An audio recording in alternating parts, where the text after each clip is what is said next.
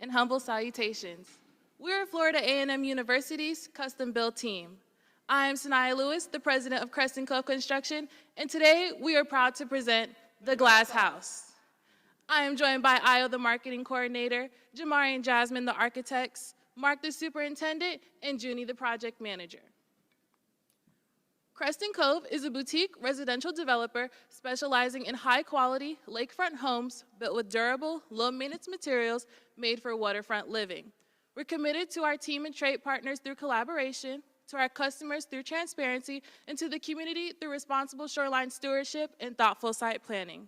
Though we primarily build in Florida, we are excited to bring our approach to Alabama with a deep respect for its lakeside and the lifestyle that comes with it. Now Ayo will discuss our market. Thank you, Sanaya. I'm Ayo. Imagine being able to escape the chaos of the city, or just running around the open living space with your cousins, or even sharing fishing stories with your grandparents on the fishing dock. These moments and many more are the reasons why we built the Glass House at Lake Martin. For us, this is not just a home. It's a lifestyle and a value play. Located in Tallapoosa County, a region whose economy is fostered by tourism, access to healthcare and education, we are positioned in the right place to be able to serve our core user audiences. From the busy professional who is looking for a luxury getaway home that they can also put up for short-term rentals and earn return on investment on, or our multi-generational families who are looking for an open living space where they can gather together to celebrate and celebrate festivities, or our legacy buyers who are looking for their forever home. What we've done is we've made this house modern, efficient, and adaptable to each user's needs. At just $516 per square foot, we're priced closer to the lower end of the luxury market to be able to make sure that we offer premium luxury services without pricing our users out of the market. Our goal for marketing is to be able to skip local mass marketing, go straight to digital campaigns, use broker relationships, and also tell the right stories. At the end of the day, our goal is to be able to get the right buyer, the right house, at the right price by telling the right stories. And now I'll pass it on to Jamari. Thank you for the pass, Ayo. From the moment you arrive, the home gives a strong yet welcoming impression. The exterior features a clean architectural layout that feels both timeless and intentional. Thoughtful material contrast adds depth and character, while large windows emit natural light to create a seamless connection between indoors and out, giving the home its name, the Glass House. The Glass House sits on 1 acre in Miners Cove. Lot 34 provides the best balance of accessibility, privacy, and unobstructed big water views of Lake Martin. The home is oriented from the north to south slope for strong drainage and a natural walkout feel. Though we maximize daily sunlight, we also preserve mature trees for shade and privacy. The entryway serves as a refined focal point, setting the tone for the quality and craftsmanship found throughout the home. Inside, you will immediately be met with a bright, open-concept layout designed for both everyday living and entertaining. Natural light flows through the expansive windows, enhancing the 3,483 square feet of openness while highlighting the clean, modern finishes. The kitchen stands at the heart of the home, combining functionality with visual appeal. Streamlined cabinetry, durable countertops, and an efficient layout make the space ideal for cooking, gathering, and connection. The home's 5 bedrooms are arranged to give everyone privacy and a true sense of retreat, while the 4 bathrooms carry a calm, spa-like feel with modern fixtures and clean, simple lines. Every finish was selected to balance durability, comfort, and style. On the second floor, an open overlook ties the upper and lower levels together, allowing residents to view into the living room while also directing a view out into the lake. The integration of an overlook imbues a sense of tranquility, enhancing openness while reinforcing the connection to the lake. Overall, the Glass House, with its emphasis on transparent exterior, openness, and connection to the surrounding landscape, truly lived up to its name. Now I'll pass it on to Mark. Thank you, Jamari. My name is Mark Sannon, the superintendent of the Glass House. I walk the project each day, oversee subcontractors, and troubleshoot any issues that might arise to help ensure smooth execution of the work. My team consists of myself, overseeing all operations, and 2 project managers, one responsible for site development, foundation, and framework, and the other responsible for the remainder of the project through closeout. Our procurement approach for Lot 34 rely on proven, licensed local trade partners who understand Tallapoosa County's lakefront soils and conditions which helps us avoid rework and maintain that strong environmental control. We manage materials proactively by coordinating lead times deliveries, trade by trade, to keep the site organized and limit unnecessary ground disturbance. Site logistics for Lot 34 are laid out clearly, with designated areas for parking, staging, restrooms, and permit access, supported by a documented disposal plan and strict no dumping rules to keep the site safe and efficient from mobilization through closeout. Our suite meets ADEM and EPA requirements by focusing on prevention, using downslope perimeter controls as the final barrier to the lake, a stabilized construction entrance to prevent sediment tracking, and a dedicated line concrete washout area to keep this kept away from the shoreline.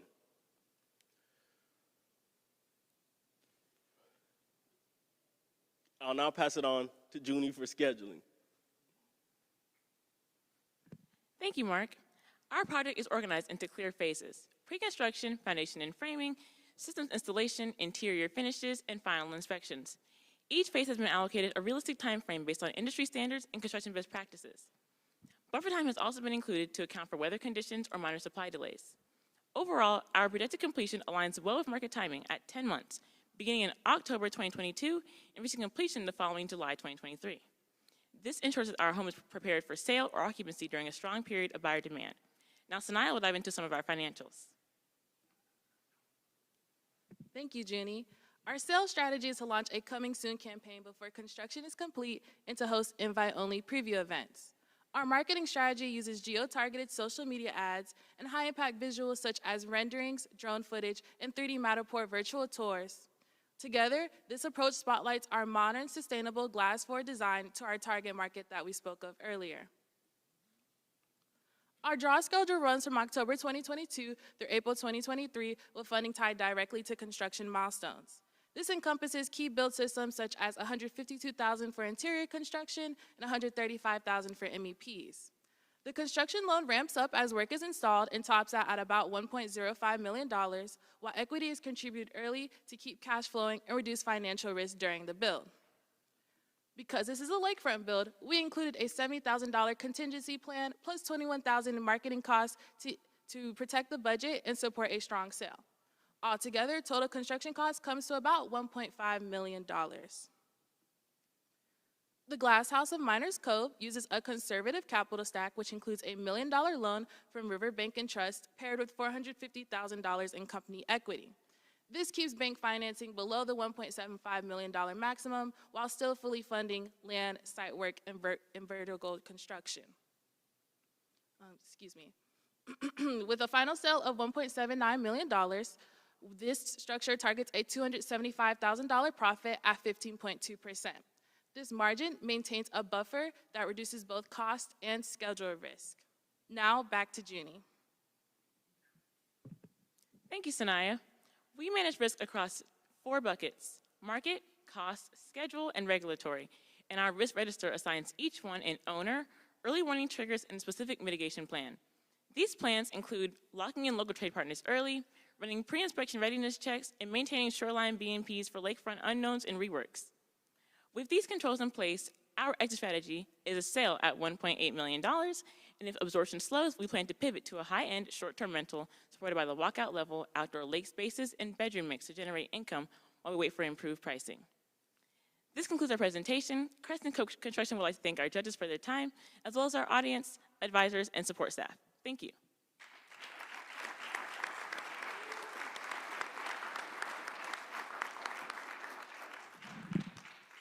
All right, guys, that was a great presentation.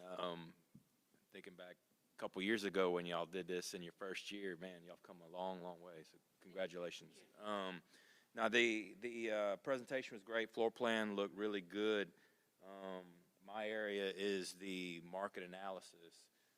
One thing that you guys, y'all had a lot of detail in here. One of the things I might have missed, but how long do you think it's going to take for this home to sell?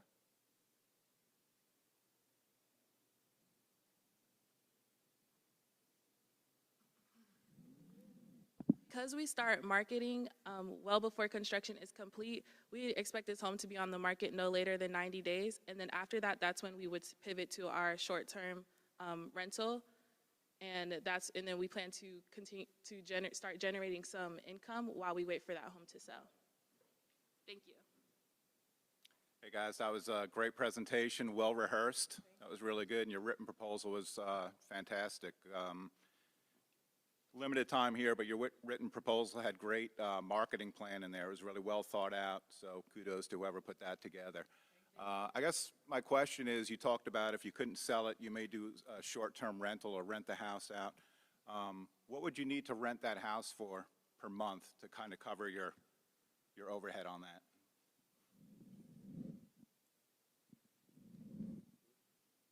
That's a great question. Thank you so much. So our plan is to use our risk management system to kind of gauge where our interest is and how much our lot is going to be costing us while it's sitting during those 90 days. And based on that, we'll have to adjust our rent prices. And obviously that fluctuates based on the economy and the current location. Thank you. Thank you. Yeah, great presentation, guys, this morning. So Christine's stuck in traffic. She did the scheduling and estimating part. So the question she has, and I saw it in your presentation, this is supposed to be a future build, but your schedule shows October 22nd, 2022 as your start, and then you finish in 23. Why'd you do it in past tense versus present and future? That is a wonderful question. So when we were doing research on Miners Cove, we found out that they were actually they opened phase 3 on October 22nd, 2022. And so based on the project prompt and the use of the 2021 Builders Code, that's why we put our project in 2022. Okay, thank you. And the question I have on the part of financial and risk analysis, your profit margin as 15.2% is a little light for a build on the water. In what ways could you potentially increase that profit margin?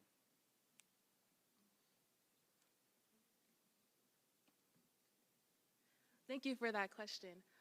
So we do have $70,000 in contingency, and if all goes well when we build, we can use that money to do add-ons, and so we can add an elevator. Let's say we ended up selling to our legacy buyers and they require the use of an elevator. By adding that elevator, we can increase our profit margin. Okay, thank you. Great presentation, team, and also a good proposal put together. I reviewed the construction management portion of the proposal. The question I have is related to construction documentation. What type of construction documents will be required and how will they be handled and managed? That's a great question. So on our site, we'll have our permit box located in the front of the lot. It'll include our start of construction documents, our blueprints for inspectors, and another set for our trade partners. And it'll also include the address, construction manager, and contact information for our project, so that way, if any issues do arise, they can contact us, and that way our inspectors will have access to the plans and other documentation necessary for our project. Okay, thank you. Good job. Great job, guys. Thank you.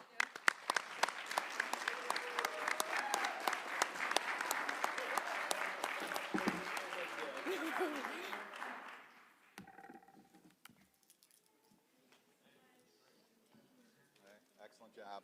Hey, really good. Great job. Great job. Great job. Great job.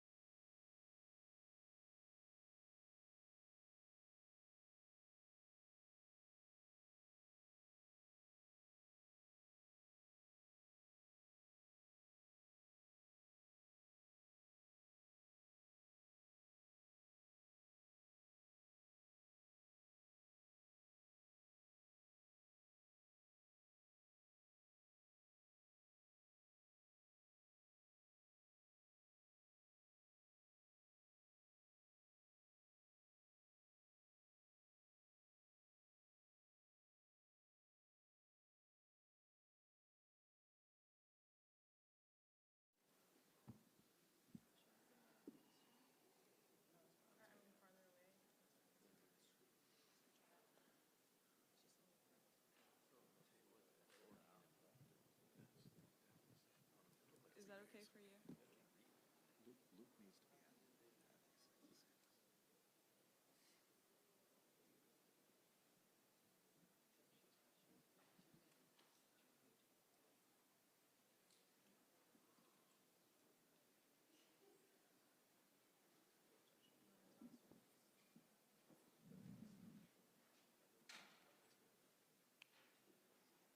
I got in trouble yesterday for being ahead of schedule, guys, so I'm sorry.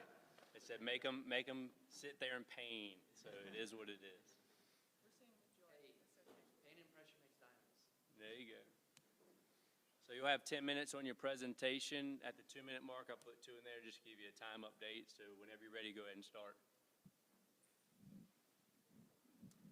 Okay.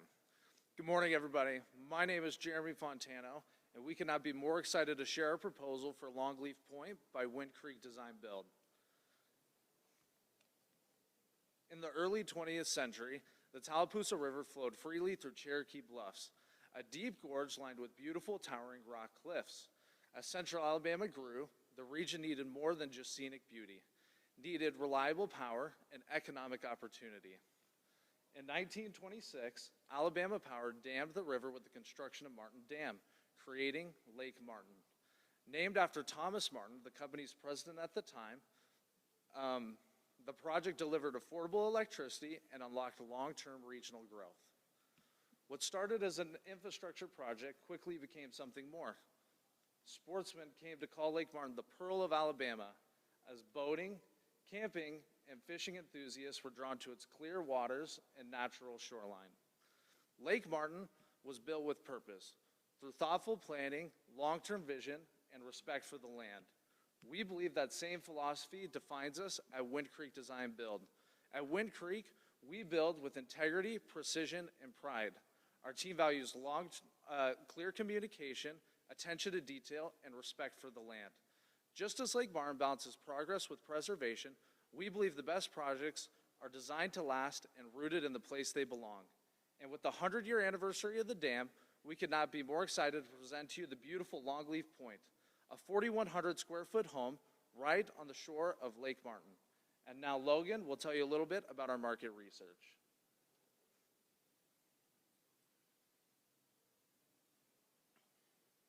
The Longleaf Point home at Lake Martin sits in a unique geographical area, with 4 major cities, all within 130 miles or just over 2 hours of driving. After consulting with local realtors in the region, our primary market is being directed towards people buying a second home. These people primarily come from Atlanta, Birmingham, Montgomery, and Auburn.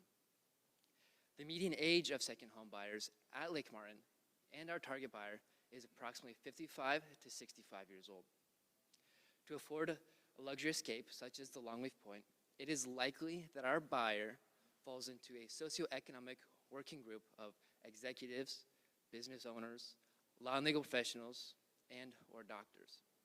For many of these buyers, they prioritize a special place that accommodates for family gatherings with their children and grandchildren.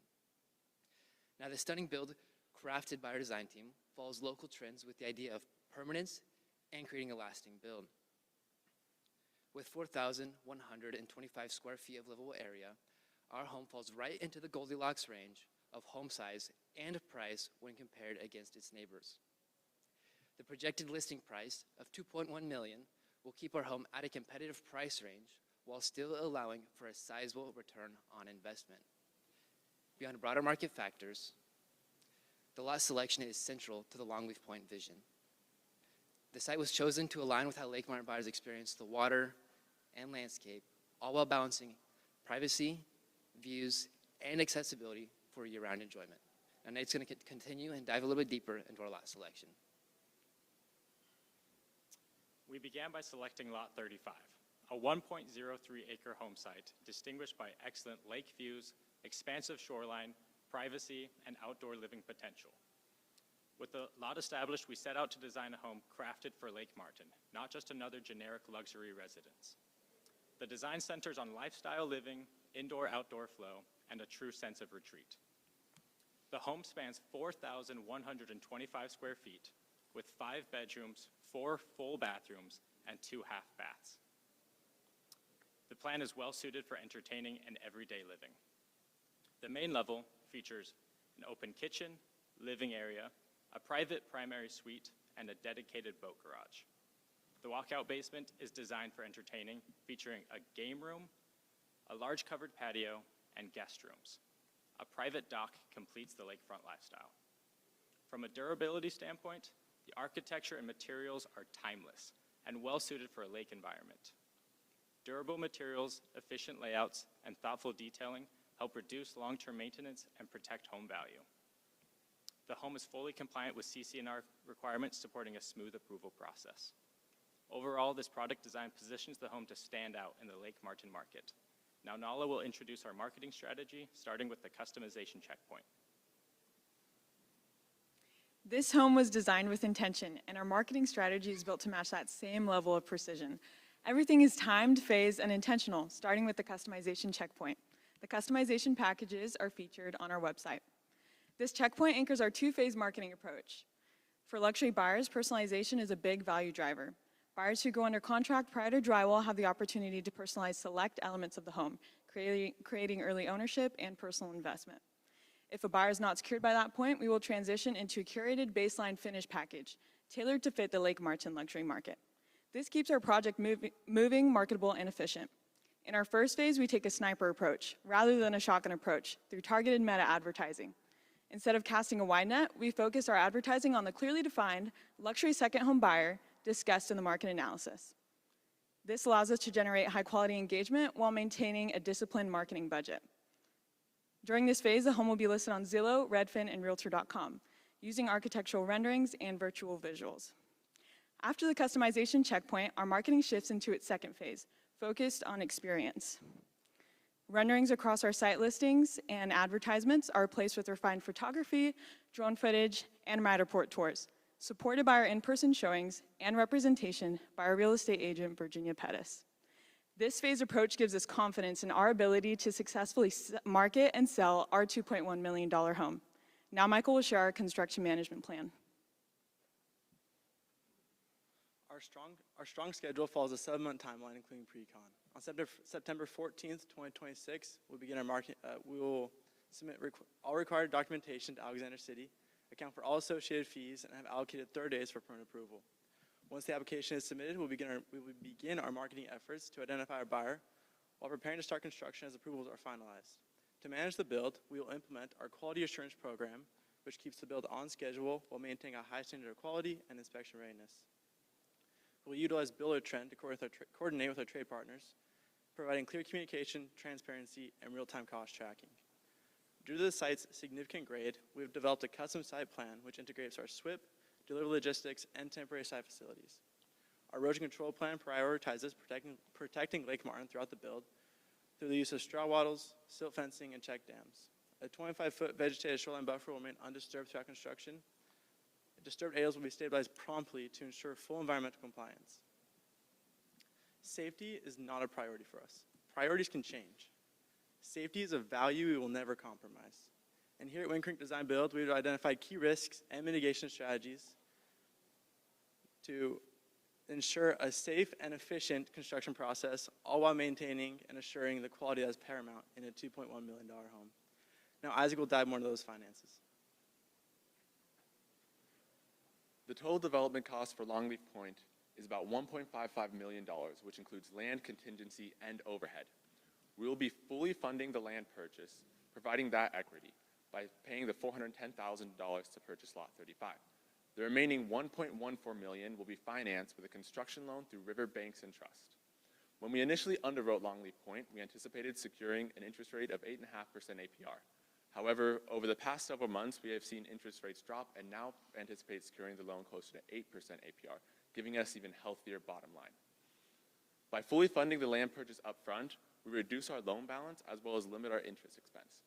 We have also included a conservative contingency within the construction budget to absorb potential market changes, material fluctuations, or weather delays.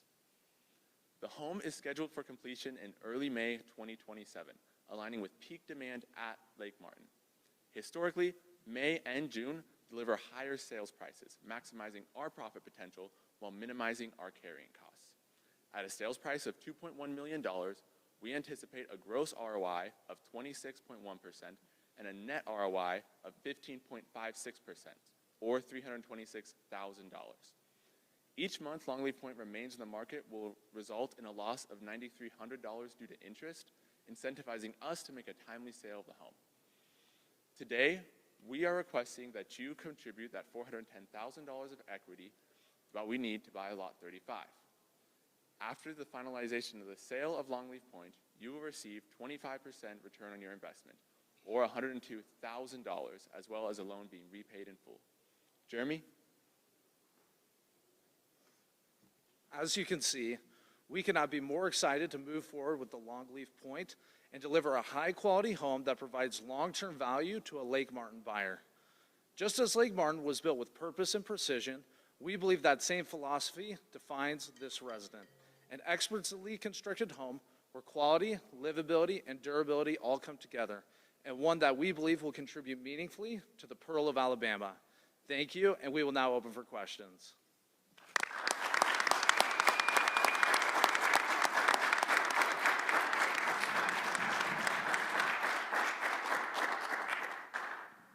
Great presentation, guys. Well done.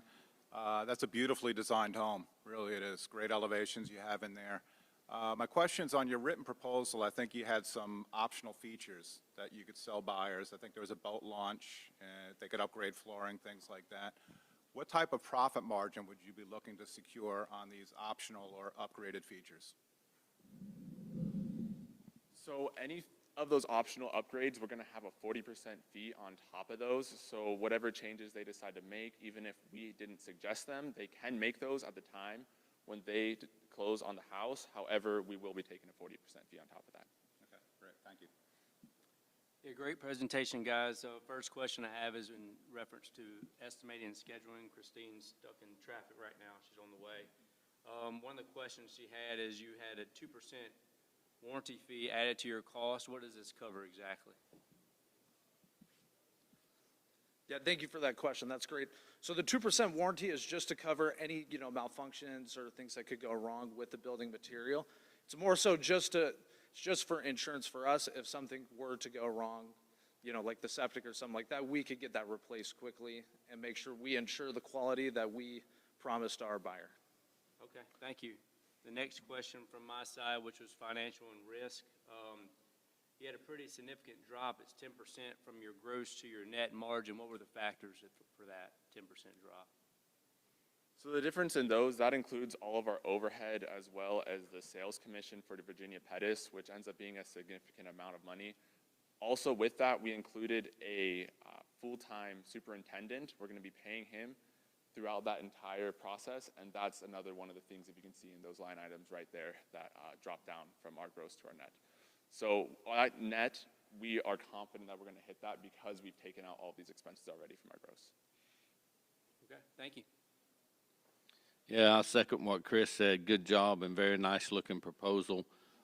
My section that I reviewed was the construction management, and the question I have is in regards to the boat garage.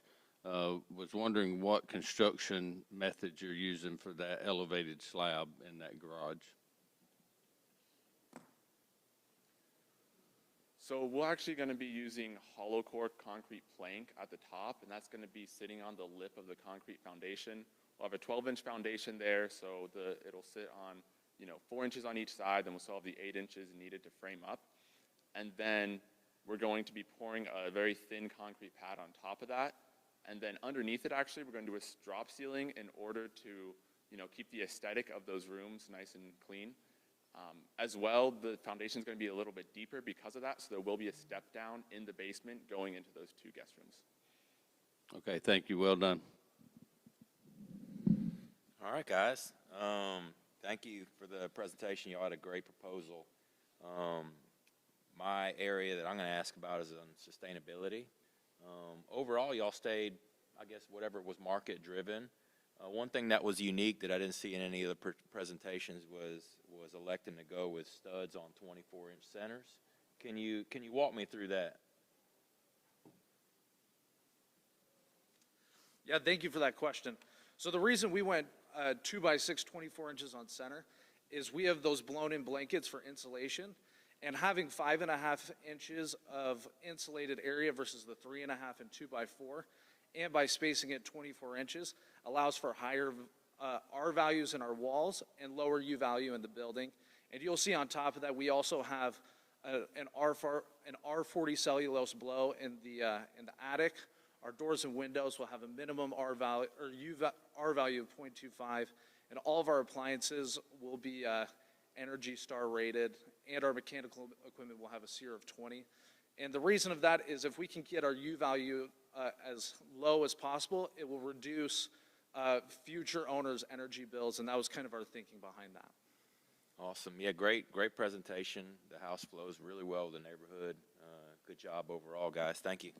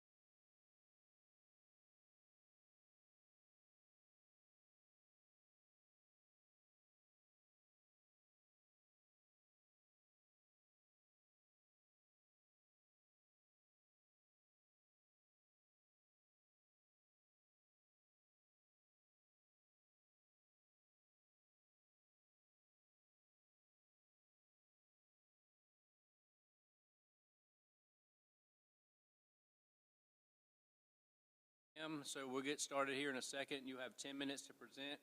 At the 2-minute warning, I'll just put 2 in the air to give you an update on your time. You're welcome to start whenever you're ready.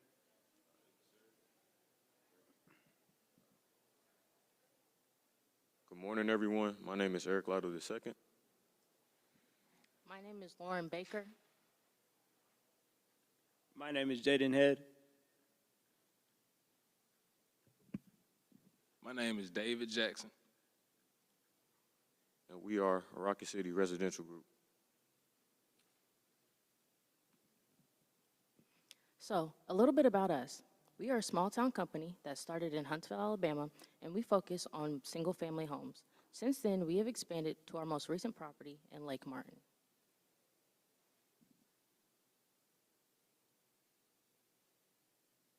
So as we all presented ourselves, this is the makeup of our team, as well as people who helped us on the proposal and the project.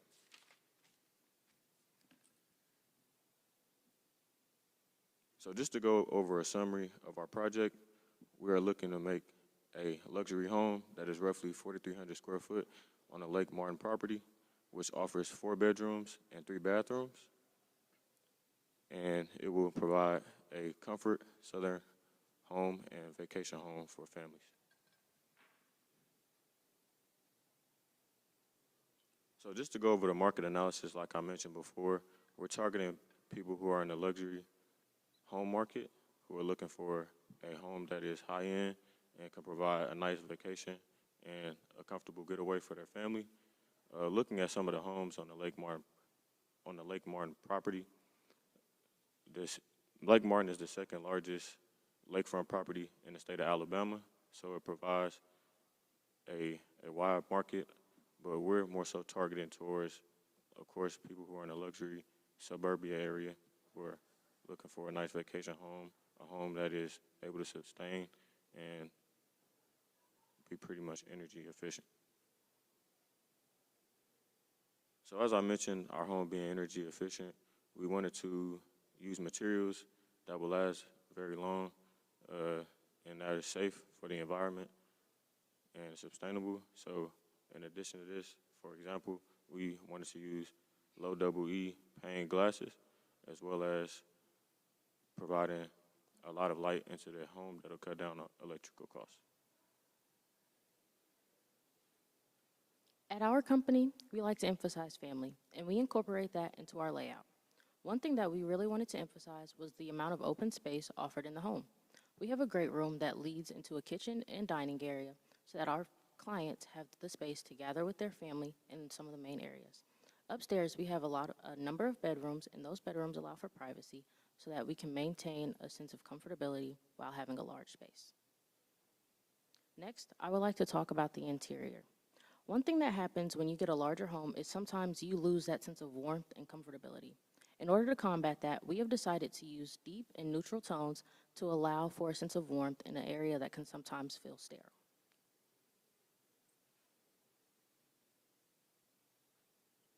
So with that, we look into the cost of our estimate.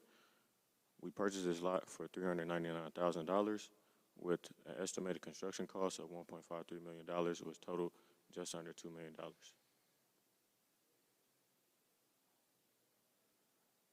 This construction schedule is designed for that project to be completed on an untimely manner while producing high quality.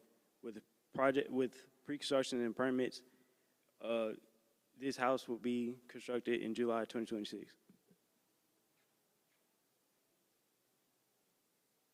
Now, for our project management, along with our project schedule, now it doesn't reflect it, but for our quality control, we do have our own in-house inspectors, but we did contract out third-party inspections for any structural design or MEP systems that would help out to go back into safety so that our employees are safe and so that the owner feels safe coming on the site when they're looking at, what they're about to purchase.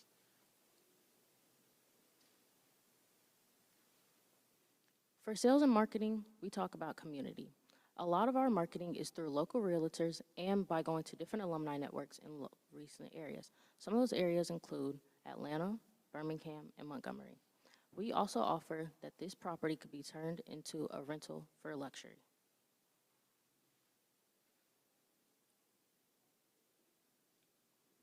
financial analysis, houses in Lake Martin are growing substantially from 1.85 million to 2.15 million, with the ROI increasing.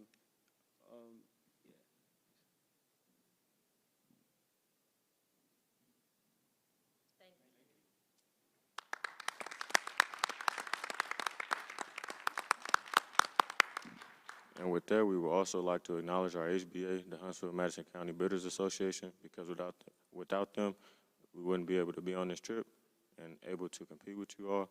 And also, we would like to acknowledge our coach and our advisor, our coach being Naveed Farugi, and our advisor being Dr. Mahbub Hassan. Thank you. Lastly, if you would like to look at our website, you can scan that QR code right there. All right, good job, guys. So I got to look over your financial and risk analysis part. So when you came up with your total cost and then you chose your sales price, which was upside down, did you consider reevaluating that? Because, you know, we definitely like to make money when we do these things. I would say yes, we definitely did. When we were putting together our proposal, we kind of had a bump in the road when we did our estimate, as well as the financial aspect of it. So it was kind of backwards, like you said. We did consider it. We did consider changing the price afterwards, though, after we submitted the proposal. Okay, thank you. Yeah, good job, guys. Very nice proposal and presentation. One thing I did not see in the written proposal was a detailed site logistics plan. How did you determine the estimated cost for site logistics in your estimate without a plan?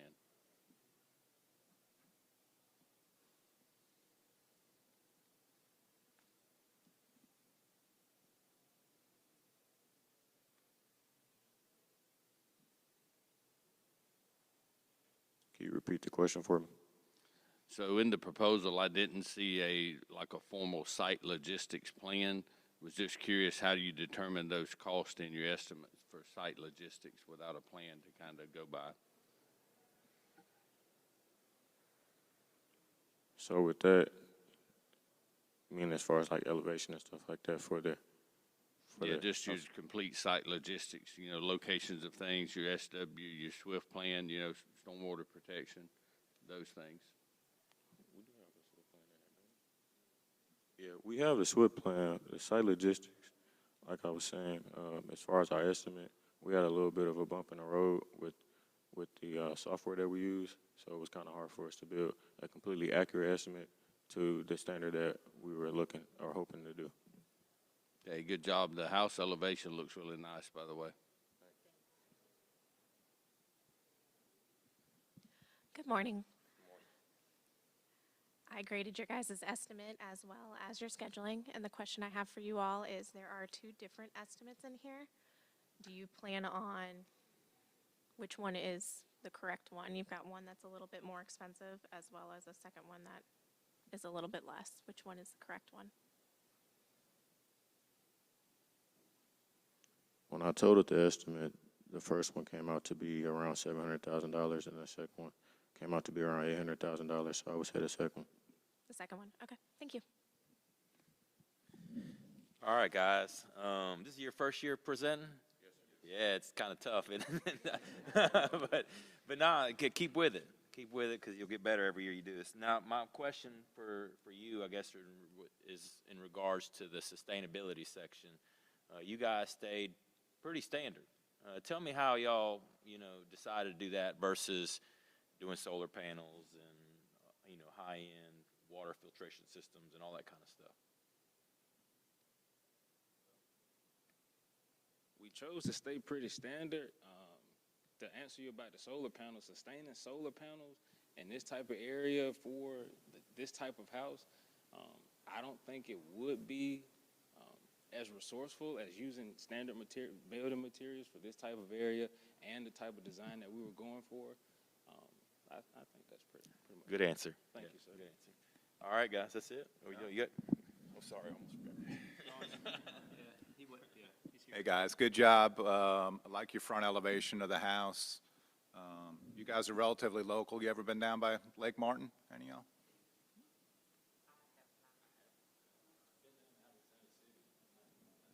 No? All right. So I had a question on your marketing plan. Any specific websites or partnerships or places you were looking to advertise the house? So I believe that mostly we were going to do word of mouth marketing. So some of the ideas that we had consisted of going into local alumni networks, such as Alabama A&M, which is the school where we attend. I know personally for me, when I think about clientele, I think of my family and how we bought our house was through word of mouth advertising. Now, it was about 20 years ago, but I still think that that type of advertising works, and it creates more of a sense of individuality because you already have more so of a connection with the person that you're talking to, so hearing from them lets you have their reputation as well as ours. Okay. Thank you. Great job, guys. Good job.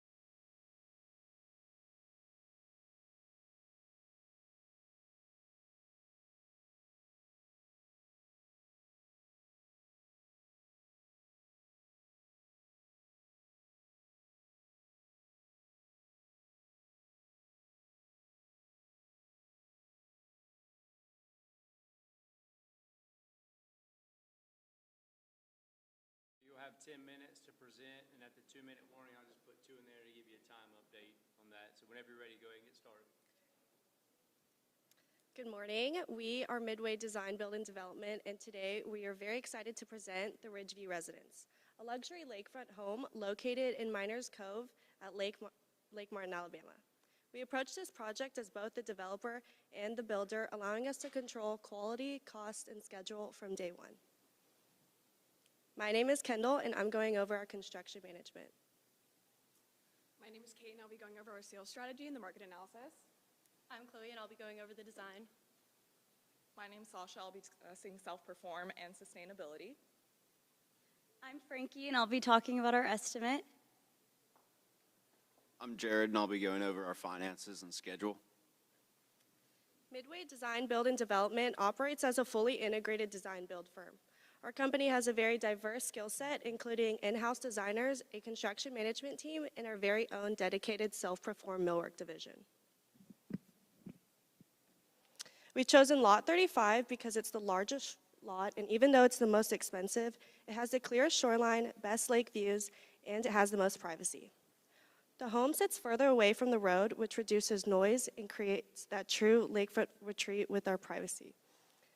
The open shoreline and gentle sloping allowed us to take full advantage for a walkout lower level and outdoor living facing the water. The future homeowners that we're targeting is luxury second home buyers. And we identified 3 different buyer profiles.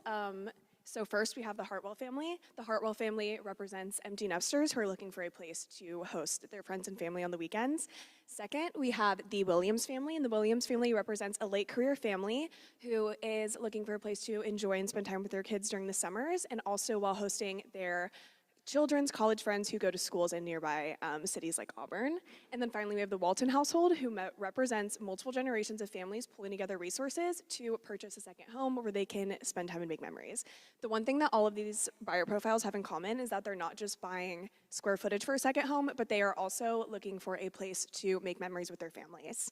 So next, we put together 3 comps, and these are similar in price and square footage, and these are all homes that have sold in Lake Martin from 2024 to 2025. The reason that we chose homes that have sold instead of homes that are currently on the market is because it shows an actual buyer willingness to pay and not just price aspirations.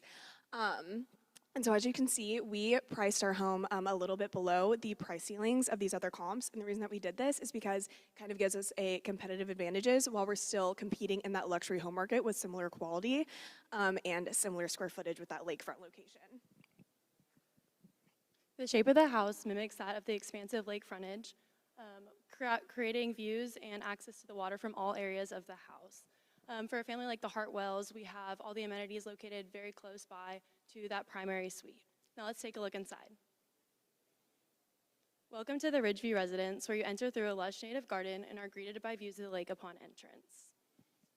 There's plenty of room for entertaining friends and family, framed by timber beams and natural light. The primary bedroom is nestled in a secluded corner of the home with its own master bath and private balcony for your morning coffee. The heart of the home is the dual-sided fireplace that continues to the next floor and the screen-in porch, which blurs that line between interior and exterior. Other places are perfect for cozy conversation. Downstairs, there's a wet bar and sliding glass doors that help spill that party outside, while relaxing amenities like the gym and spa are located just down the hall. The outdoor kitchen and fire pit are perfect for hosting celebrations and evenings under the stars. The dock is perfect for swims and invites cruises around the cove. Everywhere you look, we really wanted to emphasize drawing your eye back to that water. So looking at the home as a whole, we have some great sustainability quality features to offer our home buyers. This is rooted in mechanical efficiency, reduction of moisture control, as well as thermal bridging. We've chosen a vertical loop geothermal HVAC system, and again, to reduce long-term cost, as well as allow our home buyers to specifically have a 30% tax credit. This has a great lifespan as it can last up to 50 years, really having a great return on investment. With our southern-facing windows, we have spec'd out triple-pane, low-E aluminum-clad windows, again, reducing solar heat gain. And finally, the envelope has an R22 dense pack cellulose envelope, again, reducing thermal bridging in the home. So moving on to the heart and soul of Midway Design Build, we started out as a small millwork shop, and we grew into our design, build, and development. So all of our high quality features have walnut, hardwood veneers, as well as high-end hardware. So with contractors, architects alike working together, we can reduce schedule delays and ensure quality throughout the whole process. So we invite you to schedule a complimentary consultation and dream big in Miners Cove. Because this lakefront site is in a new and active neighborhood, construction management maintains a focus to have a clean and safe job site with visitors and neighbors who are nearby. We prioritize a clean job site to ensure an efficient project and to deliver a better home. We will implement a stormwater pollution prevention plan using silt fencing, straw wattles, and clear stabilized entrances to prevent runoff and to protect Lake Martin. Safety is managed through weekly safety meetings, daily superintendent briefings, and with controlled site access and clear separation to work areas, open laydown for materials, and visitor zones during our showings. Now time to answer probably the question you all are wondering, when will this home be finished? So we have it done at May 2027, but to start things off, our permitting will be complete in April 2026. And after that, we'll get started with our site work and foundations. We'll be coming out of the ground, finishing that backfill in June 2026. Moving towards the framing and structural shell will be complete in October 2026. And to finish out the year, we'll do our MEP rough-ins. Those will be complete November 2026, and start the year off strong with our exterior finishes, wrapping those up February 2027, and then finish the whole project off with our interior finishes and millwork March 2027, and then our closeout phase finishing in May 2027. Alrighty, so our total construction cost is $1.2 million, and our total development cost is $1.61 million, including the price of our land. We're currently sitting at $239 per square foot, which does reflect custom construction and not production pricing. If you take a look here at our cost drivers, you'll see that our wood and millwork is actually highest at 15% of that total construction cost. Our foundation and concrete is 10.9, and our exterior wall finishes is 10.8. Down below, you'll see that we've listed out our upgrades. These are actually priced separately in our estimate so that we still maintain a strong base home price while still allowing some flexibility to the homeowners. Also, these options will be fully paid for by the owners as well. Overall, we feel like our estimate does reflect market pricing, as we did do a lot of research into unit cost, material pricing, and labor rates for comparable custom homes. As Frankie had mentioned, the total development costs on this project is right around $1.6 million. And then when you add in our interest expense and our realtor and miscellaneous costs, it finishes out at $1.74 million, giving us a profit margin of 24.3% and net profit around $558,000. As we look at the funding for this project, we will be using a 70-30 debt to equity split, with our debt being made up of senior and mezzanine debt. The reasoning in using the mezzanine debt is lenders are trending to lending a lot less money, so we had to acquire two different loans. Our senior loan will be using 8.2% and mezzanine 12%. When we look at our financial draw schedule, you'll notice we use our company funds first. This allowed us to achieve those lower interest rates by collateralizing our loans with the land used in the project. Our total interest incurred on the project is $59,000. You'll see that we use our company funds first, use a senior loan, and then round things out with our mezzanine debt. To look at the sensitivity analysis of the project, you'll notice that our ROI is 27.52%. Even with some volatility in the market, we can still achieve a strong ROI of above 25%. An alternative exit strategy we have if we can't sell the house within 5 months is hold on to the asset, refinance our loan, and rent out the house for 10 years. After renting out the house for 10 years, we can sell at a strong price and still achieve a 21% IRR. Awesome. So for our sales strategy, to reduce the time on market, which we've identified as our biggest risk, what we're going to do is we are going to be marketing progressively instead of waiting until completion through this four-phase strategy. And then we also will be using social media to reach people on outside markets since we are targeting second home buyers. So we have a open house at the slab, the framing, the interior millwork, and then finally our grand opening. And as you can see through their QR code, we'll be using QR campaigns and social media. We are looking forward to breaking ground. Thank you so much for listening, and now we will open the floor for questions.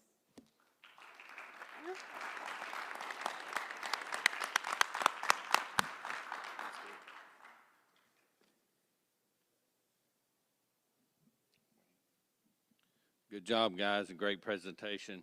I reviewed the construction management portion of the proposal along with like inspections and some of the schedule part. I had a question regarding the stormwater protection measures. At what point in the project would those be installed? I didn't see them listed specifically on the schedule. I would say we would start that as soon as we get access to the property, so that way any debris does not get contaminated into Lake Martin, as well as any protection we can use to protect our neighbors as well. And we will be sending communications to all of our neighbors in HOA ahead of the project about 2 weeks early, so that way we can communicate and keep a respectful relationship. Okay, again, good job. Very nice looking plan. Good morning, guys. Nice job. I graded your estimate as well as your schedule, and my question is in regards to the estimate. You do have a driveway of a 6-inch reinforced. Was there a reason for that?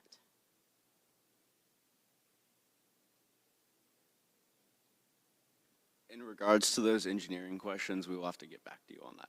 Thank you. Okay, sounds good, guys. Nice job, though. All right, guys. Yeah, beautiful home, good floor plan. You know, when I see a home like this, it's super large. You know, for the area. I was a little worried, but when I dove into the proposal, it more than justifies it. So good job overall. I'm going to switch gears into the sustainability section where you guys elected to go with a geothermal system. Can you dive into the reasons why you selected that to go into the home and maybe the ins and outs of how it works? Because I think you guys are the only one that had this system in the house, this whole thing.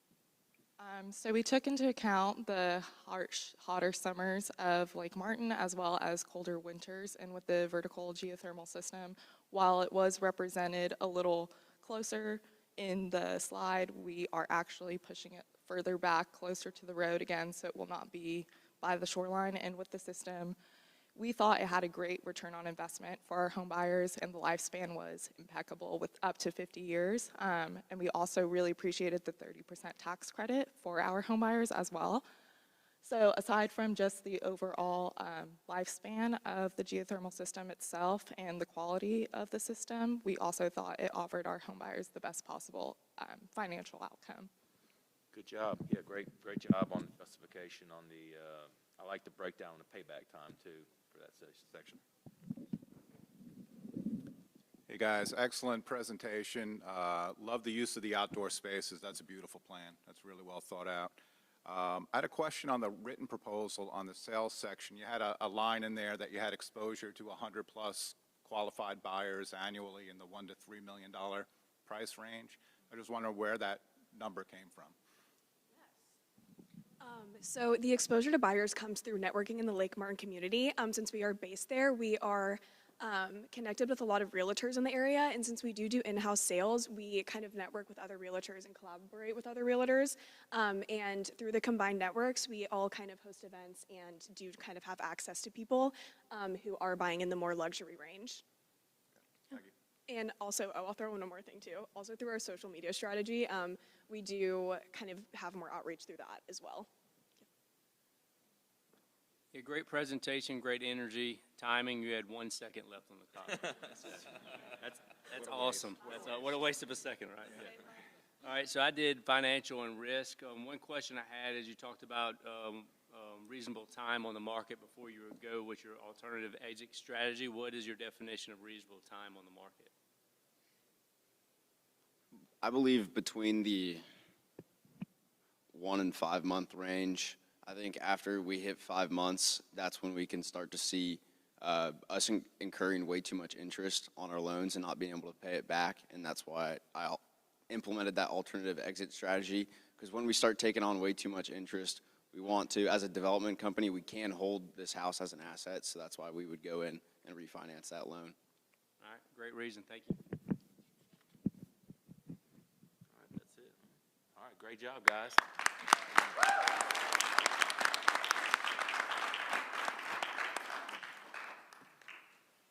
Great job overall, man. Great presentation, Really great good. proposal. Great Good job. job. Yeah. Great job, guys. Good job on it. Great job. Y'all did good.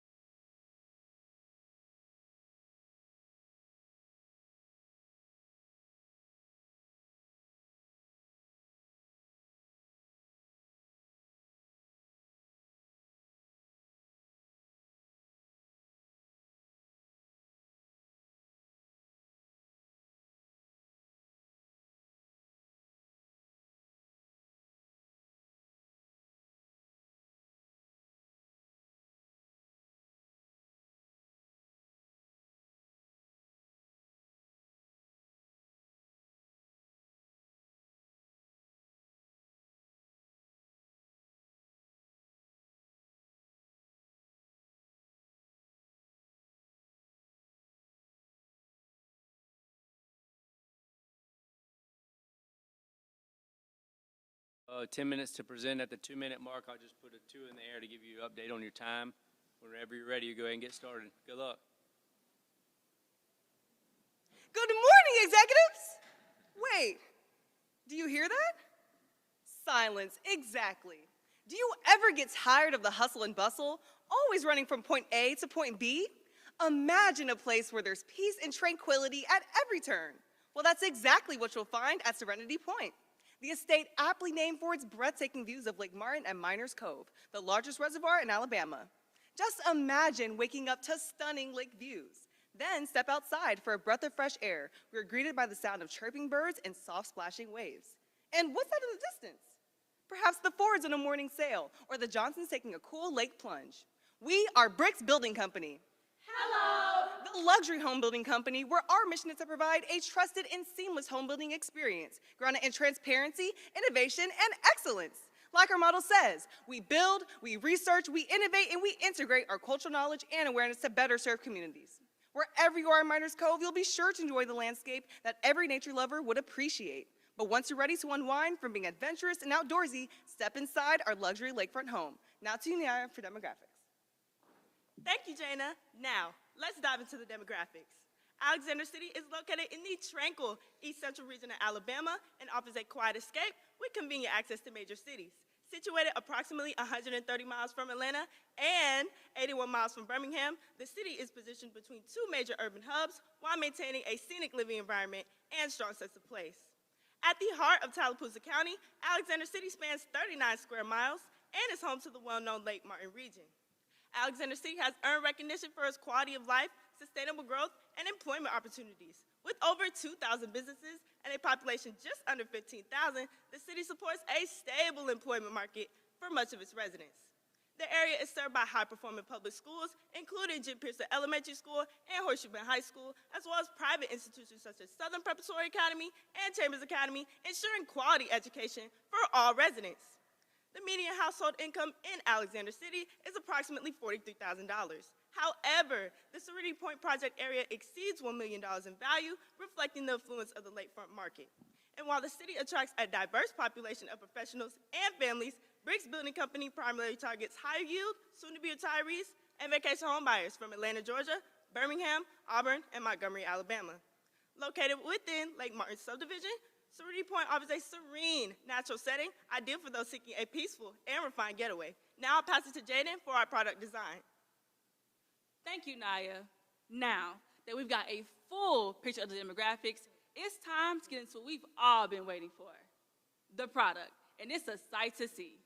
Nestled on Lot 44 of Phase 3 in Miners Cove, Serenity Point is a 2-story, single-family lake home that seamlessly blends recreation and relaxation. Boasting a total square footage of 7,176 square feet and a livable square footage of 6,111, Serenity Point is fully loaded. This home offers a harmonious blend of contemporary elegance and nature-inspired charm. As you approach Serenity Point, you are greeted by the beauty of the landscape that features native vegetation and a clean facade of hardy plank, brick veneer siding, and a sturdy 3-foot cobblestone base that grounds the home in strength and sophistication. In the backyard, an expansive lake-facing patio, complete with an outdoor kitchen, fire pit, boat dock, and a variety of seating areas serve as the perfect spot for peaceful mornings and relaxing evenings. Upon entering the home, you find timeless finishes and accents that embody lakefront living. The main floor is designed for comfort and functionality with luxury vinyl plank flooring, large, low-emission windows, and high ceilings that elevate the living experience while maximizing natural lighting and uninterrupted lake views. At the heart of the home lies the spacious, modern living room, a haven for any family. Adjacent is a kitchen equipped with high-end appliances, custom cabinetry, and a sprawling central island designed for both accessibility and style. Through the kitchen sliding doors, the outdoor kitchen is perfect for those who love grilling and hosting. The main floor is also home to the master suite, which features direct access to the back patio and a spacious ensuite and walk-in closet. There's also a flex room and additional guest bedroom. Upstairs, 3 additional bedrooms provide private retreats. There's also a den for extended family visits. To top it off, there's a private home theater, perfect for romantic nights in. With this thoughtful design and connection to the atmosphere of Lake Martin, Serenity Point is more than just a home. It's a sanctuary. Now I'll pass it off to Tanaya with the schedule. Thank you, Jaden. Now that you've seen our beautifully designed home and understand that we take pride in working with the best clientele, we want to assure you, executives, that our schedule reflects the high standards we uphold. When you choose to work with us, you are guaranteed best practices delivered in a punctual and professional manner.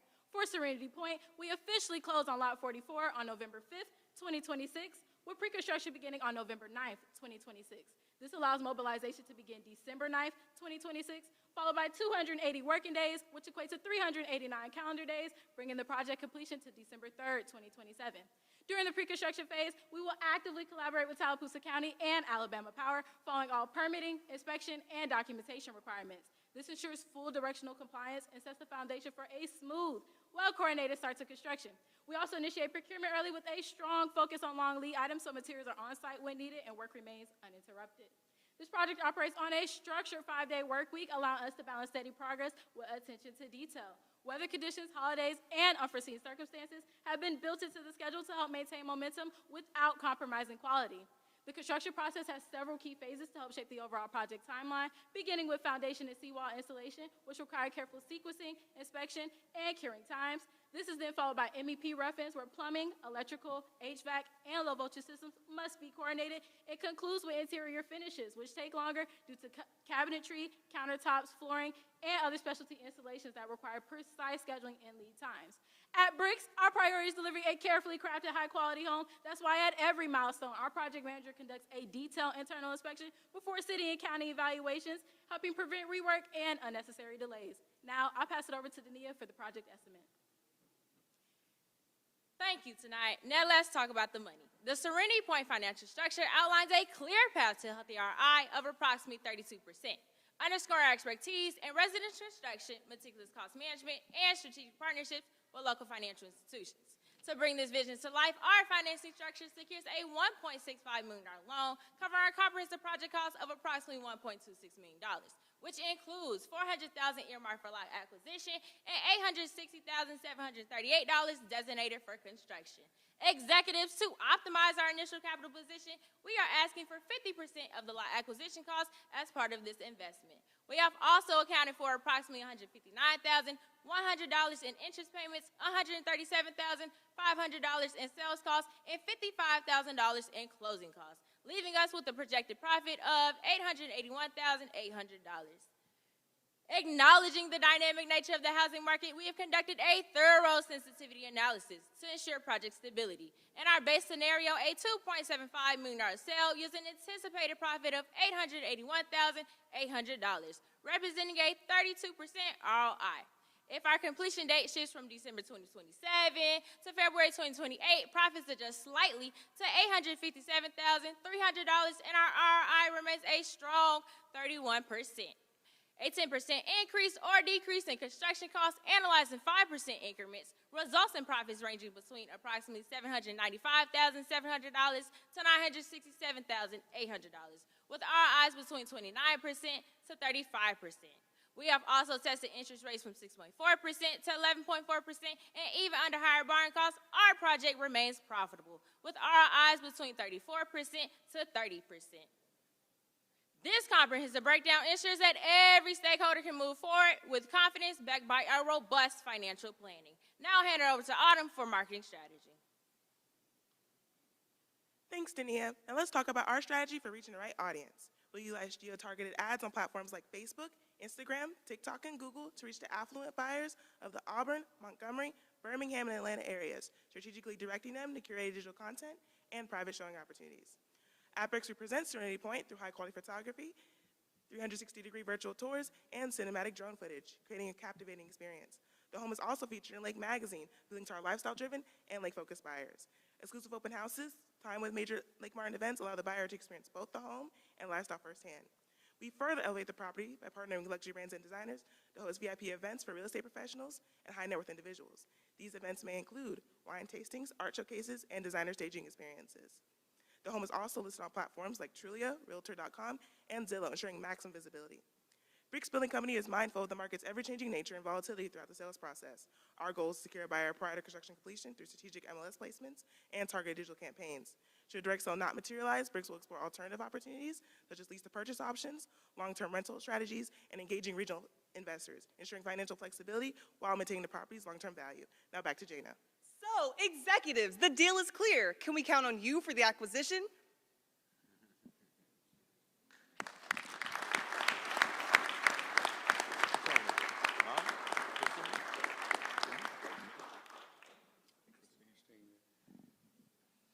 Very nice job, ladies. Love the energy. Great presentation. I graded your guys' estimate as well as your schedule. And the one question I have for you guys I didn't see in here is, did you guys consider a boat lift as well as your boat dock? Thank you for that question. The boat lift is included in the boat dock. Thank you. All right, guys, great job on the presentation. Tuskegee always brings it. One of the things that I had, you guys have one of the larger homes in this whole competition. Tell me I guess the thought process or what in the market popped to you guys to show that we can be successful with a 6,000 plus square foot home. Thank you for that question. We acknowledge that this home is the largest lot on Sturtevant Road. However, within a 5-mile radius and alongside other parts of the lake, we found comparable homes with prices and square footages. We also plan to acquire more lots in Miners Cove, where we plan to mirror what we've done with Serenity Point. Thank you for that. All right, thank you. Great job. Great presentation. I really liked your plan. I like the office space with its own balcony. That's a great selling feature for someone who's really looking to work from home. So I thought that was really well thought out. In your written proposal, you had a contingency in there. I think it was lease to buy or to rent it out. I guess if the sale was delayed, what would trigger that, and what would it need to look like for you, as far as monthly revenue to cover all your carrying costs on the house?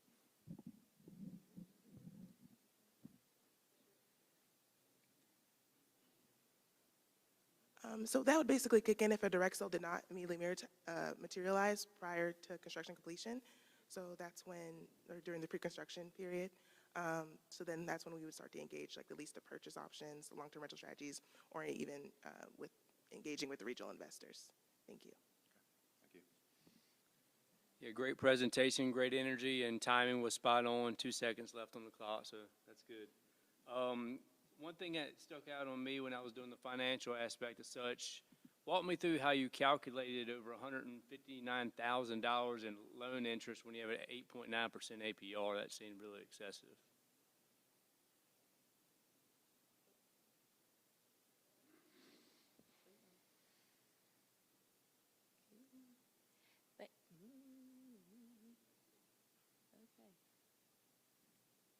Thank you for that question. So we have different loan draw methods throughout our construction process, as well as we have acquired interest throughout our process.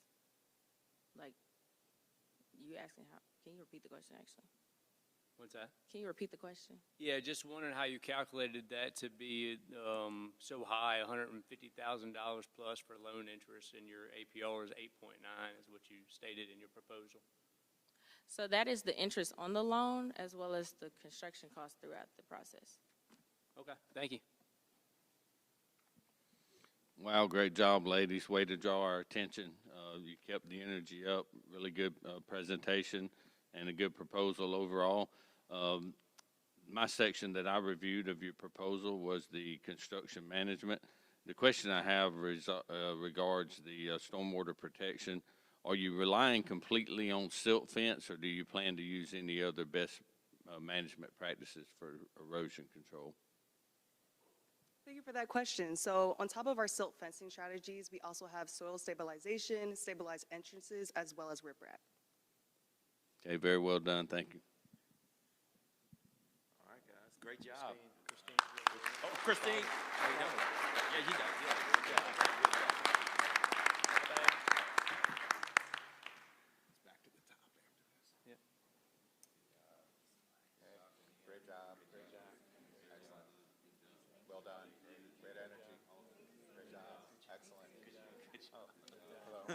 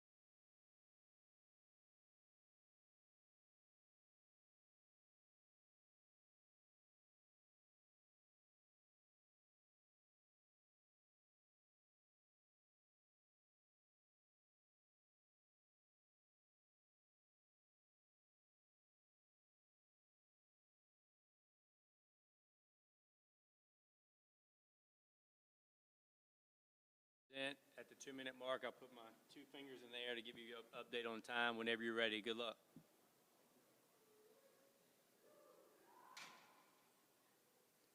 Good morning, ladies and gentlemen. We are Anchor Point Construction, and we proudly present the Anchor Point Residency.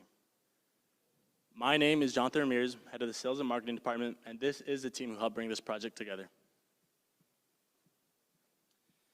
This waterfront property on the shoreline of Lake Martin is more than just a home that will be purchased. It's also a lifestyle. Our target market, retirees and second home buyers will be thrilled imagining themselves living on these beautiful shores in an area that boasts both nationally acclaimed recreation and small town privacy. Lake Martin, with its stunning blue waters and forested beaches, is a paradise for swimming, boating, and fishing, and was recently awarded by the USA Today Reader's Choice Awards with second place in Best Lake for Water Recreation. This property will have access to much more than just water recreation, however.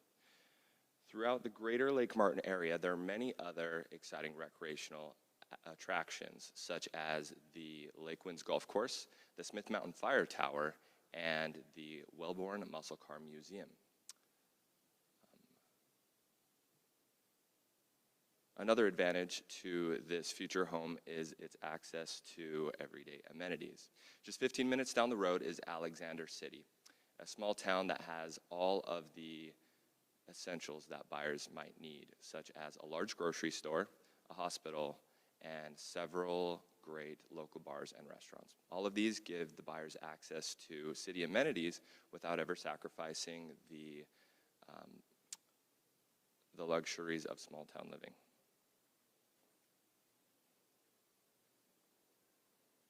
With a population of 41,000 people, Tallapoosa County has a median age of 45 years with an unemployment rate of 3.3% and a household income of $57,000. Alexander City, inside of Tallapoosa County, has a household income of $42,000 with a median age of 42 years and an unemployment rate of 4.9%. Both Tallapoosa County and Alexander City share similar industry distributions with a focus in manufacturing, healthcare, retail, and education. Tourism, while representing a small percentage of the total industry distribution, is rapidly growing, especially on Lake Martin. With an increase in tourism, there will continue to be more attractions as well as recreation, drawing in potential buyers looking for that lakefront lifestyle. The housing market on Lake Martin continues to grow as waterfront sales in October 2025 grew by 10%. Additionally, the average sales price increased by 20%, showing an increase in demand. Total inventory decreased by 3% and months of supply by 13%, indicating an increase in demand with a decrease in supply, providing an opening in the market to sell our home. Our target clientele are wealthy second home buyers as well as retirees with a household income of over $200,000. With only 3% of Alexander City hitting this margin, we've determined that the majority of our buyers are coming from surrounding cities, such as Auburn, Birmingham, and Montgomery, as well as from surrounding states.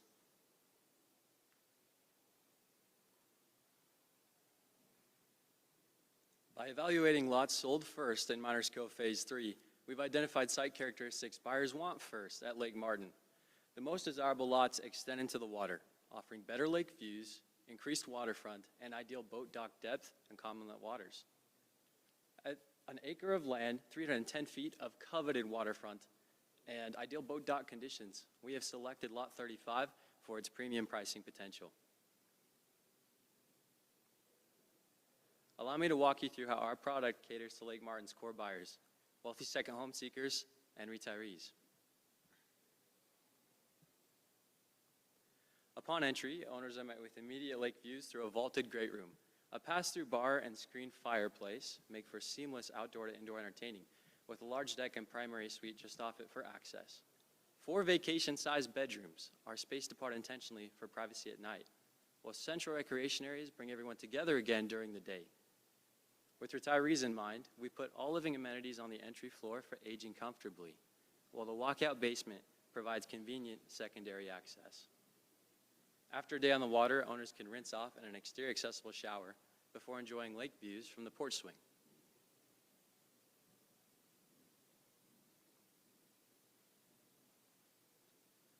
Sustainability also guided our decisions. We have elected to use Alabama Power Company's preferred method to protect the lake, riprap. Additionally, we'll protect the trees on the lot with the tree protection plan. But beyond preservation methods, we'll enhance the owner's experience by lighting the hardscapes with mosquito-repelling plants native to Alabama, American beautyberry, and bee balm.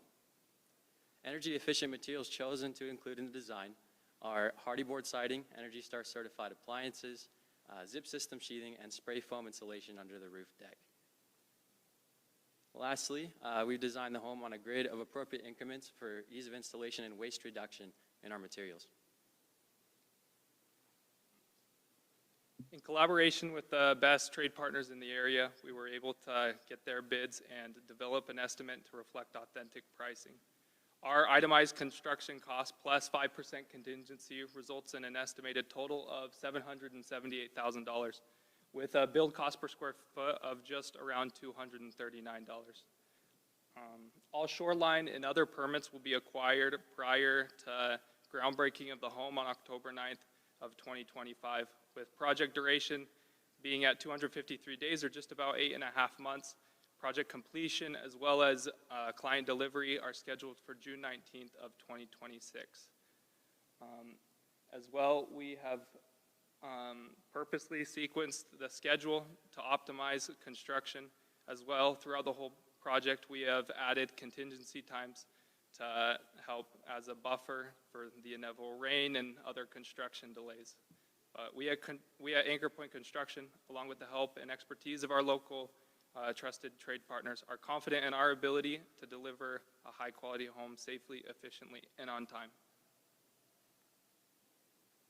At Anchor Point, we have utilized and we will continue to adjust site logistics as needs arise. As per our SWIP plan, our silt fencing will go along the perimeter of the site and riprap along the shoreline for protection from erosion, which will be permanent. In the BMPs of your site extend to the crews. During stretch and flexes, we will go over the site plans for the day and any safety aspects to look out for. Our site managers cultivate and use trades input to cultivate an environment of accountability and awareness. Within the trailer, we will have emergency contacts and first aid, which will be easily accessible, and we will be going over security procedures and safety in our weekly meetings. Your peace of mind is our priority. We ensure and exhibit loyalty, integrity, and consistency for ourselves and the trades, which is how we are able to meet the demands of our projects. Our procurement schedule for your future asset is calculated to maximize your market's ability. Anchor Point Construction plans to implement a 3-point marketing strategy. This includes leveraging third-party real estate websites such as Zillow, Redfin, and Realtor.com, collaborating with Lake Martin Voice Realty to strengthen and broaden our outreach, and last of all, execute our social media campaign across various platforms such as Instagram and Facebook. With approximately 94% of buyers using third-party real estate websites and 51% leading to a final closeout, Anchor Point plans to leverage this opportunity to build our brand and visibility. Each listing will reflect our commitment to integrity, consistency, and quality workmanship, with QR codes directly linked to our Anchor Point Construction website, our social media accounts, and most importantly, our collaboration with Lake Martin Voice Realty. Through this collaboration, clientele have the opportunity to explore our thoughtfully designed layout via video walkthrough, explore nearby amenities, and most importantly, be informed of helpful homeowner insight. When comparing available options, clients will see that our $1.75 million price point is highly reasonable compared to other waterfront properties. After a thorough cost breakdown, we determined the total cost of our home to be $1.4 million. This includes land acquisition as well as construction costs and other expenditures to ensure that we have an accurate number for investors. We've been approved for a loan of $1.75, with the current construction interest rate sitting at 9%, and with most banks requiring a 2-point origination fee. We have decided on a year term with monthly draws to maximize ROI and to reduce interest. Based on the current market analysis as well as home sales and waterfront sales on Lake Martin, we've determined that 1.75 is a competitive price point that reflects the location and the design of our home. With a sales price of 1.75 and a build cost of 1.4, we turn a net profit of $342,000 with a 24% ROI. We have assessed the risks, and we've determined the three main risks are our sell date, our materials, and our interest rate. If we are able to sell our home by 9/1/26, we get a 24% ROI.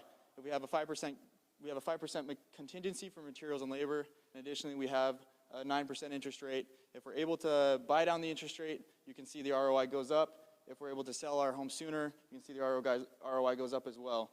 This is a very conservative number, and we hope in the future that if we can maximize our numbers, that we will be able to get even a better return on investment.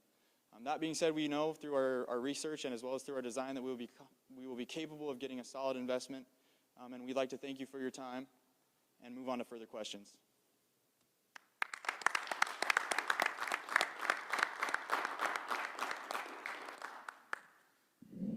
All right, guys, good job. Good job on the presentation. I enjoyed the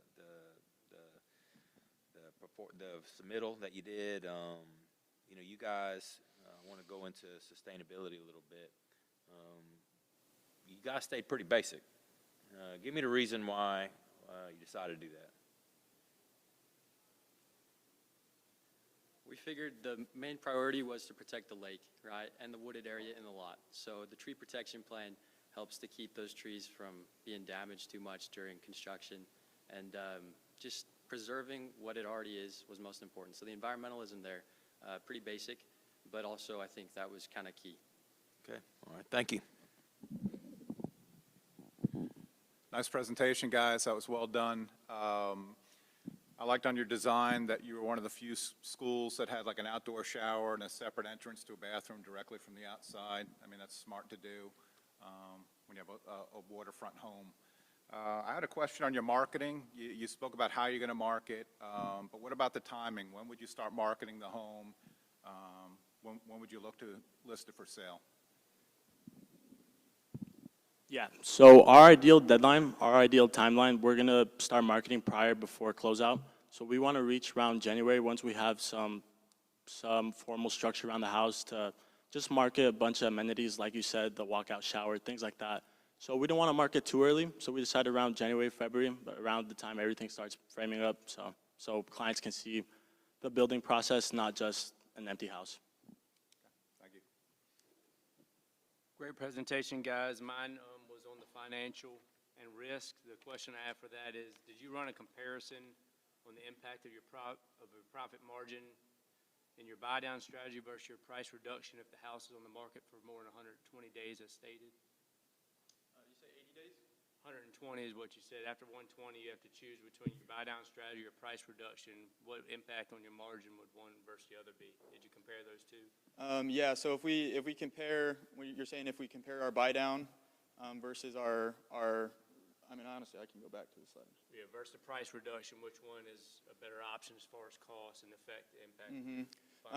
I would definitely say for a buy-down, you're gonna have to put money down initially. As far as the comparison, I mean, we can kind of see it right here.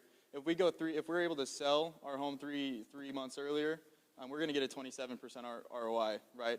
Our interest rate, it's gonna affect it. We're gonna get up to, if we can buy down the interest rate, we're gonna get to 8, maybe 8.5. We're at a 24, right? So the hope is to sell our home sooner. That'll improve our ROI a lot more. But we also have put in a ton of contingencies as well. And if those contingencies never go through, that's going to improve the ROI substantially. Okay, that's good. Thank you. Good job on the presentation, guys, and nice proposal. You actually answered one of my questions during the presentations. I'm going to shift gears a little bit, and my question is going to be about inspections. But before I ask the question, I do want to give you a good job on listing out the inspections on the schedule and allowing more than one day, which gives you time to recover. Like on some of your final inspections, you had it listed out for a couple of days. That gives you time to make adjustments if something is noted on the inspection, so that will actually keep you on schedule. But what I did not see, and this is my question, I did not see any concrete inspections listed for any of the foundation work. So can you walk me through what inspections will need to be performed through the foundation?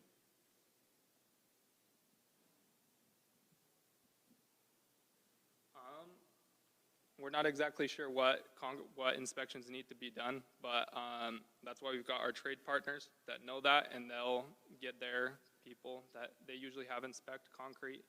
And that's why we've kind of left the contingency in there to leave that time so that they can go do inspections and all of that. Okay, all right, thank you. Sorry, I actually have an answer to that question. So the type of inspections we'll be performing for concrete work, we're expected to, so we added that towards the contingency towards the end, but the type of inspections we expect is footing inspection, just making sure all the rebar's in place. Same with the foundation, just right before we pour, so. Okay, all right, good job, thank you. Hi guys, nice job. I graded your schedule as well as your estimate. But first of all, I wanted to say I really appreciate the captain's quarters and all that. Very on topic, very, very nice little detail that you guys added in there. So I noticed that you guys had a sewer in there with the topography of the land. How do you plan on getting that to the sewer? Do you have any pumps or anything to get that waste? I believe we included in the estimate a grinder pump that would push it up about 300, 250 feet, and it would run over to across the lot. If you look at the lot, underneath the road, it connects to the other side. So we'll run it up the lot and then out that way. Perfect, thank you. Good job, guys.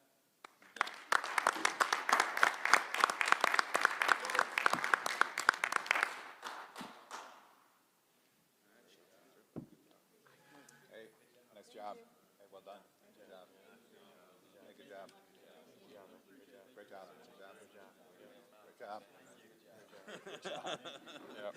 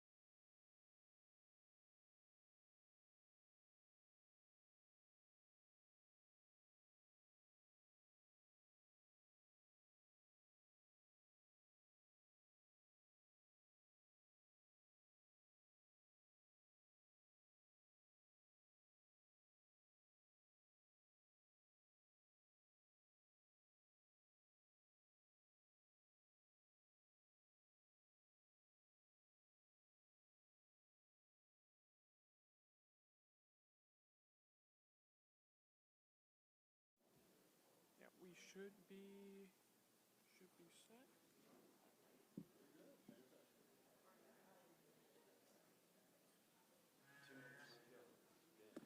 Hey, good to meet you. Nice to meet you. Good morning. Good to meet you. Hey. Hi, how are you? Good to meet you. Excellent. Where's the money come out of?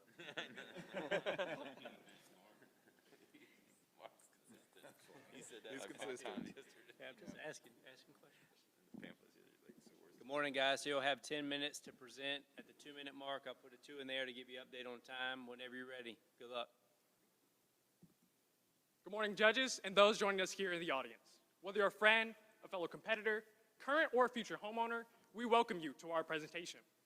We are Spartan Summits, where the only thing sharper than our design is our execution. Founded off the dreams and aspirations of Norfolk State University students, we won't stop until we have delivered to you the pinnacle of luxury living. We don't just design homes meant to sell, we craft them with intentionality and purpose, so we can be able to present to you your dream home, where you'll be able to make everlasting memories and brag to those around you. Today, we would like to present to you what we call the Serenity Retreat Project. Here's a brief overview of the key points we'll be discussing during today's presentation, and now it's time to meet our team. My name's Angela Little, I'm the project executive. My name is Kamani King, I'm the market analysis. I'm Daria Wooten, the product designer. I'm Willie Harrell, the project manager. I'm Michael Warren, the financial analyst. And I'm Talia Scott, the sales strategist. And now Kamani will take it away with our market analysis. So good morning, judges. Today we're going to be talking about Lake Martin.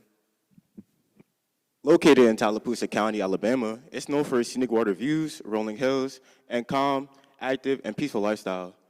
With close proximity to places such as Highway 280 and Alexander City, it makes somebody have the option to enjoy the outdoors while keeping an active lifestyle.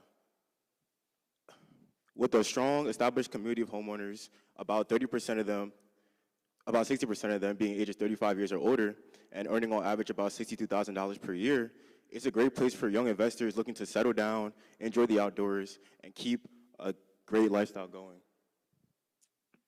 With an increasing interest in energy-efficient homes, such as ours, it's a perfect place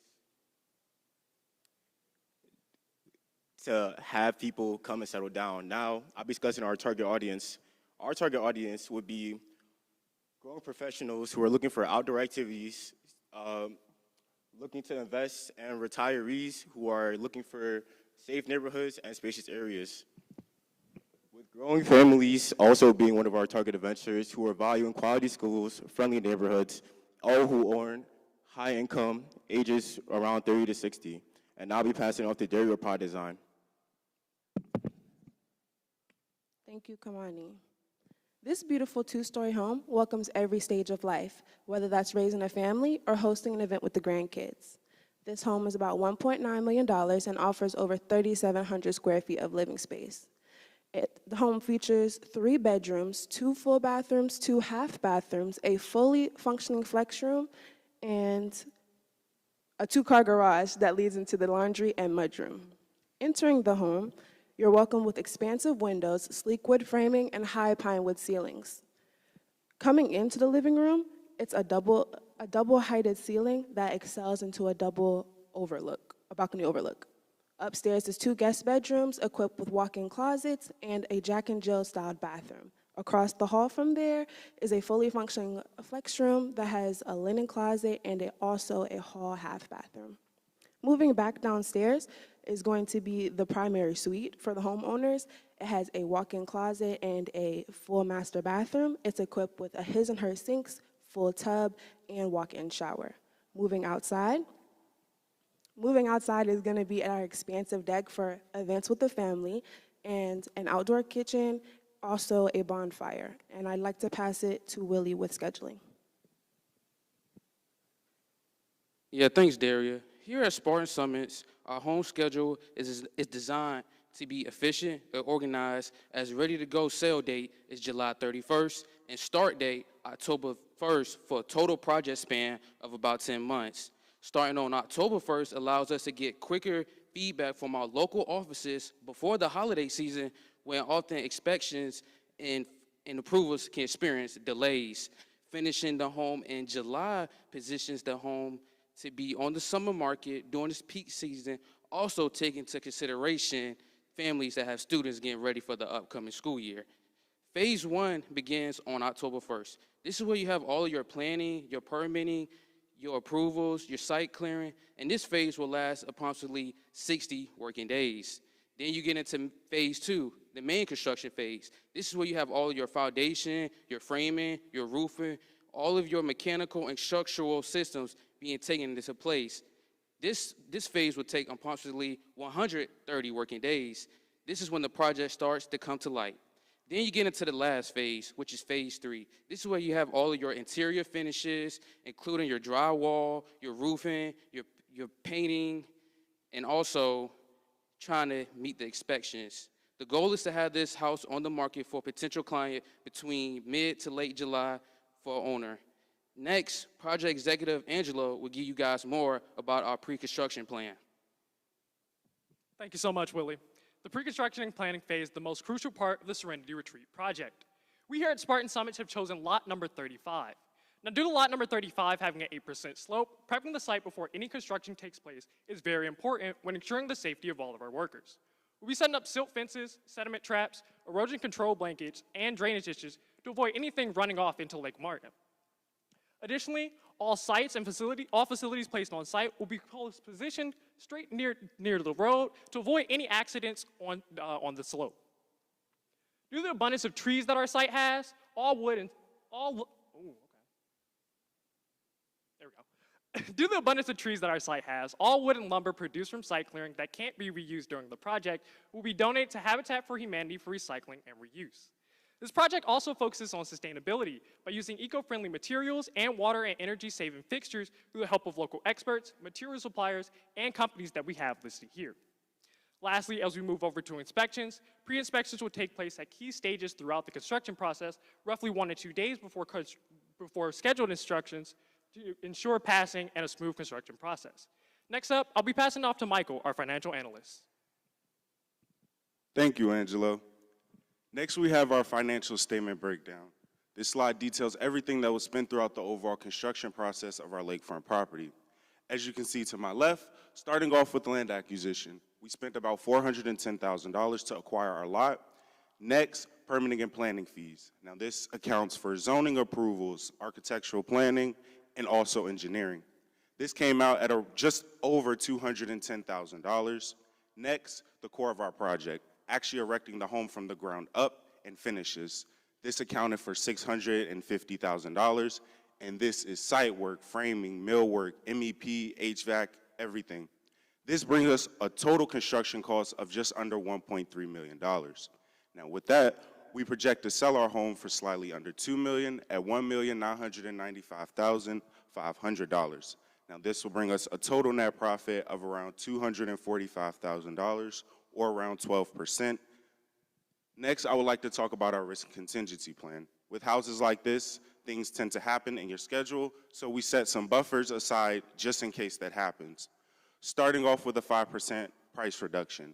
Now, if the home does not sell within 3 months, a 5% price reduction will be implemented into the home's price. This is to keep the house fair with the market and making sure that our rates do not skyrocket. Next, potential material delays. Now, when you order things tend to get behind. So we set a scheduled buffer into our construction timeline. This is to help reduce the delays in our completion date, making sure we reach that July date. Next and final, minor cost fluctuations. So we set aside a 10% contingency budget. This is to make sure the house stays afloat financially and making sure we do not run the well dry when we are constructing this lakefront property. Next and final, I would like to pass it off to our market analysis, Talia. Thanks, Michael. The most important part of this process is going to be our social media, our social networking, and community outreach. That being said, we'll be targeting local boating, social, and golf clubs within the area to create an effective demographic outreach. Next, we'll be hosting a broker's open house to create buzz and speculation within the real estate community of the area. Following that, a non-negotiable for us will be listing our Serenity Retreat on apps like Zillow, Trulia, Redfin, as well as marketing on Facebook. Moving on to our sales strategy, we'll be beginning the process prior to any construction with a pre-qualification phase, filtering out any unserious or curious buyers. Persons with intent to buy will be required to complete this step prior to any of the private showcasings. Next, we'll be hosting a private showcasing with a housewarming style gathering, protecting privacy and creating an inviting environment for our clients. Then, clients will have a 7 to 14-day offer window to place an offer on the home. Following that, we will be going through with our client selection, beginning the contract signings, and officially closing. Everything you've seen here today is intentionally designed and crafted to you all. Your taste, your family, and most importantly, your future. And that wraps up our serene lakeside living experience. And on behalf of Spartan Summits, thank you all for joining us today. We will now be opening the floor for questions.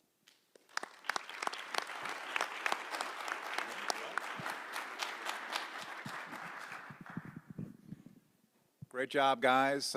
Good, confident delivery in your presentation. That was excellent. Like the suits.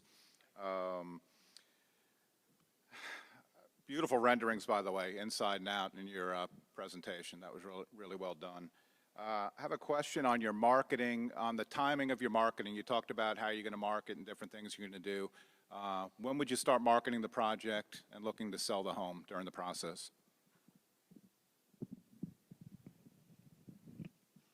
Yeah, thank you. We will be starting to market the house 2 to 3 months before, seeing as we have already drafted all of the behind the scenes. This will be going on while we are marketing.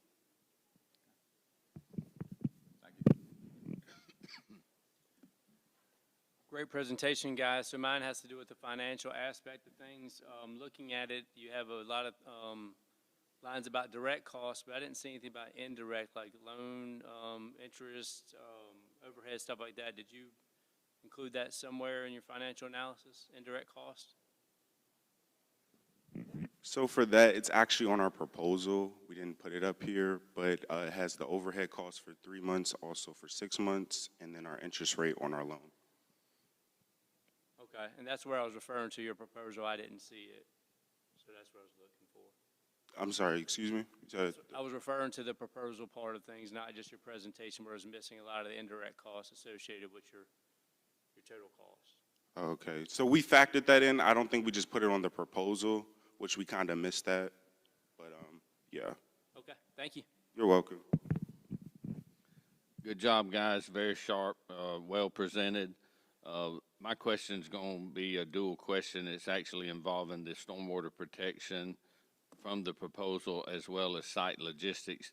You list 2 different slopes on the lot 35. In one place you say it has a 15% slope. In another location you say it has roughly 8%. Do you know which one of those would be accurate? Yes, the accurate percentage would be the 8%. I believe that's an error on my part. I apologize for that. Okay. All right. Thank you for clarification. Good job. Hi, guys. So I graded your schedule as well as your estimate. And my question is going to be in regards to your schedule. You have starting clearing before you have your permit approvals. Did you guys get anything from the county saying that you guys can start clearing before you get those permit approvals? Yes, thank you for your question. We had contacted local offices months prior about permits and approvals before we started, so yes. So you can start clearing before? No, sorry. Okay. Thank you. All right, guys. Good job on the presentation. Enjoyed it. Good plan. And one of the questions that I had is you had a lot of good detailed information on the Lake Martin, Alexander City area and the income and everything. Is that where you're projecting your buyer probably will come from, or do you think it'll come from one of the suburban areas around Lake Martin? Thank you so much for that question. So we're projecting our buyer to come from the Lake Martin, Alexandria area. There's a lot of homes in the area that are selling around that same price point with the same amount of features and amenities. Specifically, there's a lot in our target area that are selling for 1.8 to 2.5 for the same amount of features and amenities. So we're looking on specifically targeting buyers in that area, especially those who hit that price point. Okay, awesome. Great job, guys. Thank you.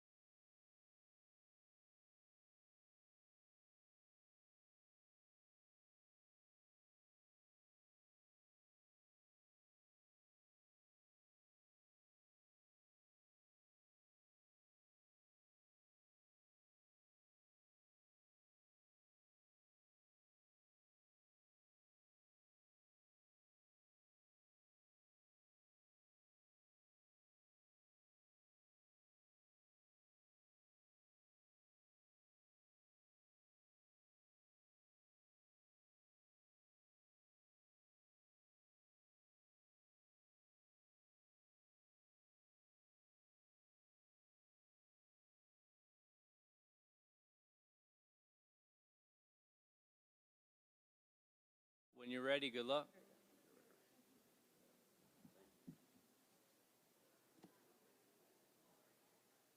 Hello, ladies and gentlemen. We here at Blue Water Estates are excited to present our custom home build to Lake Martin, Alabama.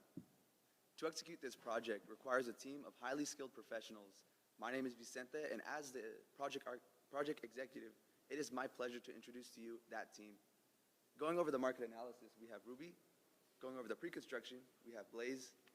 Going over the estimate and schedule, we have Deborah. Going over the design, we have Camila. And finally, going over our finance, we have Annalise. Our company prides itself on delivering quality craftsmanship into the custom home market. Today, we are proud to bring our team to Lake Martin, Alabama, a destination defined by its natural beauty and lakeside living. I would now like to hand the floor over to Ruby. Thank you, Vicente. When people choose where to live, they're not just buying a house, they're buying a lifestyle. And Lake Martin offers exactly that lifestyle. It is a strong residential and recreational market with about 41,000 residents. Most of the residents are middle-aged or older with a median age of 45. It is known by the lakeside living, but also offers convenience. Alexander City is just 15 minutes away, with jobs, shopping, and healthcare. Auburn, a beautiful city, an hour away who give us access to medical centers, business opportunities, and universities.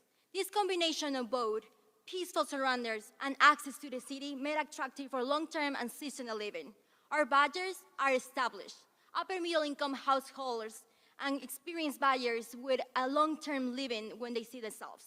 Also, we see potential in home second buyers and professionals who are attracted to these lifestyles, and also see a future growth at Lake Martin. Now, let's talk about sales strategy. We're gonna start pre-marketing before construction is complete to start early interested. Sales are gonna leave an in-house broker, myself, to manage pricing and buyers' relationship directly. We will promote this house with Zillow and Realtor.com, social media, and local agencies, and we will use professional photography, videos, and staging to show this house at its best. We will partnership with local lenders to make financial simple and closing effective. Lake Martin is already a target for everyone. Our job is to make and find the right buyers to the right house at the right time. So now let's go with Blaze, our pre-construction management, to talk about trade partnerships. Thank you, Ruby. Behind any construction project is a thorough logistical plan, which is why at Blue Water Estates, we are proud to partner with local, reputable trade partners such as TCC Contractors and Miller Environmental Services, just to name a few. Historically reliable trade partners can help reduce the chances of indeterminate contracts and shoddy construction work. In the materials procurement process, we will have obtained the necessary materials in advance of project mobilization to negate delivery delays. And sustainability is a very important factor in materials procurement, and by acquiring local materials, we can then reduce our carbon footprint by reducing travel distances, for instance. And headlining thorough logistical plans are the latest and most reliable industry software such as Procore and Oracle Primavera P6, which are trustworthy methodologies for timely and effective project delivery. Now, at Blue Water Estates, safety is pivotal. And so, unlike construction of the Great Wall of China, we're not going to be putting bodies in our buildings. Thus, a sound safety plan must be implemented to evade the potential for on-site injuries. And given the relative isolation of the site, understanding proximate first responder locations can be a matter of life or death. And so from mandatory PPE distribution, safety zones, safety inspections, and proper construction site safety conduct orientations, at Blue Water Estates, if time and money are gold, then so is the value of human life. I'd like to pass it on to our estimator. Thank you, Blaze. Our team at Blue Water Estates estimated that the total project would be around $1.36 million. Our major factor was our construction cost, which was about 58% or $845,000. This vertical construction majority consists of concrete and foundation systems, framing, exterior finishes, and interior finishes. Our second biggest portion was out of the lot acquisition, which was 28%. Other drivers were our general cost, site prep, permitting and fees, and utility development. Now I'll be going on to the schedule. The schedule was around 8 months, projected to be around 8 months, with February being our lot acquisition, then going on to important milestones like design, finalization, then beginning procurement and pre-construction in March. Then we would move on into our construction, which is our notice to proceed, in late March or April, going into April. With that, we begin our foundations and then complete them around April, late April. And then from there, the project is smooth sailing, from framing to finishes to our punch list, which then we complete our project in October. Now I'll be passing it on to Camila for the design. At Blue Water Estates, our mission was to deliver a luxurious lakeside experience while still providing practicality and comfort. We have chosen Lot 35 for our design. At 4,700 square feet, our home was designed for family as it brings shared spaces together in the middle of an open plan. As you walk through the front door of our contemporary home, you are greeted by a cozy foyer and are pulled into the combined kitchen, dining, and living room areas. On one side of our home, we have our 3 secondary bedrooms, 2 full baths, as well as the movie theater. On the other side, we have a secondary foyer, which creates separation and a feeling of getting away into your private primary suite. It also creates division between the adjacent spacious 3-car garage. Large top-to-bottom windows in the living room provide ample natural light, while the expansive space encourages connection. The primary suite itself is private on the opposite side of the bedrooms, with a spa-inspired bathroom, large walk-in closet, as well as a beautiful view of Lake Martin, which adds serenity to your everyday. The luxurious movie theater provides a comfortable, dedicated entertainment area, which helps to foster community in the home. Moving on, our terraced outdoor living area was intentionally designed to match the topography with vibrant plants that create relaxation and allow the family and their community to take full advantage of Lake Martin's natural beauty. Finally, at Blue Water Estates, our architects understand the importance of materiality with the context of the resident and the surrounding landscape in mind. We have chosen fiber cement siding for our exterior, which is durable and easy to maintain, while our black metal roof exemplifies performance and recyclability. These factors are just some of the few that come standard in an environmentally conscious Blue Water Estates design. Now let's discuss how this home is made financially possible. Our team at Blue Water Estates developed this financial analysis using conservative builder-realistic assumptions to ensure constructability and profitability. The design of this home is used to maximize lake frontage, outdoor living, dock access, and custom craftsmanship, all key features Lake Martin buyers look for in the Lake Martin market. The total development cost of this project is $1.64 million, including indirect and direct costs, overhead, and contingency. The sales cost of this project is just above $2.1 million, with a profit of $260,000 and a profit margin at 12.2%, which our team saw as an adequate return since it is a high-quality custom lakefront property. Direct costs for this project make up 77% of our budget, including lot acquisition and construction, while indirect costs make up 11% of our budget, consisting of financing, closing costs, and sales. For this project, our team secured a $1.7 million construction loan at an interest rate at 7% with ties drawn to construction milestones to maintain cash flow and limit the risk of cost overrun. At Blue Water Estates, our team understands the many challenges that come with the making and selling of any custom home, which is why we implement risk management into every phase of construction.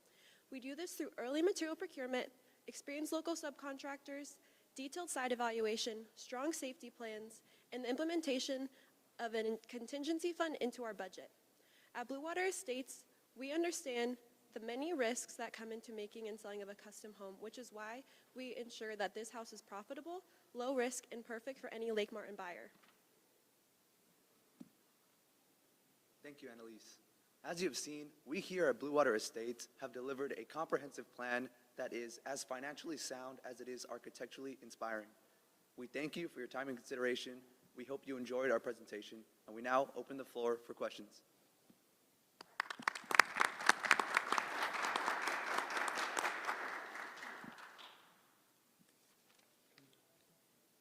Great job, guys. Good presentation. So I'm on the financial and risk part of things.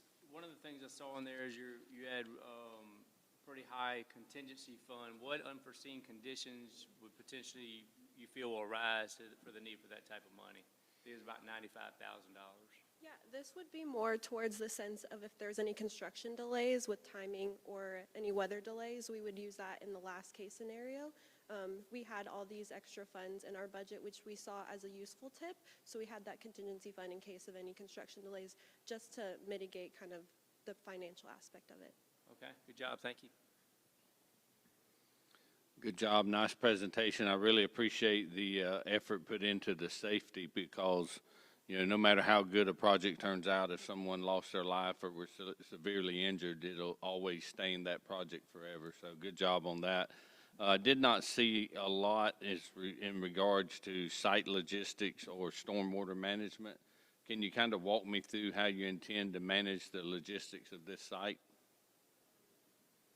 Of course, will do. To elucidate more on site logistics and the overall layout of the construction site, what we plan to excuse me, when we plan to implement our stormwater pollution prevention plan system, we plan on erecting, for example, perimeter security fencing, doing shoring since we're also along the lakeside. In addition to that, in the anticipation of any storms, we will also utilize sandbags around very sensitive locations.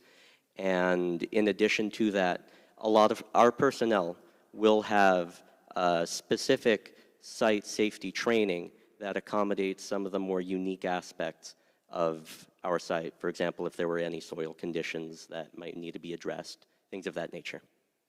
Okay, good job, well done. Hi guys, nice presentation.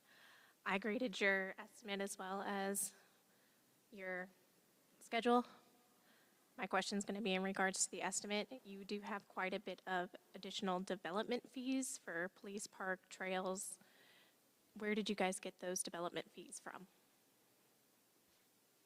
I'm sorry, can you repeat the question? You guys have several additional development fees in addition to your permit.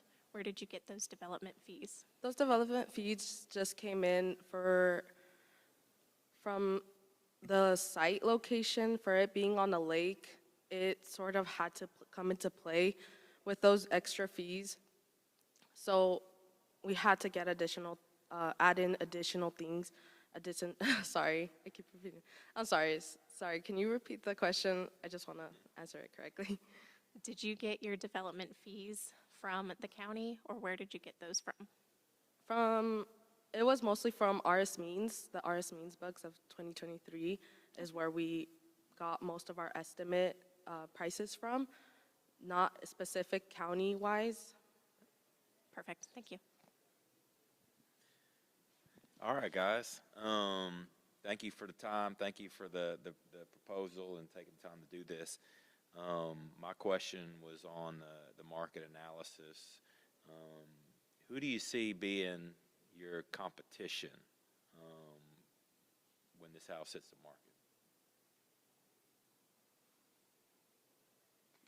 Thank you for your question. I do see there's a lot of agents, local agents, who are really amazing and see a lot of good marketing strategies that I see. I also analyze the marketplaces as well as the competition. So there's a couple of there, but I think we're on the same level. We have the same strategy, and we work with locals, agencies as well. So we have the peer reviews, and we can also find their marketing analysis in ours, and put our touch to make our company better than the other ones. So I think our competition, it might be as good as us, but our team is something that defines us to be known by others. Thank you. All right. Thank you. Nice presentation, guys. I like that vaulted space you have there in that rendering. It's a good-looking house. You had a pretty cool front elevation on that house. Talk about what drove your design of the house. What made you choose that low-slung roof, single story? What was behind that? So So part of the design considerations, first of all, we love to look at sustainability in our company. And since we chose a black metal roof, that was one of the things that we had to take into consideration when it came to our roof.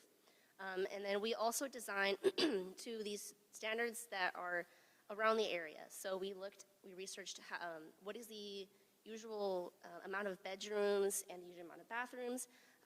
However, since we are marketing towards a more secondary home for second home buyers as a vacation home, we also wanted to include that. That's why we include a luxurious movie theater and then the beautifully landscaped exterior area. So those factors drove our design as well.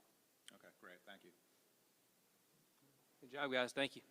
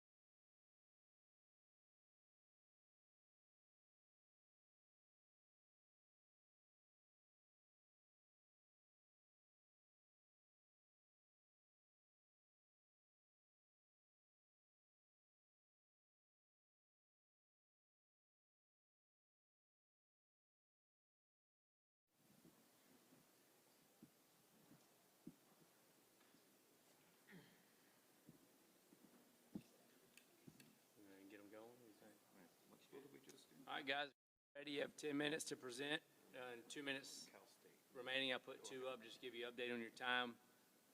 Whenever you're ready, get going. Good luck.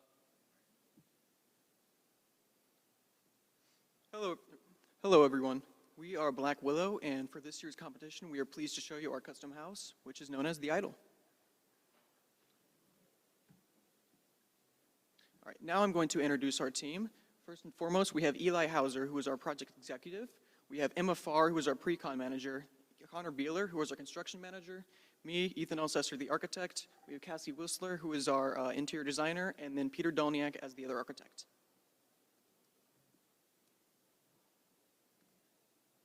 And to kind of give a general overview of our project, we are located right outside of Alexander City, and we are in the specific neighborhood of Miners Cove, and specifically on lot 44. So our projected time to build is about 9 months, and then we hope to have it on the market for 90 days or less. This is going to be, the lot we chose is approximately an acre large, and we have about 4,400 square feet. We have a 4-bed and 3.5-bath home with a 2-car garage and a beautiful lakeview view from the back. It is approximately $1.7 million to build, or to sales price, and then to build is $1.4 million. So the project location, as I said previously, is right outside of Alexander City, and we are situated on lot 44. This gives us access to Alexander City and all of the services, retail, dining you would need. And then some of the market trends for this area is the average sale price there is about 1.3 million, and the average days in the market is around 106. In terms of the actual design of the building, we've decided to go with a beautiful 2-story home that is styled on a more modern take of both classic antebellum and farmhouse stylings. The main features of those being that the very large and numerous amounts of window space that allow in a flood of natural light to really take advantage of the natural Alabama landscape where it's often very sunny, very hot, and given the clientele, it's mostly going to be either retirement or often summer homes. And as well as that, we also have a large spanning porch on both the front and rear that provides a lot of extra shading space that could provide a well-needed break from the intense heat that can often come. Here you can see our finish board. We really wanted to use the finishes to reflect the natural lakeside, using white and blue wall coverings and a lot of white walls just to keep it light and airy. We also have bronze and gold fixtures throughout the home and wood floors to keep it a little bit warmer in the space. And then here you can see our main floor plan. When you walk in, we have our living room, kitchen, dining room. We do have those slightly separated just to keep it more as a traditional home style. And then we also have our our laundry room, pantry, and garage off the kitchen. And then our second level, we have our primary bedroom, primary bathroom, walk-in closet, as well as 2 other bedrooms and a full bathroom and an open loft space. And then our basement, we have a large open area with a bar area as well, and then an extra bedroom that goes out to the patio, and a large storage and mechanical space, as well as another full restroom. And then here are some of our interior renderings, being the living room, basement bedroom, dining room, and kitchen. Black Willow likes to maintain relationships with regional HBAs. Our partnership with Tallapoosa County HBA provides us with trades partners who are known with the local codes, and they have expertise in waterfront construction. For the permit information, we're going to comply with all laws and ordinances of Alexander City, and our estimated total permit cost is going to be $9,030. And that's going to include all required reviews and insurance. For our SWPPP, we're going to keep it pretty tight since it is a waterfront home. We are going to have comprehensive erosion control plan with silt fences and sediment barriers and stabilized access and track out mats. We're also going to do a weekly and a post-storm inspections since there are a lot of storms where we are building. And for our schedule strategy, we are going to be starting July 10th of 2026, and that is going to last for 238 calendar days. That's going to give us a steady workflow, and we're going to have a market-ready residence within the plan schedule. Safety is our highest priority on every Black Willow project. Our safety program includes advanced planning, continuous training, and strong collaboration with trade partners and subcontractors to proactively prevent incidents. In addition to that, we require that all employees fill out a site-specific orientation, which will include project hazards, emergency procedures, and job site rules and expectations. Sustainability is also very important to us. On the design aspect of things, we have a lot of natural lighting in this house, as well as a lot of trees to provide shaded outdoor spaces. On the construction side of things, sustainability is embedded in every single phase of construction, starting all the way from pre-construction until project closeout. This house also specializes in resource efficiency, and we also had a lot of responsible material sourcing, environmental and community stewardship, and we made sure that this house has no lasting negative effects from using hazardous materials. Now we will move on to talking about the estimate. So on the left-hand side here, you can see a breakdown of the overall cost of the project. 28% of our costs are going to be associated with the foundation activities, and then 13% is associated with framing. We've got 20% associated with MEP activities through drywall, and another 20% associated with the interior finishes. Moving on to the exterior finishes, that's a 15% overall of our construction costs, and another 2% is being allocated towards the punch-out activities. On the right-hand side, you could have seen the construction draw schedule. There is a slight lag there, and that is due to the permit hold and permit review process for the city. On the left here, we can see our cost projections for the project. $400,000 of that is going to be associated with the lot purchase itself, and then $815,000 are going to be pushed over to the construction activities. Additional costs for the project are going to be the sales price, sales costs, closing costs, marketing costs as well. On the right-hand side here, we can talk about the funding for this project. So this project does have two-part funding. Half of it is going to be coming from a lender, and the other half is going to be a private cash lender. $728,000 is going to be financed through builder's finance, and then $595,000 is going to be coming from a private cash lender. Now on to sales price and ROI. So this project is going to be ideally sold at $1.69 million. And at that price, we stand to make $171,000. Our private lender stands to come out with $148,000. We do have a variable rate ROI strategy here that's demonstrated by the graph on the left. As you can see, it does change velocity over time depending on the sales price.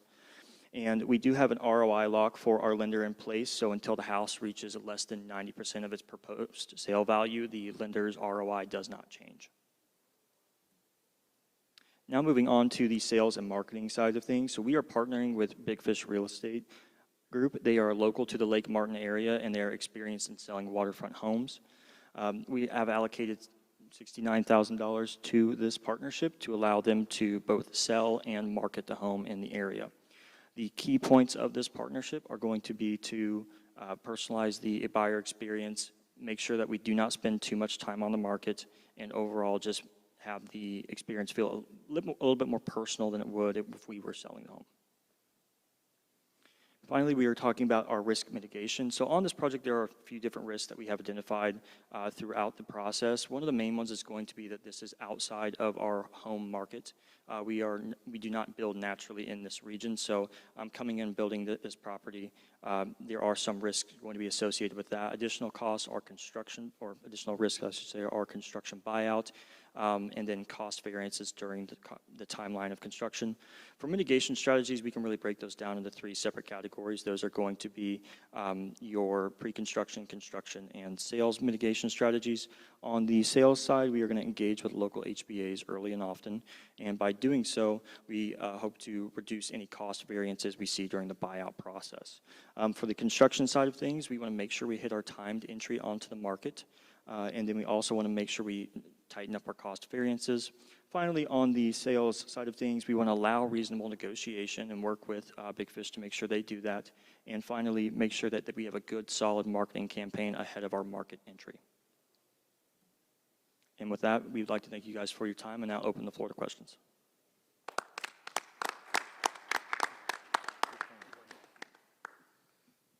Good job, team. Nice presentation and nice proposal. Really like the focus on safety and the forward thinking that where you went ahead and outlined the distances to the hospital. In the event you had that, it's too late to realize at that point where we're going when you have an accident. So good job thinking that through. My question is going to be in related to the site logistics plan. The footprint shown on the site logistics plan doesn't exactly match the floor plan. And if you look at the upper left corner, it looks like a portion of that footprint actually goes into the private utility easement. Can you walk me through the planning on that and if that's truly what's happening or if there's something different you're going to do there?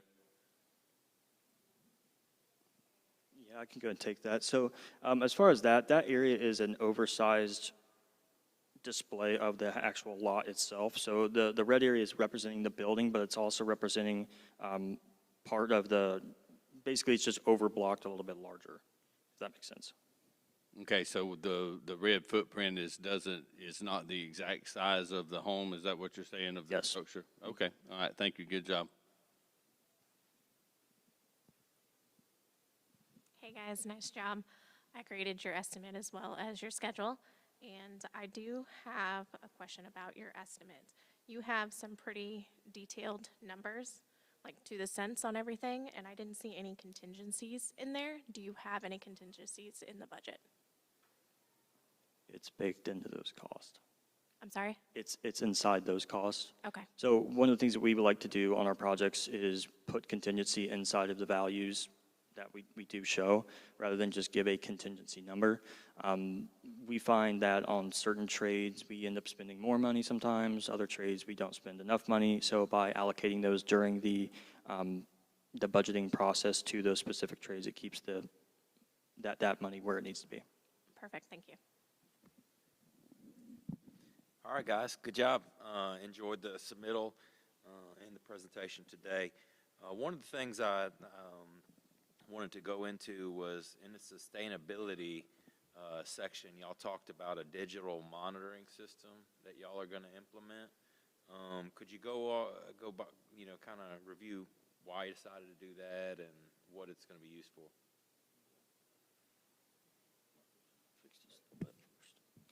Yeah, so part of that is, the reasoning behind that is on our projects in the past, we have seen cost overages associated with utility usage.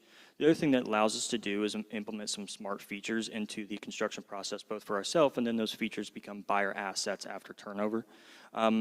Things like kill switches, water monitoring systems on the meter itself that allow homeowners and us during the build process to monitor that water usage. What it really becomes, like the specific example I can provide to you is leaks, right? If we see a consistent flow of water during the construction process, when it's the middle of the night, that is an issue.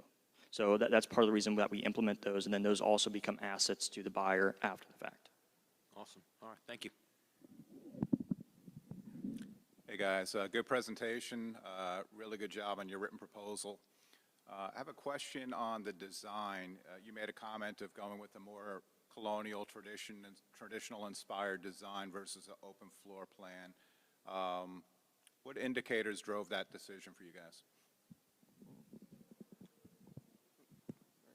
Thank you for the question.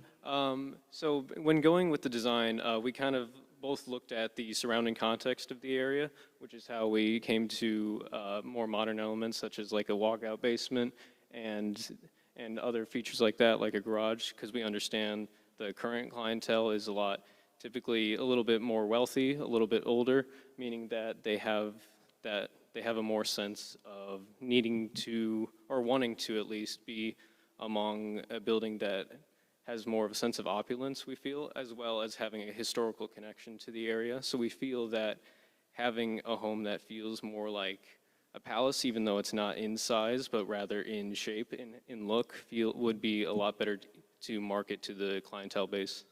Okay, thank you.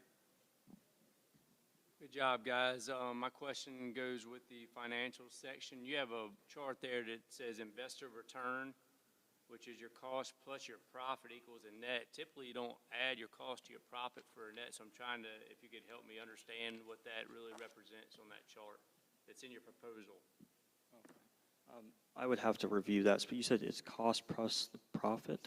Yeah, you have a project cost, and then you have your profit, your company, your investor profit, and your net, which is a total of all those. I'm trying to understand what that's really shown for, I guess. Yeah, I would have to review that and get back to you. Okay, thank you. Good job, guys.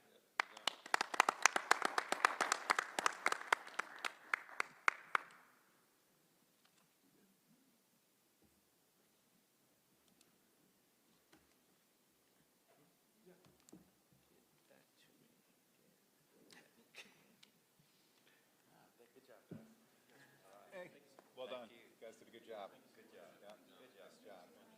Oh, good job. Good job. Good job. Nicely done. Thanks.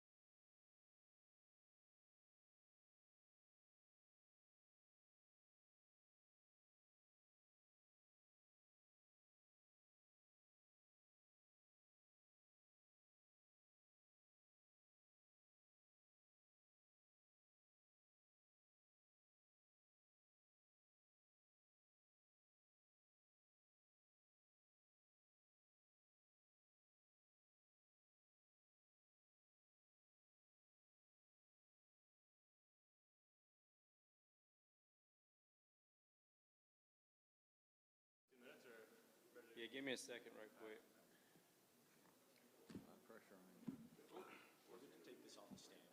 Yeah, that'd be better. Yeah, because then they can't hear you.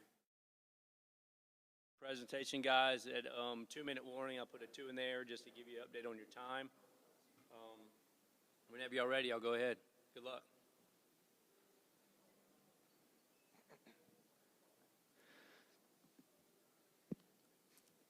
Good afternoon, judges. Thank you for having us. We are UMA Builders, here to present our custom home build at Miners Cove, Alabama. Brief introduction to our team. I'm Nathan Landino, construction manager. This is Ryan, our architect.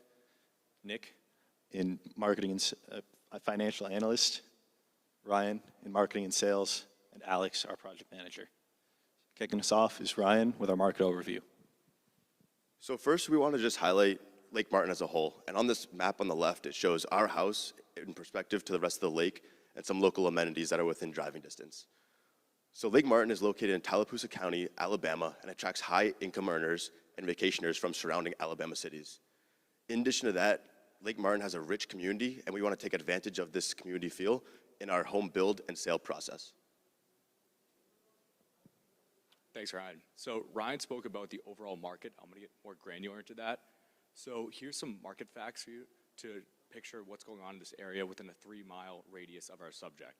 Most notably, Ryan spoke about the community feel. There's about 1,500 plus travelers on the weekends during the season, which is the summertime, for Lake Martin.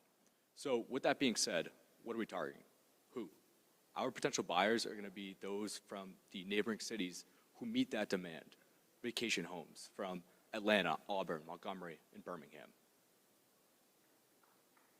Further getting into that as well, the median age for that potential buyer is going to be around 50. And with that, they are going to be targeted at, individuals who have incomes of over $250,000 plus.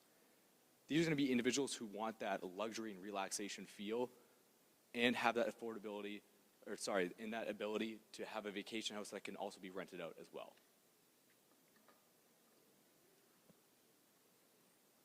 And further talking about the market, what's going on with the housing market?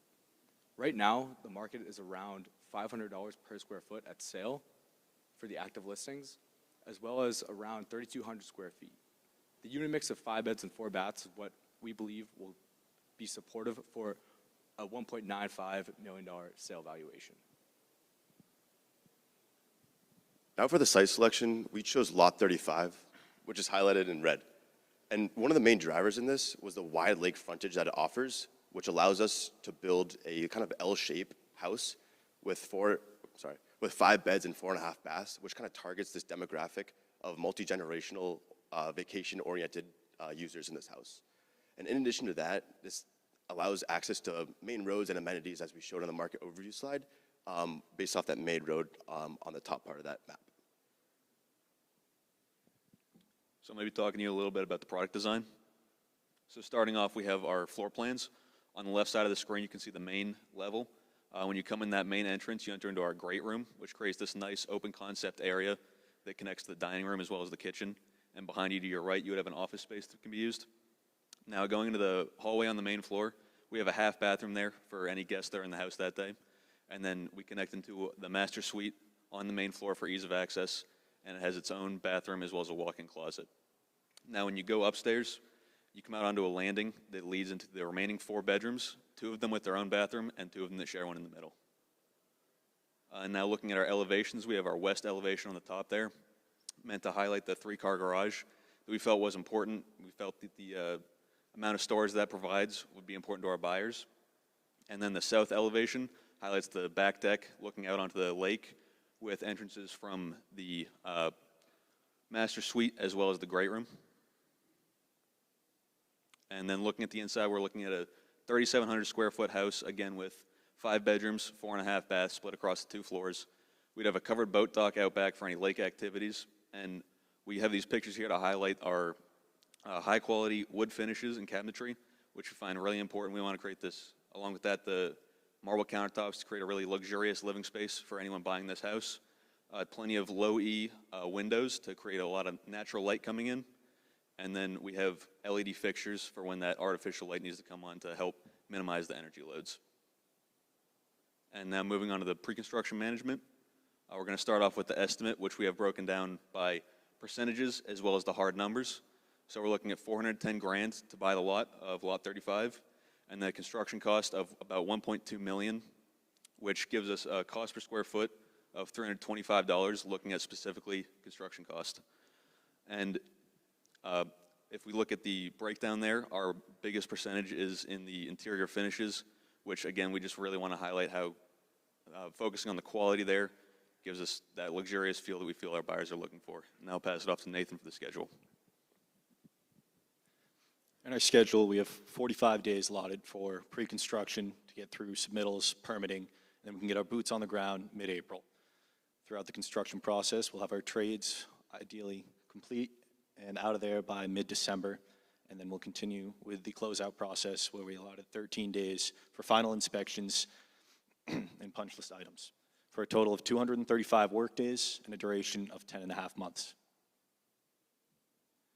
Here, in depth, we highlighted a few of our big ticket items where we've got our site work allotted 47 days, as we have a 120-foot long retaining wall that will take time to pour, cure, and produce. Then we go into foundation, where we have just under a month, interior finishes just under a month, and 2 weeks for closeout. Getting into construction management, we'll start with procurement, where we have sourced local companies and local materials, our local trade partners that we've worked with in the past. And throughout the construction process, we'll go through a number of inspections, layered inspections, to ensure we're in compliance with Alexander City Code, National 2021 IBC standards, and Alabama State Code. A few of the inspections we'll touch on include foundation, framing, MEPs, life safety checks, and energy compliance codes. Next, we have our stormwater prevention plan and logistics plan. Here we have our silt fence lining the water line and moving up the left and right side of the property to protect the lake and our neighboring lots from any runoff in our construction process. On the north end of the house, we have our porta-johns and dumpster. And up towards the side entrance, you'll see our material placement and clean out.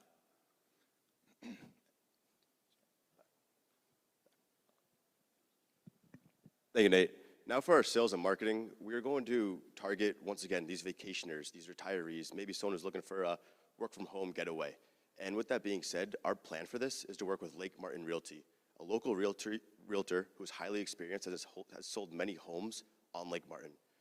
With that being said as well, we're going to use MLS systems like Zillow, Redfin, Realtor to not only target demographics within the Lake Martin area, but also people outside of that kind of circle there. And our marketing approach, we're going to highlight this quality and sustainably built home with an emphasis on this Lot 35, which is the best in class because of this view that it provides to the lake itself. Now I'll pass it off to Alex for some financial analysis. All right, judges, let's talk some finances. I'm going to start with a financial overview, get into our capital stack and draw schedule, and finish with some stress tests that we performed on our project to test the durability. So starting with the financial overview, we have hard costs and soft costs, as well as a land acquisition and 2 fees. That in mind, with the targeted sale price of $1.95 million gets us to a gross profit margin of 14.57% and a net margin of 14.02%. Next, our capital stack. From our lender, we're expecting an 85% LTC loan at a 9.5% interest rate. This is meant to grow our equity returns to the fullest extent with 15% of that equity contribution. Next, our draw schedule. This is pretty standard, nothing crazy. You can see our monthly draws and how much we're actually pulling from the bank through each step of construction. Lastly, the risk analysis, these financial stress tests that we felt were really important to test how durable this project would be if things went sideways. So starting with sale price, interest rate changes, and lot price adjustments, you can see our property in the red with changing inputs up and down. And then I'd like to draw your attention to the bottom chart, which is the construction cost to lot sensitivity. So you can see our lot on the left, $410,000, and then across the row is how that net return changes with increased and decreased construction prices. So as you can see, we budget 1.207 and $50 for construction. If that went down, we could get 21%, and if it happened to go up, we would still be positive at 6.32% net margin. With that being said, we're very confident in our build and our business plan with this house. So thank you, judges, for your time and attention. We'd like to open up the floor for any questions you guys may have. Thank you.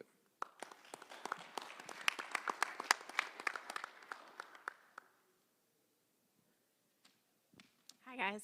Thank you. Very nice presentation. I graded your estimate as well as your schedule.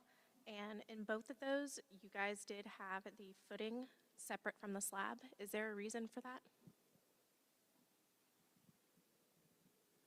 Yeah, we just wanted to ensure that we had stem footing around the slab on grade to help support the home above.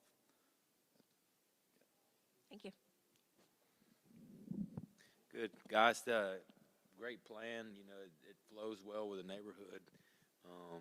I like the thought that y'all put in to the site layout, you know, and with the retainer walls, all that stuff. It's a different dynamic, but it looked good. So kudos on that. I'm going to be asking about the sustainability. You know, it seems like you guys determined that you're just going to stay basic, you know, overall. Give me the reason for that. What in the market study made you realize, hey, we don't need, you know, solar panels and, you know, all these other things. So tell me what you found there. So on that, we looked at the, you know, regulations that they had in Alabama, as well as looking at the kind of clients that would be buying this house. And we felt that, well, we wanted to, you know, sustainability is important to us, and we wanted to have some of those features there. We felt that the market wouldn't, like, move towards that as much as they would move towards these more luxurious finishes. And then in terms of, like, solar specifically, looking at the HOA, we didn't want to go against any of their regulations. All right, guys, good presentation, really good looking proposal. Love the color renderings you did on the outside of the house. My question is, you have those beautiful retaining walls there. At any point, did you consider maybe doing a basement or partial basement in lieu of the retaining walls?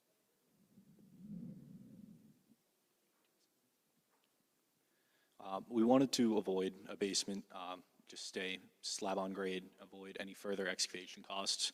We already knew that there was a lot of excavation involved with this site specifically. We wanted to guide stormwater down to the swale below and just using that retaining wall as opposed to putting in a full like walkout basement or anything, just to reduce the cost, and decided to build up into a second floor instead. Okay, thank you. Good presentation, guys. I did the financial and risk. Question I have is, you have that chart showing your lot costs fluctuating, which isn't typical. You know, that's a fixed cost out front. Do you expect it to go up or down, or how would that happen if, as you pay for that first? Yeah, so good question. We wanted to portray that $410,000 as that's our site selection, but also we wanted to show if we were to pick another lot, what those returns would look like. We thought that $410,000 lot 35 was the sweet spot because it wasn't the most expensive, but it also wasn't the cheapest. However, that's the price. However, the actual setup we thought was the best because it has the most frontage. To answer your question, we just wanted to show the full picture. Okay, so maybe that's where I missed. There's other lot costs or different lots, not that lot. Correct. Yeah, so we're 410, which that row would be all of us. All right, perfect. Thank you. You're welcome. Good afternoon, guys, and great proposal and presentation. The section of your proposal that I reviewed is the construction management. The question I have is on the site logistics. I noticed that there was nothing included for like the septic, sewer, drain field, water supply, gas utility lines, those kind of things. Have those been planned out at this point? And if so, what led you to not include them on your site logistics plan? Sorry, could you repeat that back end of the question there?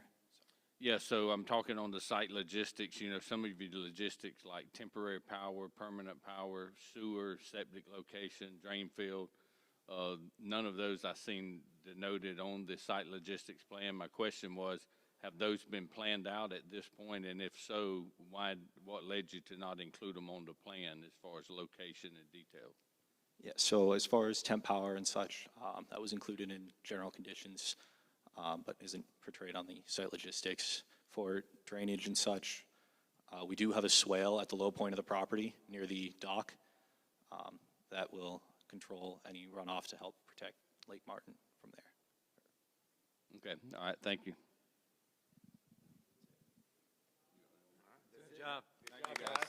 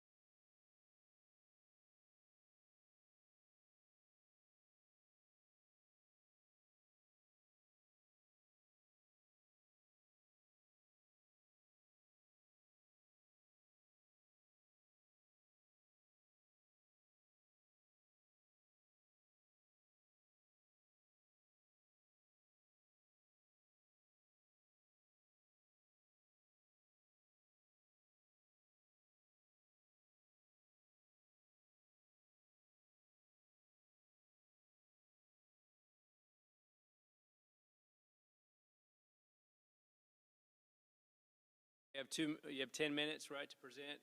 At 2-minute mark, I'll put my hands in the air just so you know what your time is on the project. Whenever you're ready. Good luck. Good afternoon, executives. Thank you all for this opportunity. We are Hartsfield Homes, a custom home builder based out of Atlanta, Georgia.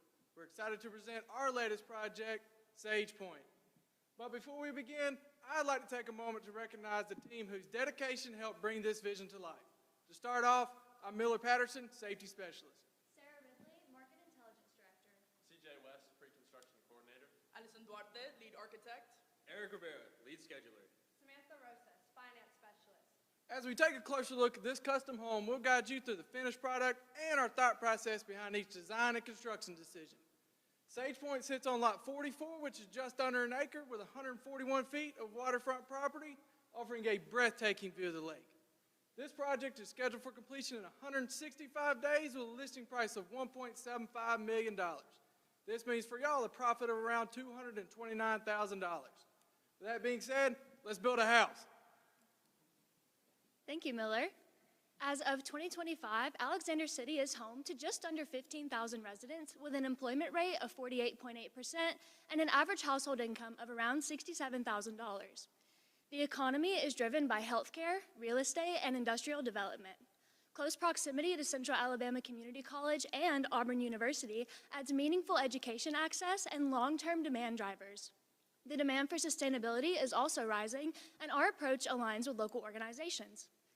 The Lake Martin housing market continues to demonstrate price appreciation despite lower transaction volume, indicating disciplined buyers, with 41% being cash deals. Miners Cove is not just a place to live. It's a community built around lifestyle. Residents can enjoy marinas, waterfront dining, and a plethora of recreational activities on and off the lake, making it the perfect destination for those seeking an outdoor lifestyle while maintaining urban convenience. Let's take a look at some notable neighboring homes. We at Hartsfield recognize the importance of fitting in with the built environment while reflecting the natural environment. While Sage Pointe complements the special features of these homes, our exterior charm and luxury spaces have no comparison. Now let's hear from CJ with our pre-construction plan.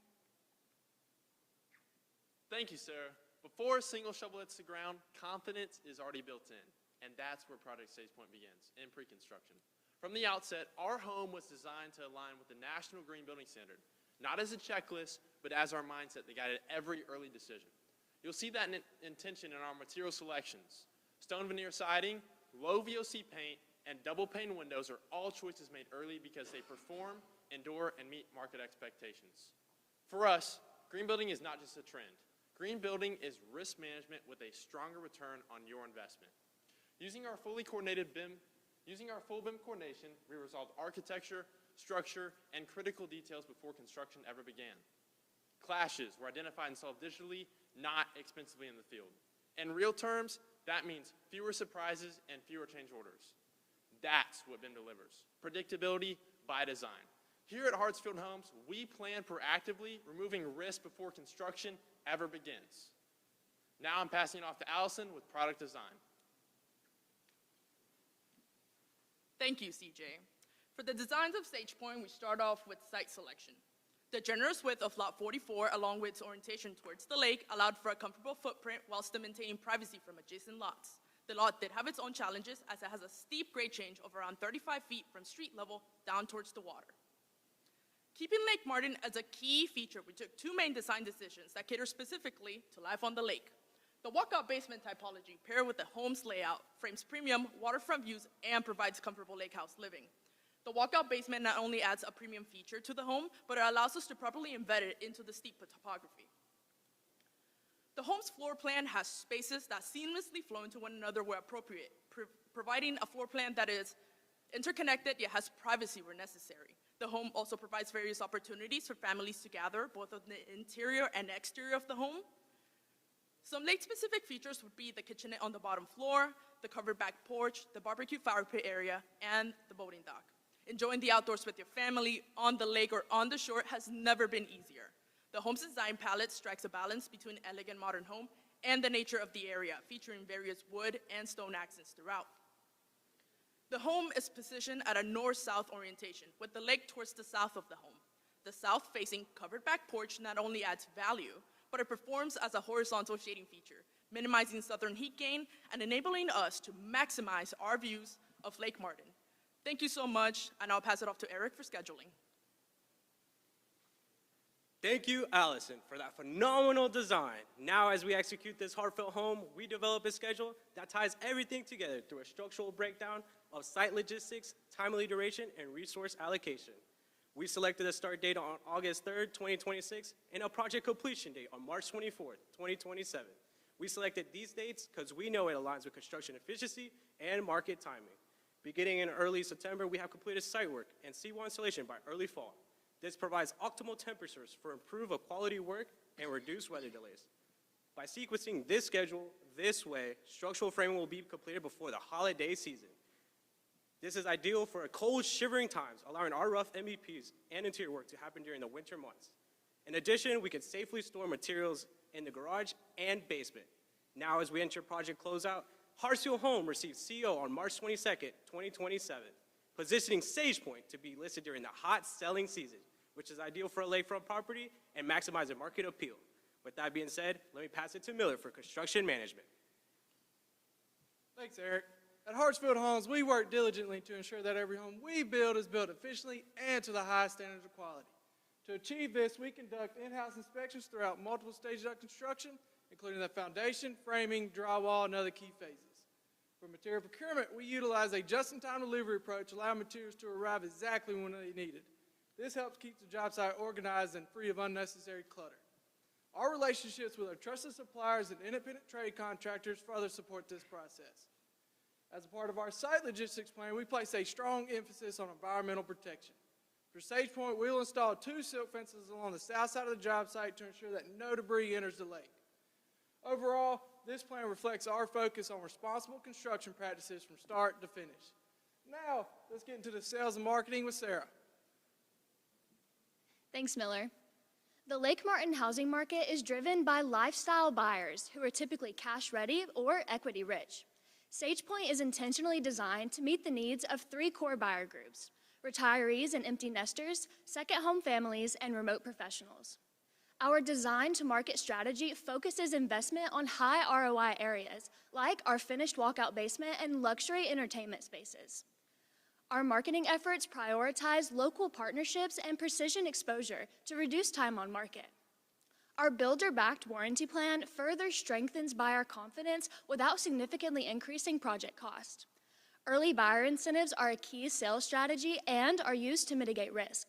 By investing early on, buyers can select pre-approved finish packages, allowing them to become involved in the creation of their dream home. The result is a win-win structure.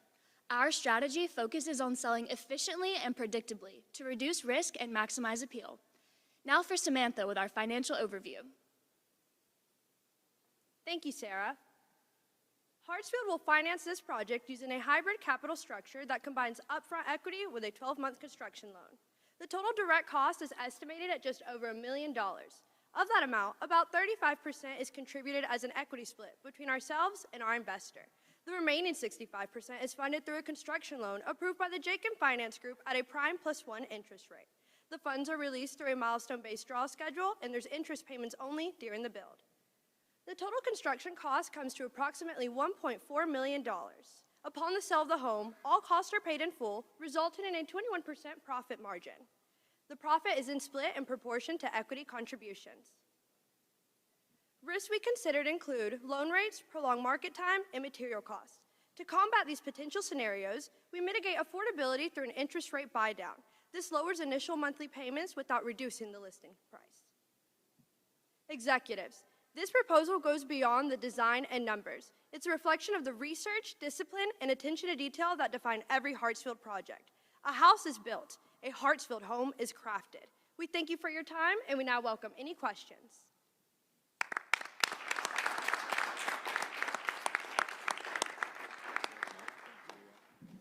All right, guys, good job. Good job on your presentation. Y'all look sharp.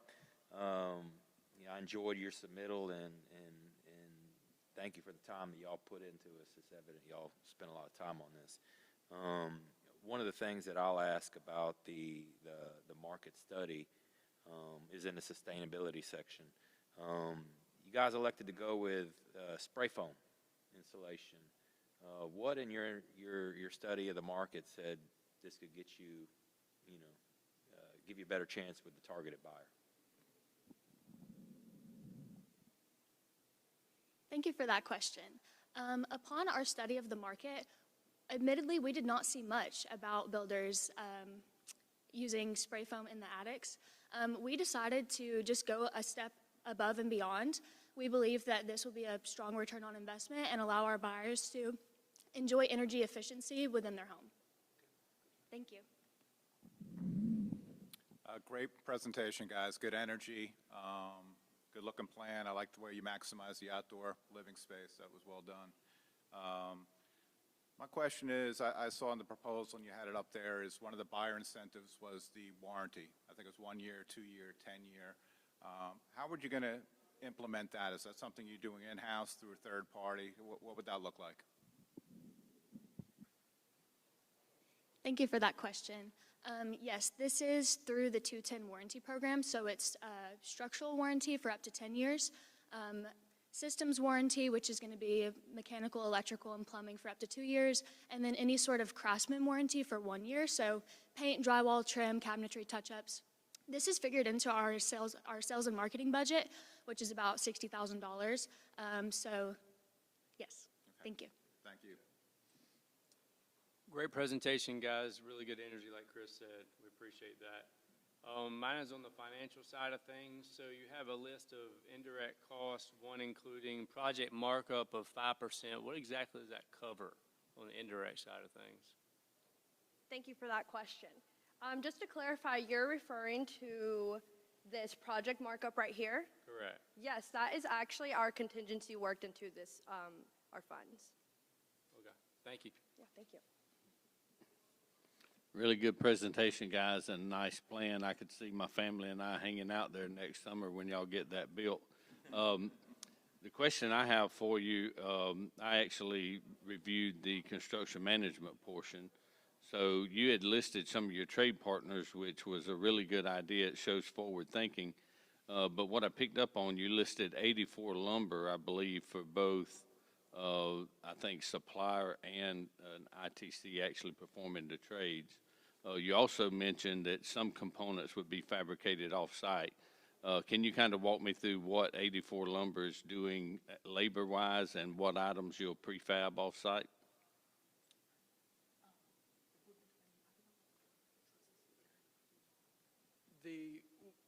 That company is supplying the lumber and also doing our framing of the house.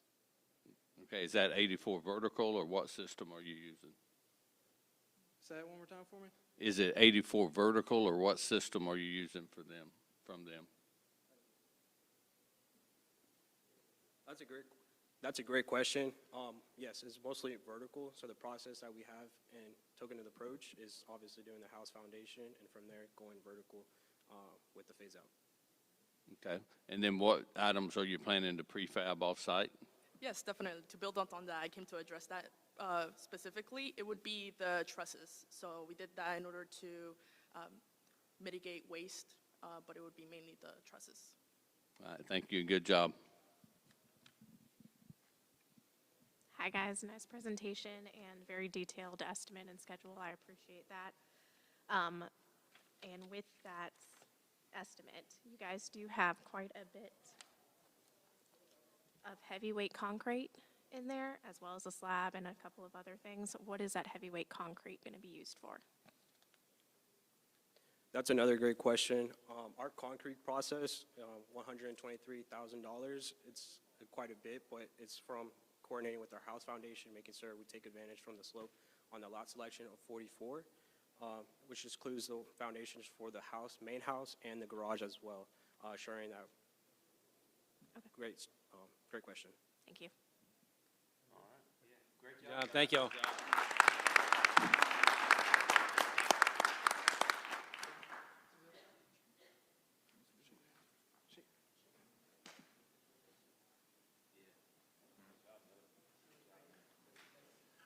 Great job. Well done. Good job. Hey, really good. Great job. Hey, excellent job. Thank you, man.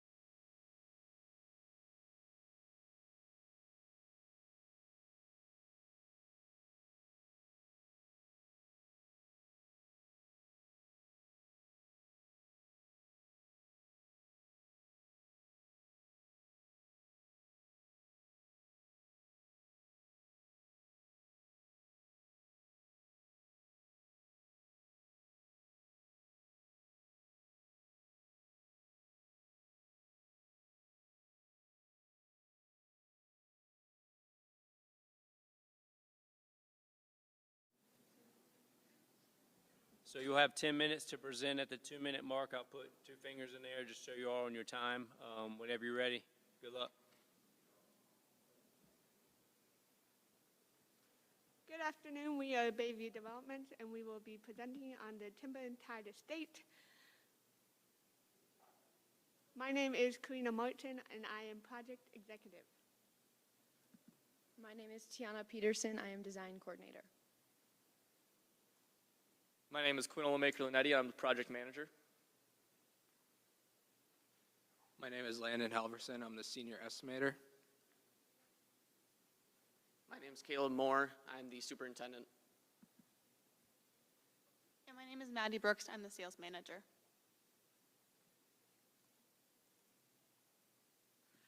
Located just minutes from Alexander City and in the heart of Lake Martin, our site offers for a small town community as well as a high demand lakefront view with a population of 14,700 and a median age of 43.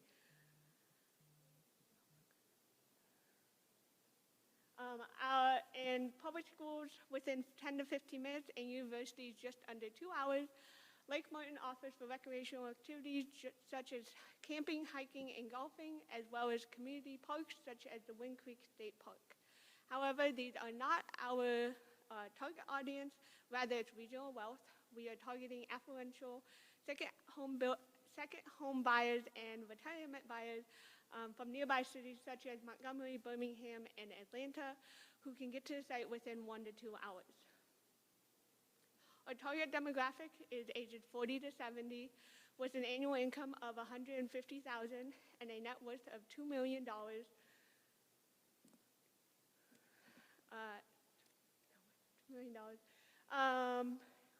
These would be executives as well as medical professionals and small business owners who are looking for privacy, prestige, and family estates. Over the last 5 years, lakefront views lots have increased with 20 to 30%, showing a high potential for investment.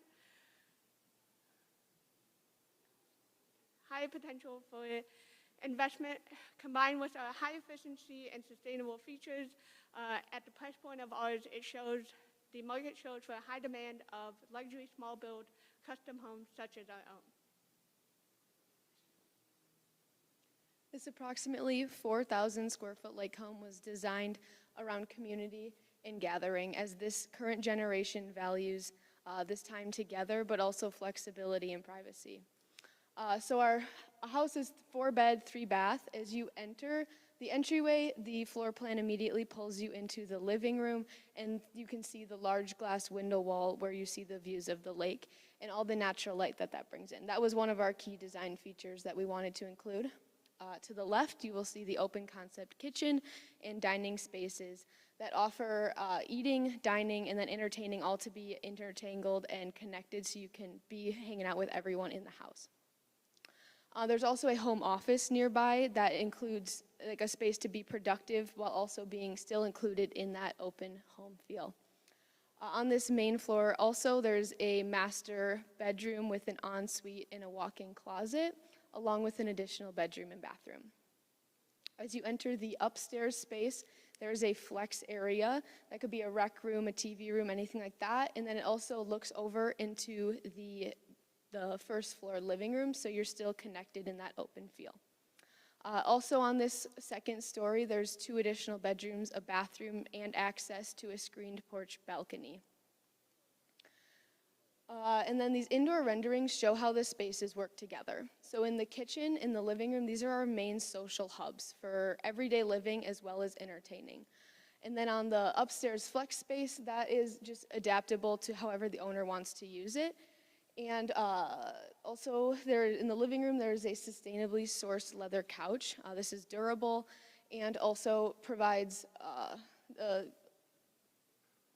the smartly sourced materials. And then throughout the home, there is cohesive and matching wood floors and then tile in the bathrooms and in the mudrooms that match this wood floor. Good afternoon. I'll be talking about the sustainability and the site logistics plan for our timber and tide estate.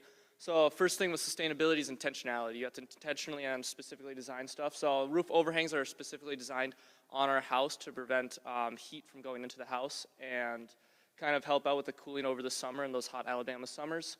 We have tankless water heaters, or a tankless water heater we're going to put into the house that will provide on-demand hot water, be efficient, but also have a longer lifespan.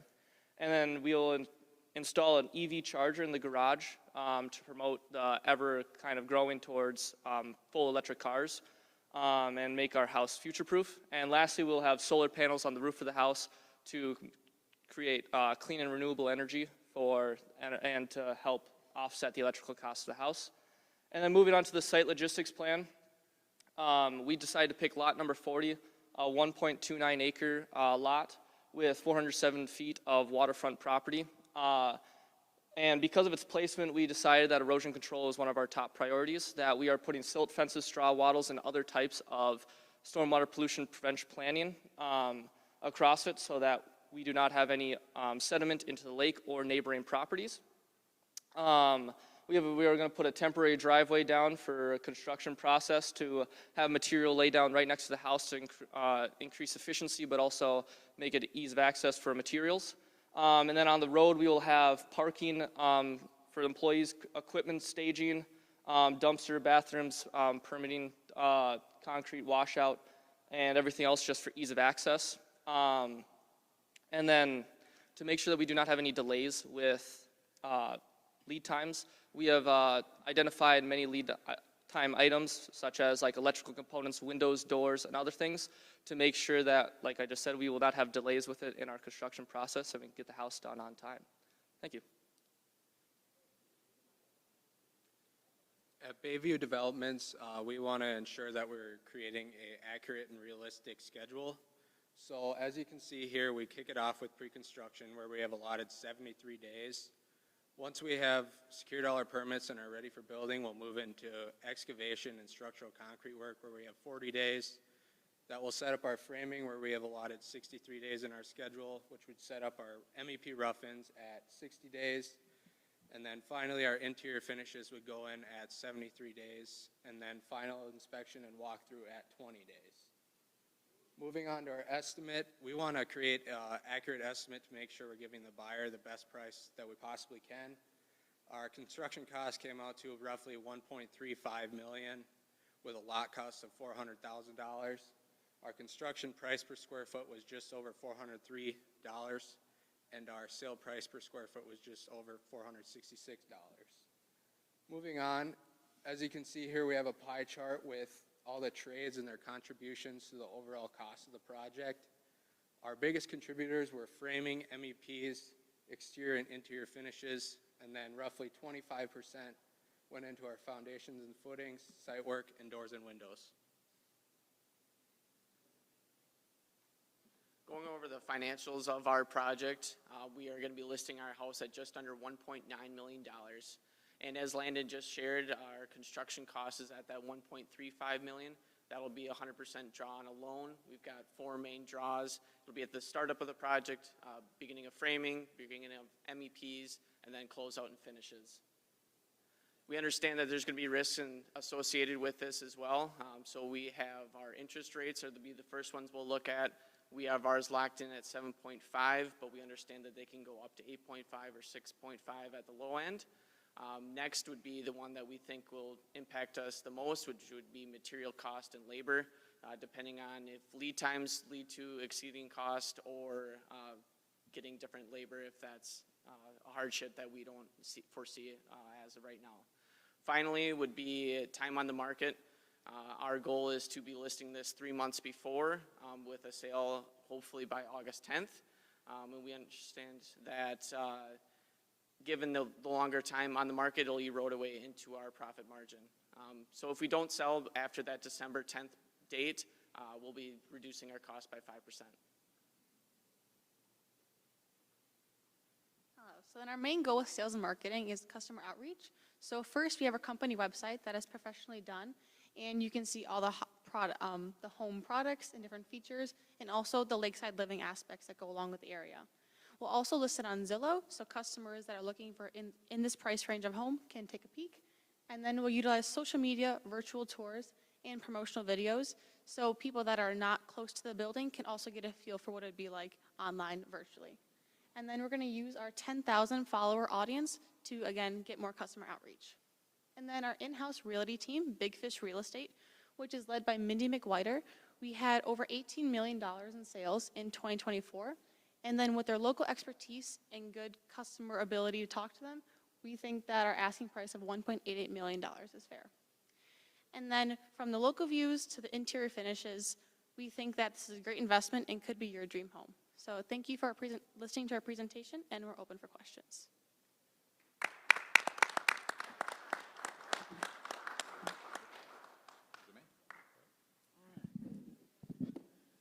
Good presentation, guys. That was well done. Nice plan, some nice renderings as well. I like that you put a washer and dryer on both levels. I think that's a little detail. That's a nice touch on a house like this. I have a question on the timing of your marketing. You kind of talked about what you're going to do, different areas you're going to market. What would your timing be on that? When would you start marketing the home? We would start marketing when we're finishing our final walkthrough and inspections. And so we'd take videos at the inside, get our virtual tours done once everything is finished and all of our punch list is done. Okay. Thank you. All right, great job, guys, on your presentation. So my part is a question about your risk mitigation plan. You mentioned if a buyer defaults, you have a contract item in place so you could do a temporary pause in construction.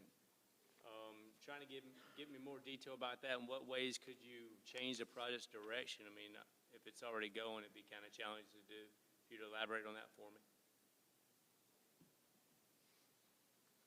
I guess we were foreseeing more of just a pause to see if there were other, we should hopefully have other buyers that would be on our list. And so we'd be moving to them next. If we did, if like interest rates or something skyrocketed, we'd be putting a pause on that. And waiting until those come down, both for our construction costs and then for buyer's cost. So what kind of time frame would this pause look like? Did you think about that? We did not. Okay, thank you. Good job, guys. Nice presentation and good proposal. Really good job on sustainable features. I like the breakdown, the tankless water heater, and some of the other products. My question will be on site logistics. And I'm wondering, did you consider or see a need to utilize pump trucks or a crane during construction? And if so, what kind of planning have you done to stage those items?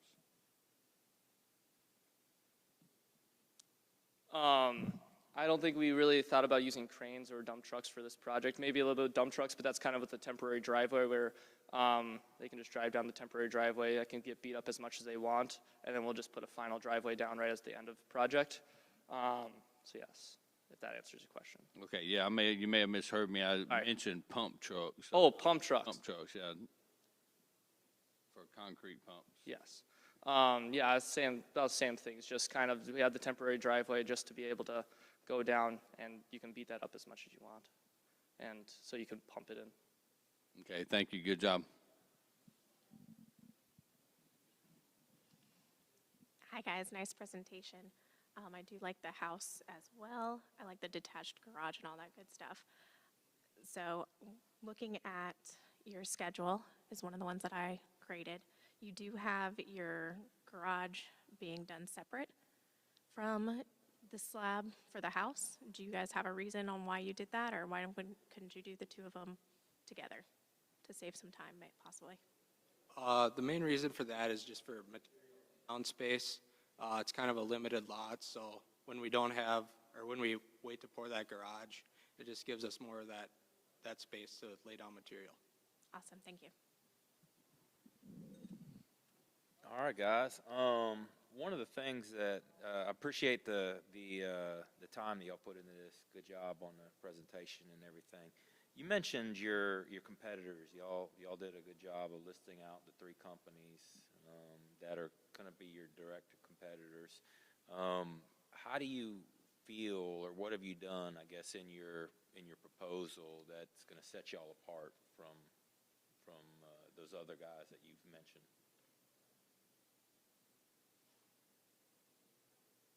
think one of the biggest things that we can separate ourselves is having our in-house marketers. So being able to also not only just have we have our own website that we be using just like every other home builder, but having our own real estate agent in-house, I think will be our biggest difference. Good answer. Good answer. All right, thank you. Great job, guys. Thank you.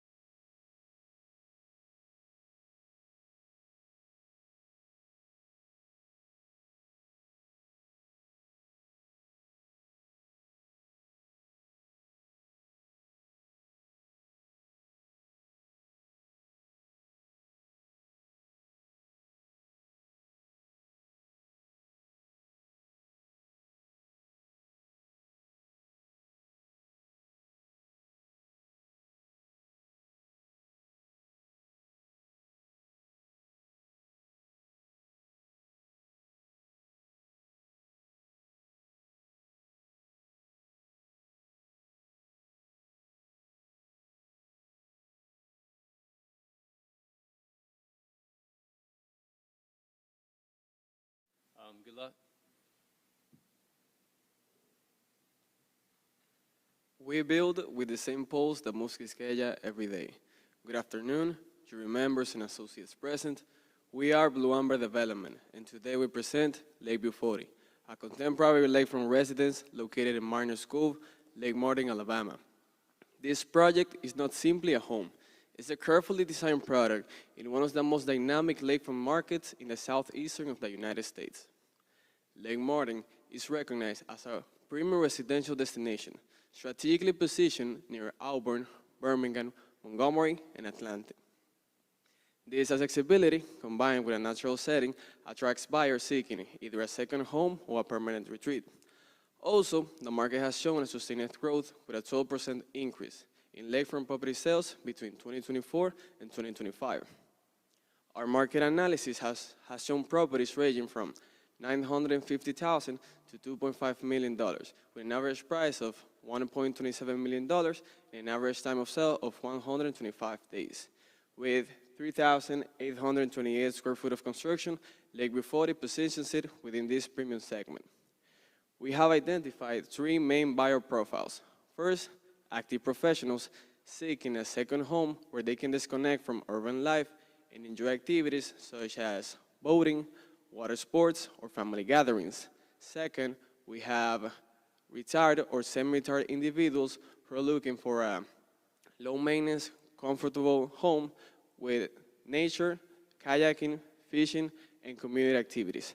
And finally, we have the out-of-state luxury investors who are attracted by lakefront living, long-term property development, and a Pacific state of life with access to boating activities.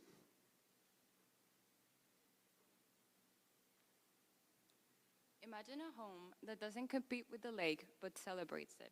Lakeview 40 is born from what we call integrated architecture, a residence that emerges naturally from the land as if it had always been there in the first place. Lot 40 was chosen for a very specific reason. From here, you capture the best views, light arrives at the perfect angle, and privacy is abundant. With approximately 56,000 square feet of land, we let the landscape breathe, maintaining a 30-foot buffer from the shoreline, protecting the lake's natural edge, keeping it intact, and keeping the views unobstructed. 4 bedrooms, 4.5 bathrooms, 2 main levels, plus a very flexible basement and an adaptable attic. But what really matters is how it feels to live in it. The first level is the heart of the home, 1,242 square feet, where living room, dining room, and kitchen all flow together, forming a spacious and warm social space. The living room has double height ceilings, which means that when you enter the room or when you enter the house, your gaze expands and it directs straight towards the lake. The second floor at 933 square feet is a little bit more intimate, private bedrooms and semi-social spaces where you can disconnect, relax, or simply unwind. Here, the home is touched and felt before it's seen. Natural wood brings warmth, light stone anchors a home to the ground with solidity, black metal adds effortless elegance. Floor-to-ceiling windows with slim metal frames visually disappear and let the lake inside the home. Horizontal lap siding isn't just a material, it isn't just finish. It's durability, it's long-term, and it is a finish that will always make the home feel contemporary. Here, you don't live near the lake, you live with it.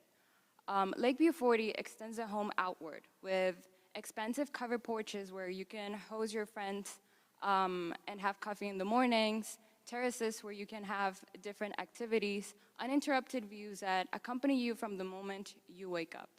And the most important part, at the back of the yard, your own private dock.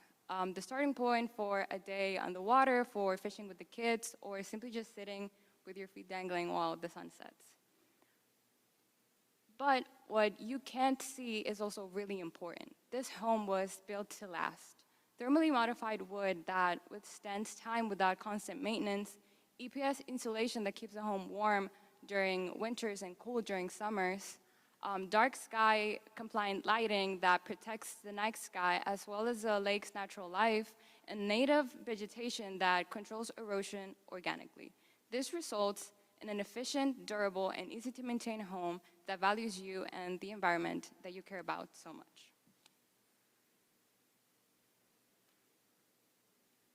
Our sales strategy is built around a clear product, a lakefront home carefully positioned on one of the best available lots, oriented to capture long views over the lake, natural light, and a clear relationship between interior, porches, and dock. With a starting price of $2.3 million, we have competitively positioned ourselves within the premium segment, offering $600 per square foot, aligned with the competition. For our marketing strategy, it's based around promoting Lakeview 40 from as early as the development process, using renderings, visual tours, and design visual content. This allows us to connect with potential buyers from the outset and position the home within the market as an attractive option. For our social media, for our digital presence, we include social media posts, targeted advertising, and clear graphic designs showcasing the layout, benefits, and environment of the house. To make all of this possible, we have selected John Colley as the lead agent for the project. John is a broker and owner of Lake Martin Voice Realty, a firm exclusively dedicated to Lake Martin. He grew up on the lake, works full-time as a broker, owns a YouTube channel and a specialized app with maps, tools, and information for people looking for lake homes, making him one of the better options and most visible brokers in the area.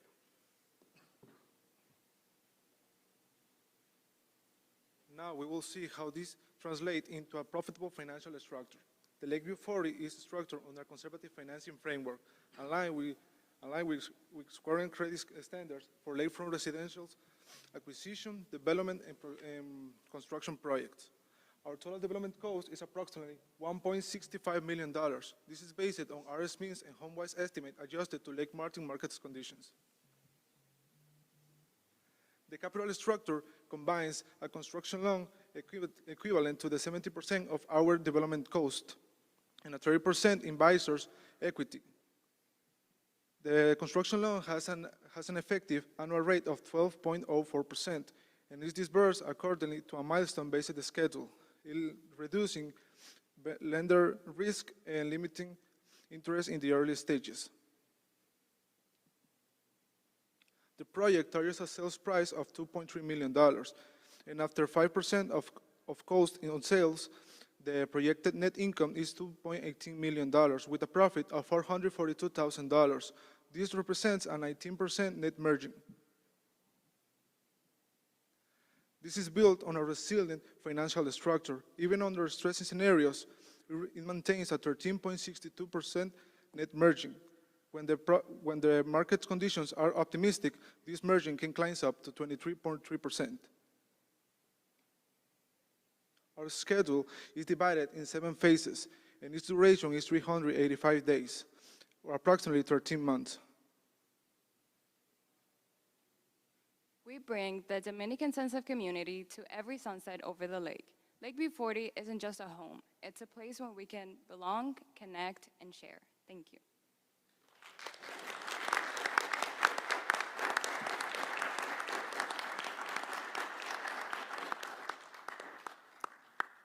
Great presentation, guys. I really liked all the video walkthroughs. Those are pretty neat. Good job on that. So I've got a question about financial and risk, more specifically on risk. Your build time, 13 months, is a little bit long for this type of build. How could you potentially shave off some days, potentially months, in your schedule to achieve your desired optimistic case scenario for your profitability?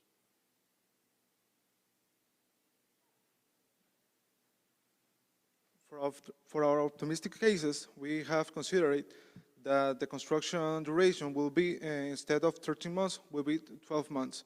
This is going to be based on materials and weather conditions. Okay, thank you. Good job, guys, on the proposal. Also on the presentation, I really like all the studies and analysis that you included in the proposal. My question is, as far as placement on the home, on the property, did you use any of those studies to actually use that information to place the home, or did you use some other information to determine the final placement? Yes, we analyzed different aspects. One of the ones that we analyzed the most was the climate. We oriented the home so that we can pretty much just harness the wind and use it inside the home. Also, so we can make use of natural lighting across the day. So all of those studies pretty much just based what we have showcased here. Okay, good job. Thank you. Hi guys, nice presentation. I like the kids out in the front yard makes it very approachable and nice and touch. I did look at your schedule as well as your estimate, and my question is going to be in regards to your estimate. You have the same amount of square footage in there for your driveway for either concrete or asphalt. You have both of them. Which one are you doing?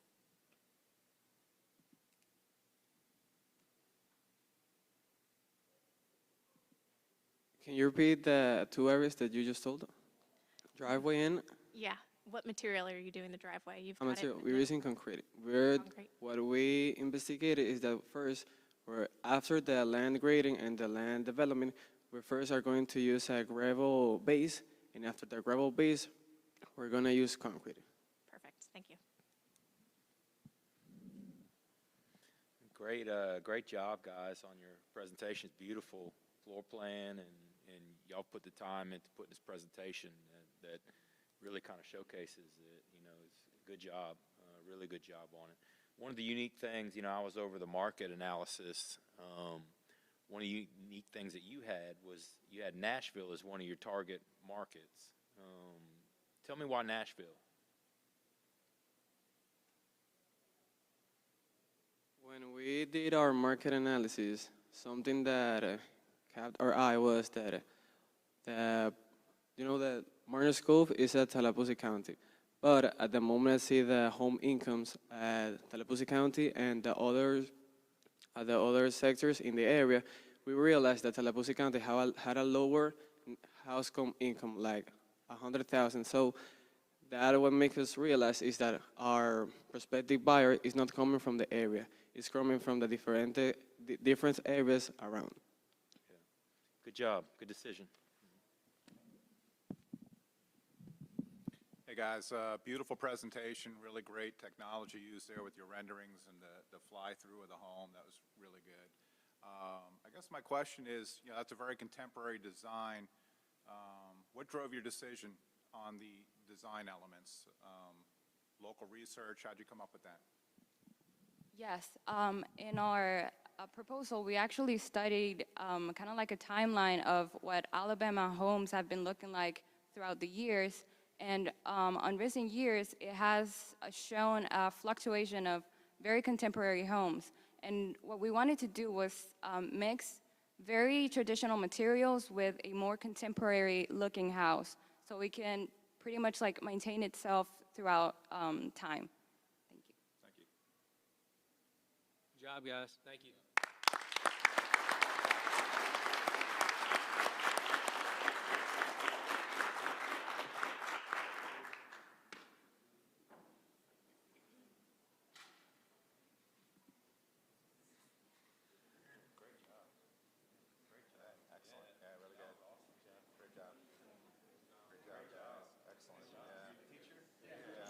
Great job. Oh, what? Thank you. Thank you. Thank you. Thank you. Thank you. We will eat it.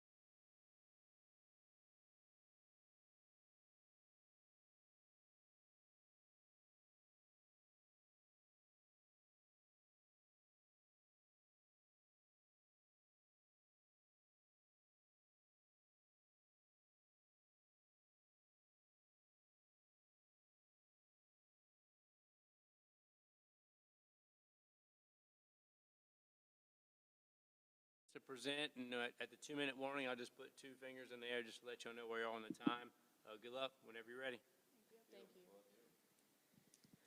Hello everyone, we are Hawks Development, and today we'll be presenting our proposal for Lodge 44 in Miners Cove, Alabama. To start off, let's introduce the team.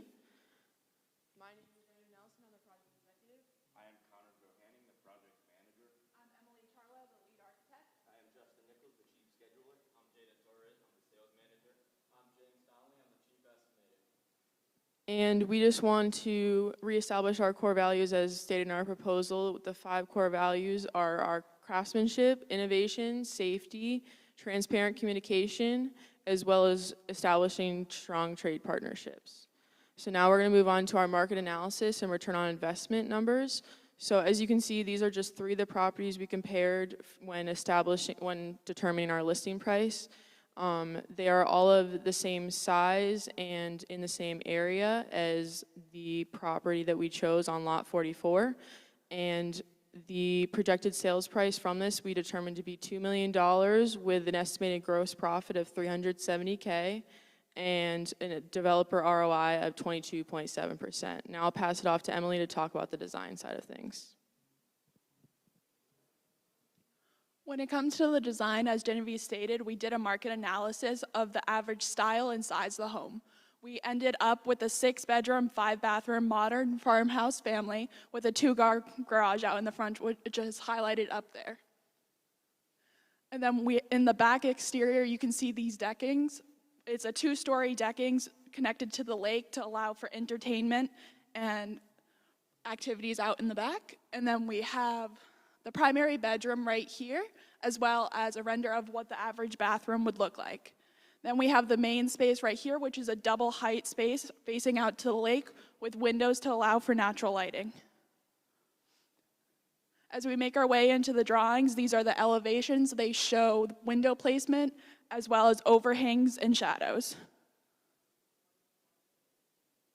This is the foundation plan. It is an unfinished walkout basement, and you can access through the back right here, as well as a central staircase in the middle. As we make our way to the main floor, you can see the 2-car garage here that connects to the kitchen and then to the double height space. It has the primary bedroom on this level for accessibility, and then we have a multi-purpose bedroom up at the top that can be used as an office or as a guest room. And then this is the second final floor, where you can see the double height space continues up into the hallway to allow that natural light to permeate the space. And we have 4 bedrooms, each having connection to a bathroom and a closet. Then this is our site plan. We have the long driveway that connects to the garage, and then we have a little seating area out in the front with a water garden. As we make our way to the back, you can see that double height decking space with additional seating next to it. And then we also have the dock out back. As we make our way into the sustainability sides of things, we use local flora and fauna to aid in biodiversity, as well as that water garden mentioned before to mitigate storm water runoff.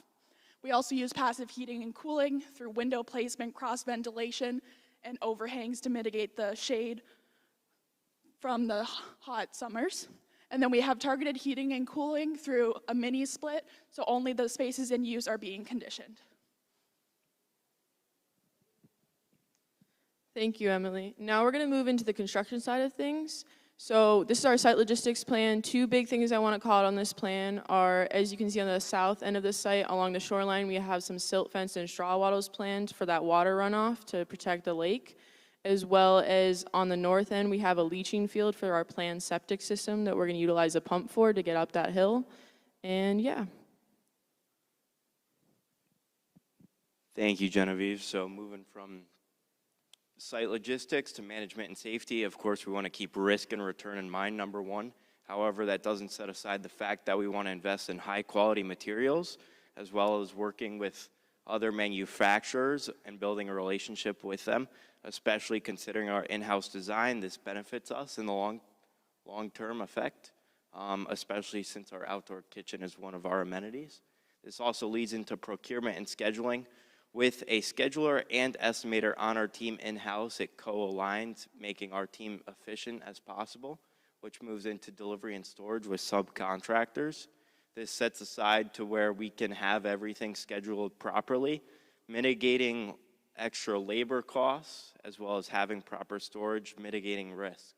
Lastly, for finally inspections, this allows us for a more frequent inspection period, which allows us to build a relationship with these inspectors, the permitting package, as well as compliance, keeping the water and land protected, but also hearing out the public and what they have to say.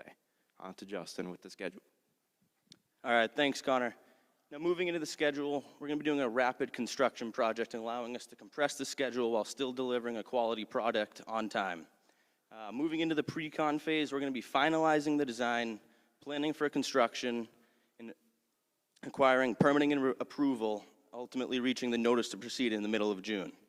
Moving into the construction phase, we're going to be starting with the foundation, ultimately reaching a key milestone of finished foundation in August. Then we'll be moving into framing and get the structure weather tight by September. From there, we will do interior rough-ins and finishes and get the exterior improvements done and reach the project closeout and turnover by February 17th of 2027. We're going to be using constant look-ahead schedules and compare them back to our baseline CPM to monitor the project control. Take it away, Jay.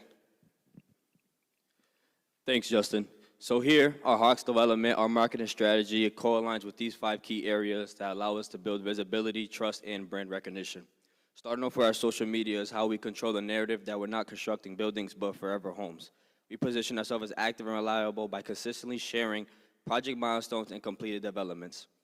For our points of contact, we ensure that everyone knows exactly who to reach out to and confident that they'll get a quick and quality response. For our visual investments, kind of like this is a similar project that we're working on now, we provide photography, drone footages, and 3D renderings. For our brand identity, we believe in strong professionalism, so we have clean job site signages and branded trucks that allow us to be super accurate. And then for our Google reviews is our strong modern word of mouth, a strong online reputation drives for new leads. So these 5 make us a credible brand. Now I'm going to pass it off to Justin to talk about the estimate. Thank you, Jay. Here's a quick breakdown of our estimate. Some key figures I want to highlight are safety at $39,000, our contingency of $49,000, a cost of construction of $938,000, and a cost to build of $1.6 million. Some heavy hitters in our estimate are site work, finishes, MEPs, and building envelope, accounting for over 65% of our estimate. Thank you, James. Now we're going to move into some of the risk analysis that we conducted in the planning of this project. So in terms of construction risk, one of the major risks we wanted to consider was the potential soil conditions. This could lead to structural design changes that could result in changes to our estimate and schedule, which is why we have our contingency fund. And some financial risks we have is cost overruns. Obviously, the changing market or the changing building supply market is ever changing, so we want to consider that risk as well. And a safety risk we wanted to consider, considering the site, is moving equipment hazards with the tight site conditions of Lot 44. So we plan to use warning lines and cones to remedy this and to warn workers of when moving equipment is going around the site. At Hawks Development, we take pride in accurate estimates and reputable products. Our close partnership with our subcontractors and partners allow us to deliver a high-quality, durable, and dependable product. One of our biggest strengths is our team efficiency. With both architects and construction professionals, we're able to minimize any sort of miscommunications and delays. Our structures are engineered up front and designed up front, which limits any sort of or minimizes the use of change orders and actually has the project running a whole lot smoother. Our custom build strategy is catered to the goals in mind of that structure, not just like a one-size-fits-all that some developers have. Finally, adding on from our in-house architects, skilled management, this is going to make the process of development from start to finish more collinear and efficient with our team and our skills all together. Finally, bringing it back, wrapping it up with the project executive, Genevieve. First off, we just want to thank our subcontractors that we've chosen to utilize on this project, as well as some of our partners that we were actually able to compare our estimate and schedule with. And lastly, we are Hawks Development. We thank you guys for your time and consideration in generating this problem statement. It was a really great semester working on it. We had a great time working on it, so we appreciate you guys very much. And thank you. We'll take any of your questions now.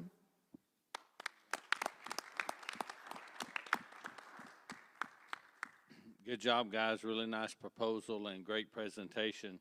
I did the construction management review portion of the proposal.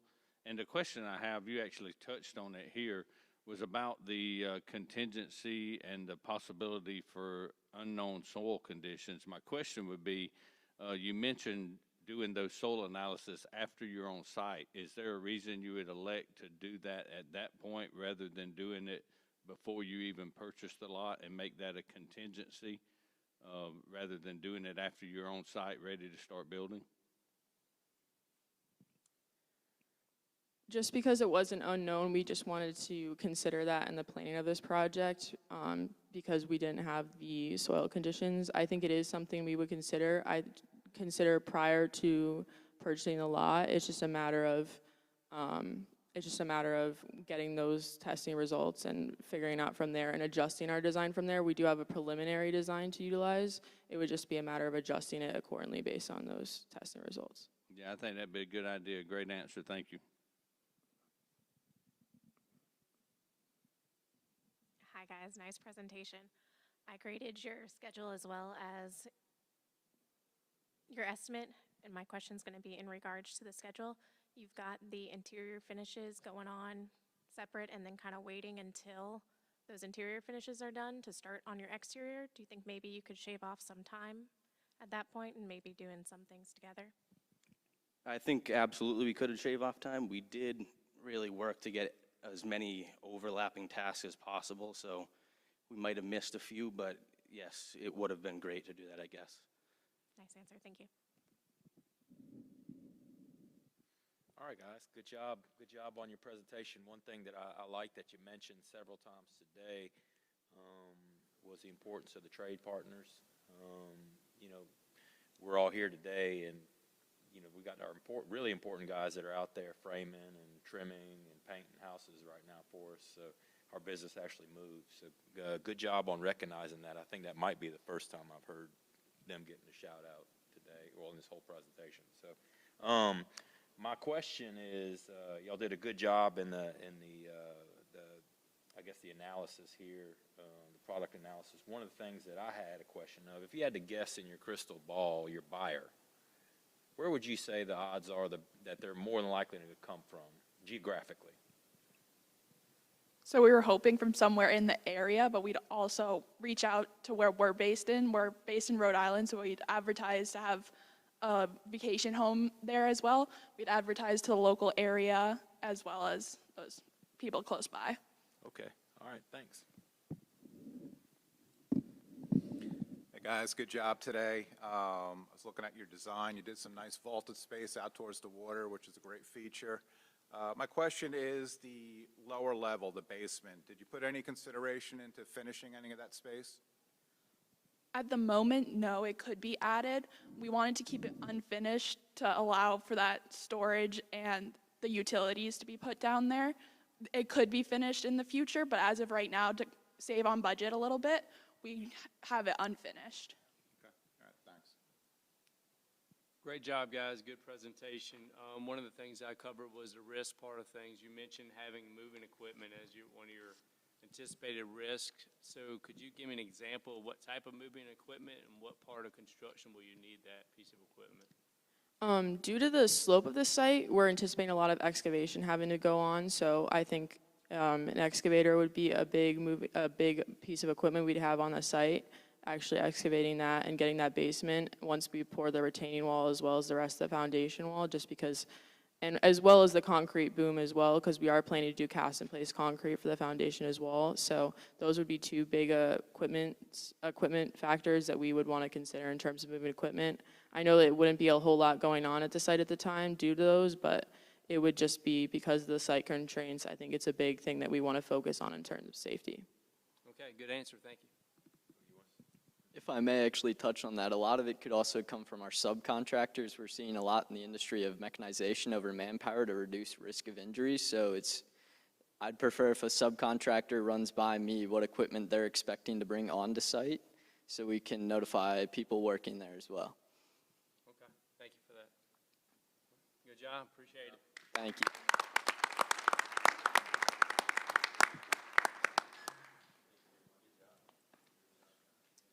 Good job. Nice job. What are we doing here? Falling apart. Good job. Good job. All right. Good job. Thanks.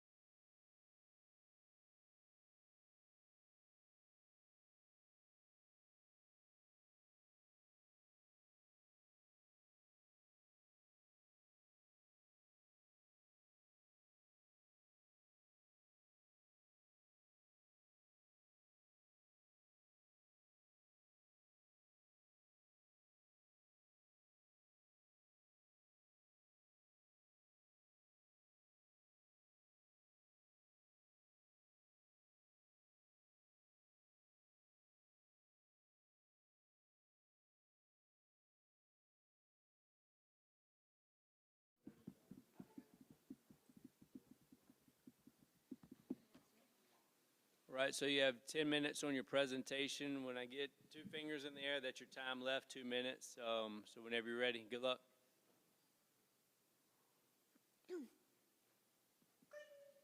In Miners Cove, you don't need a pickaxe to find gold. Discovery Builds presents it with the Ledge View. Our team is comprised of specialized expertise driving every phase of the project. As a local firm, our confidence is grounded in our high-quality services and further refined by our reputable relationships. We diligently approach developments with marketing, sales, design, and construction services that foster lasting value and returns. The Ledge View integrates our tailored capabilities to the Miners Cove developments. Our market specialist, Melissa, will further demonstrate how the home is strategically optimized for the Lake Martin market. Miners Cove is a developing lakefront community where nature meets luxury. Located in Alexander City, Alabama, this true gem has remained untouched for decades, creating a secluded yet fully accessible lakeside living. Life at Miners Cove is all about connection and tradition. Picture this: neighbors waving from their docks, seasonal gatherings, concerts, and cookouts, creating a welcoming, slower-paced lifestyle centered on community and the outdoors. Looking at Alexander City, the local market includes a population of 14,686 people, a median age of 42.8, and housing prices ranging from $2.1 to $2.5 million. These numbers highlight a mature, high-value market that support long-term lakefront living. Our team is targeting high-net-worth individuals who already have an affinity for the lake lifestyle, including families seeking second homes and retirees planning seasonal transitions.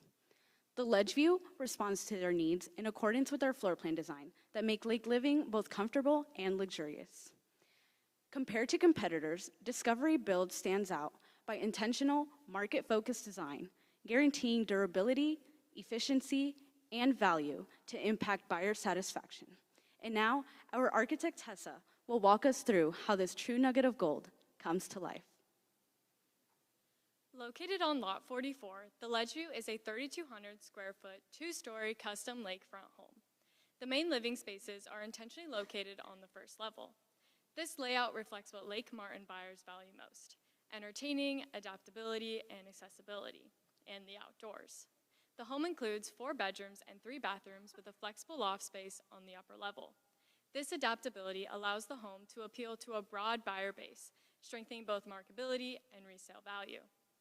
The video walkthrough begins at the exterior, where earth tone materials enable the home to blend naturally within the Lake Martin landscape.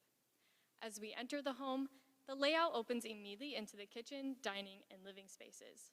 This open concept creates a strong visual connection to the lake, reinforcing that indoor-outdoor lifestyle.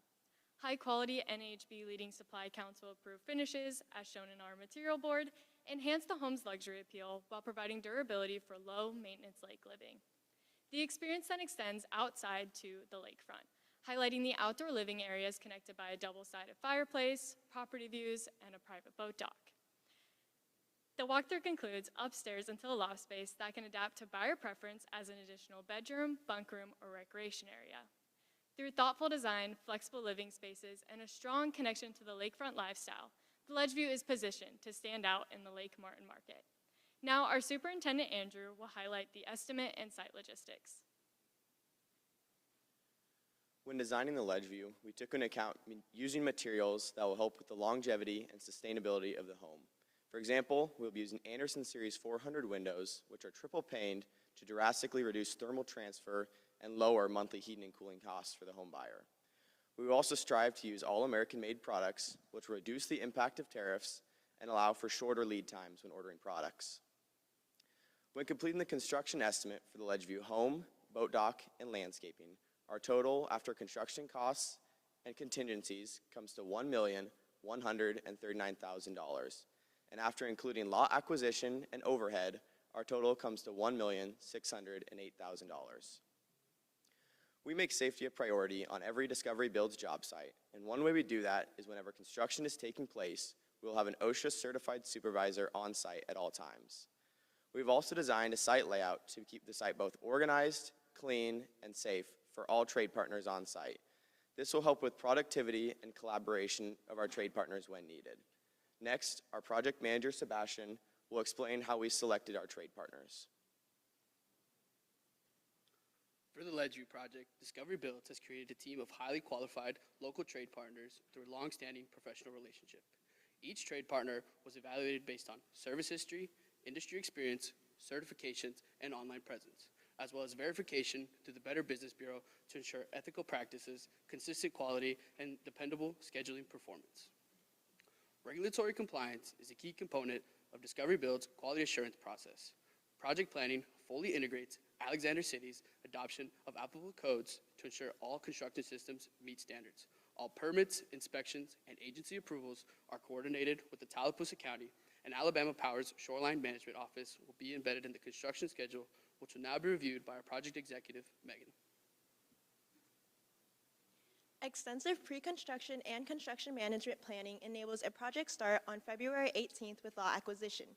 This prompts the pre-construction phase, which spans 131 days. Then construction unfolds over 165 days, sequenced across site work all the way through interior finishes.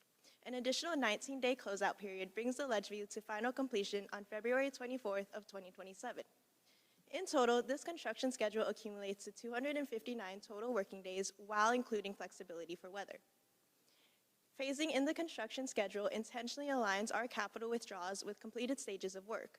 This delivers transparency and clear progress tracking throughout the project's duration. The draw schedule reflects the secured earned interest on each draw at an 8.5% rate of return on the $1.65 million investment. In result, this is $140,250 in total interest made after closing. With a targeted sales price of $2.35 million, the projected profit after total direct and indirect costs of the loan amount is $700,000. An 8.5% return on profit yields an additional gain to the investor, bringing total returns to $199,750. Overall, this reveals a solid 12.11% return. After accounting for all profit distributions, including a realtor's commission structured at 6% of our sales price, Discovery Builds retains a 15.29% net developer's profit margin. This financial structure demonstrates the competitive and well-balanced profile the Ledgeview offers to our stakeholders. To ensure investor confidence, our sales strategist, Corinne, will further articulate the marketing and sales. Our sales and marketing strategy is structured around a deliberate three-stage funnel, ensuring momentum throughout. Beginning with stage 1, awareness. This establishes early market presence through digital target outreach, launched prior to completion of construction and sustained throughout, leveraging social media and listing platforms to build anticipation and maximize visibility. Next, stage 2, on-site experience. This turns interest into emotional engagement. Personalized retargeting drives prospective buyers to curated on-site experiences, while thoughtful staging and a trusted realtor communicates the project's design intent and credibility. Finally, stage 3, conversion and sales. This turns engagement into action. This phase is driven by a strong realtor, competitive pricing as illustrated in this graph, and a cohesive brand identity that supports a confident buyer decision, ensuring a successful sale in a timely manner. Now, the market doesn't always follow the playbook, which is why we have taken steps to plan and mitigate for these risks. Pricing is actively managed through real-time comparables, strategic positioning, and U.S. source materials to mitigate validity. But as illustrated in this graph, even with modest fluctuation in sales price, the investor returns remain relatively strong. Time on market is also carefully controlled to reduce expenses and perceived buyer perception. Should the sale extend beyond a 6-month period, a short-term rental strategy is deployed to offset expenses and stabilize cash flow. With these steps in place, the project remains financially resilient, investor-focused, and aligned with the highest standards of professional residential development. The Ledgeview proves that when design and meets demand, the result is solid gold. And with that, thank you, and we'll open it up for questions.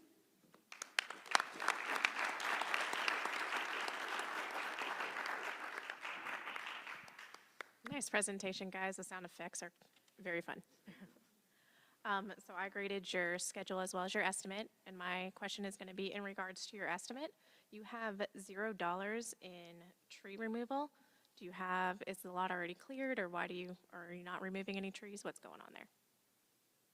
So when we were looking at the site and why we chose lot 44 was from the video walkthrough and looking at sites around it. The lot is pre-graded and pre-cleared where we're going to be placing the house, which is one of the reasons why we chose this lot, because it'll reduce a lot of that upfront cost with all that tree work and grading. Perfect, thank you.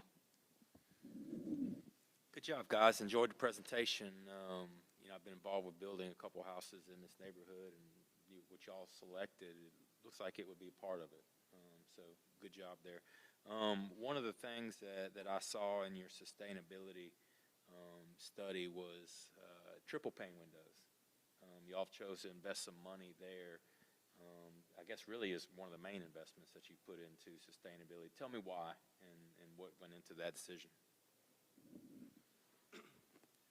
So we chose that upfront cost to give that higher end appeal for that home buyer, because then that'll be more profitable for them in the long run, because it's higher upfront cost, yes, but it'll reduce that monthly heating and cooling cost with that thermal transfer they would lose to, say, a single pane or even a double paned window. And so we chose that higher upfront cost for more long-term saving effects. All right, good job, guys. Hey guys, nice presentation. Really liked your written proposal as well. One of the things that stood out to me is you showed the different possibilities for that flex space, which I thought was smart. Yeah, that's really well done. Right at the end of your presentation, you kind of discussed a rental contingency if you couldn't sell the house. What would that look like? What would the timing be? And do you know what you'd need to rent that for per month to cover your cost and carry on it? So that short-term rental strategy is in place as a risk mitigation, but we are very confident in our marketing and sales strategies as well as our target market in the area that we do believe this house will sell before we have to implement this. But we do have this as an extra thing to go off of, and this area is a very high area for those Airbnb and places and everything like that. And I will now pass it to Megan to talk more about the financials of that side. To carry the cost when employed in our rental strategy, we would want to procure a separate loan to pay back the one that we owe to the investors, including that 12.11% profit, so the 1.75 plus the 12.11%.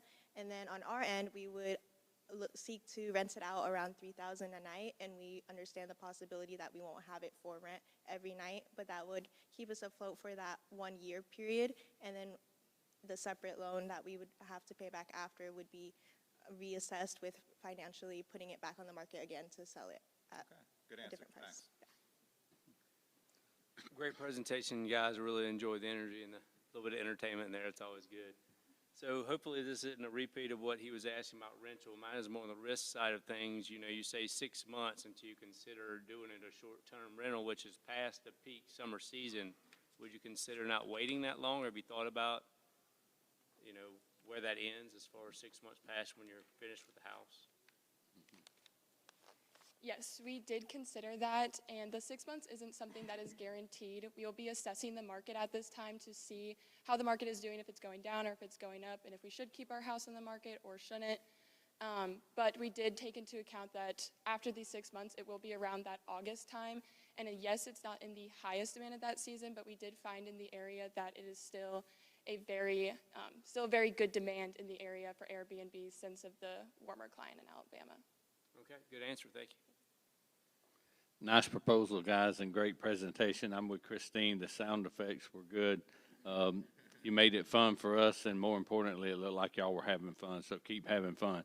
The portion that I reviewed of your proposal was the construction management portion.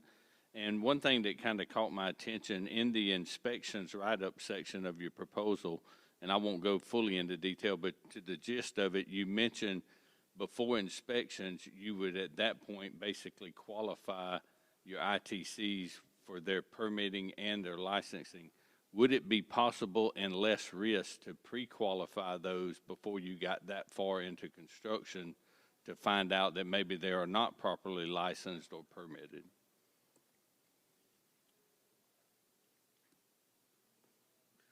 I would agree. Yes, we could probably. What'd you say again? Pre-qualify. I would say that would really benefit. Kind of cut down, like once it comes to those inspections and those permits. Yep, great answer. Thank you. Good job. Good job, guys. Appreciate it.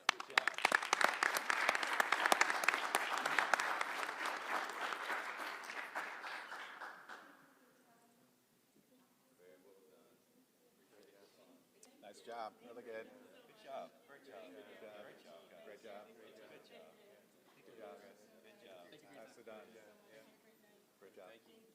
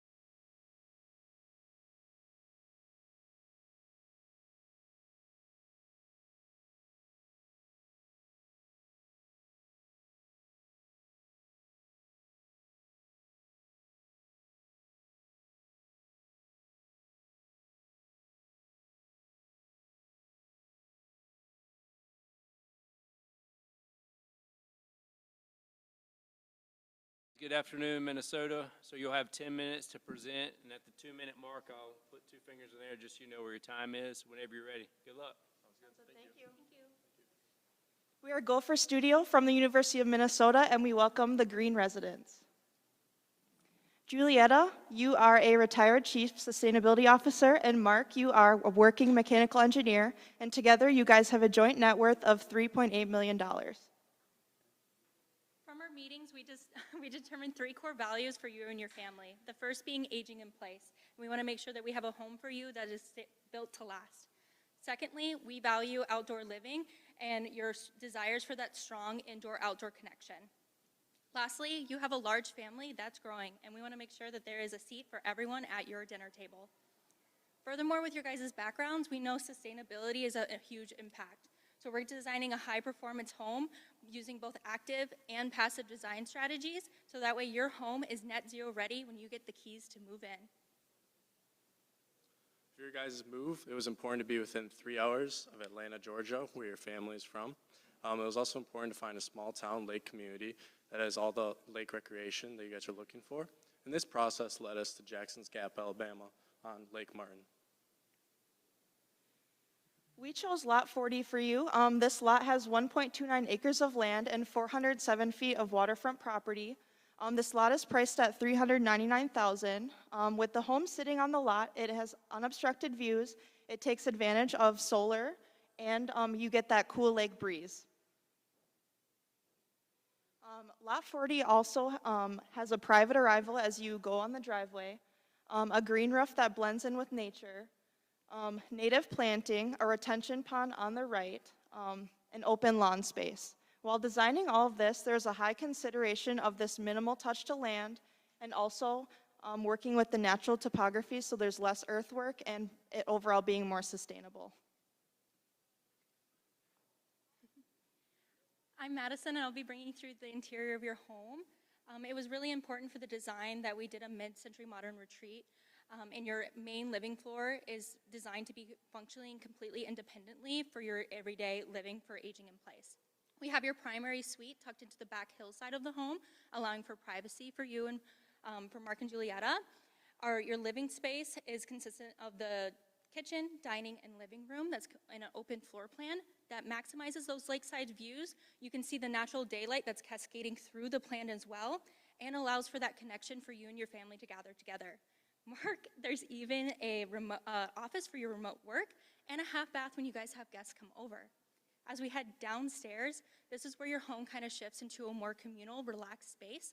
We do have a second primary suite option, 2 more bedrooms and 2 baths, and then a walkout patio that brings you directly to the lakeside.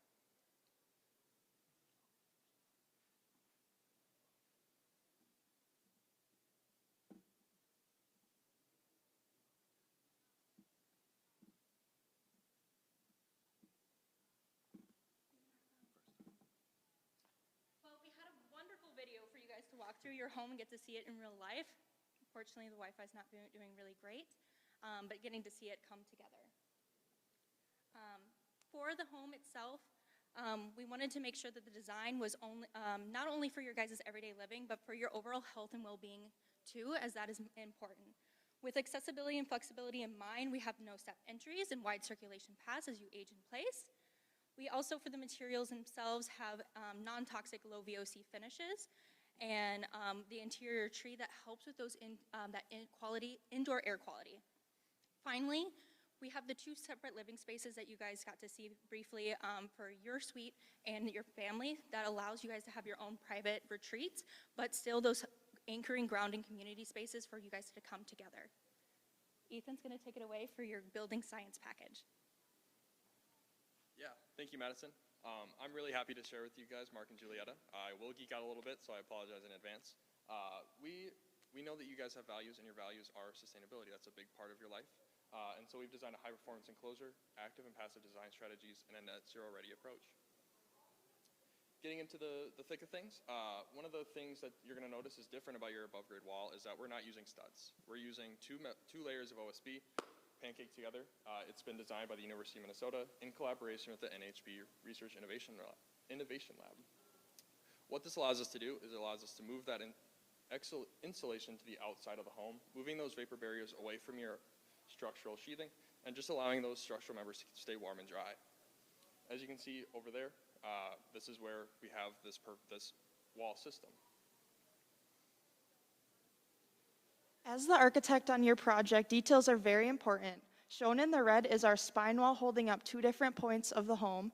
I can walk through the details for you. So we start off at the roof. We have the glulam beams and then the clear story windows. Moving down, we have the green roof system. And then over on the right, we have the floor joists and then the footing of the home. The 2 details on the right are showing how we're taking advantage of the natural topography in a sustainable way. Awesome. Thank you, Shay. As she mentioned before, passive systems is something that's crucial to us at Gopher Studios. We've utilized wind roses to capture cool lake breezes off of Lake Martin and angled the home to take advantage of that. Through the lower level and the main level, we have strategically placed windows that open that allow for that cooler air to enter, and clear story windows at the top to let it escape through convection. Additionally, we have a solar overhang that just minimizes the harsh summer sun, but welcome it in the winter to help with heating. Passive systems can't take you all the way. We're confident in suggesting a geothermal heat pump for you with horizontal trenching. It's 30 to 50% less operational costs. The payback is about 7 years, and it also comes with the D superheater just to help supplement your water heating. An ERV just helps your home breathe, as we are going to build this height. And yeah. Right now, the HOA doesn't allow for solar panels. However, we feel it would be irresponsible to design a home that isn't capable of being energy independent. As you can see, right where it is, as we stand today, this is where your home will be in terms of the market analysis that we've done. However, your home is equipped and designed and was modeled with the appliances to be energy capable with about half the solar panels you see on the roof. So with about 25, you're about energy independent. We can fit 50. So whatever your home and however your family grows, we're ready for you. Now, as your builder, it is up to me to deliver your project for you. First, with our contract, it'll be a 2-step contract, with the first being pre-construction design, and then the second being the construction after all the design and bidding is finalized. For the total duration of work, it's going to be 15 months, with 5 months of pre-con and 10 months for actual construction. At Gopher Studio, we take pride in safety on every one of our job sites, as safety is our main priority, as we want everyone to make it home each and every night. We also effectively manage termites, and then also our SWIP strategy through silt fencing, sandbag berms, a track-out control mat with daily tire cleaning as everyone exits our site each and every day, and as well as the on-site retention pond on the property. Now, getting into the numbers for you guys, we are confident that we can complete your project within the $1.75 million budget. Some big ticket items for you guys to kind of note out. That lot purchase of $399,000 for lot 40 takes up roughly a quarter of your guys' a quarter of your estimate.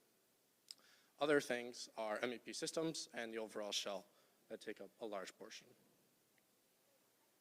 Now, looking at the market and some of your neighboring houses in the area, Jackson's Gap is going to be a positive investment for you guys for future generations. Looking at our square footage right there, $407 per square foot, you can see that we marketed your house very competitively.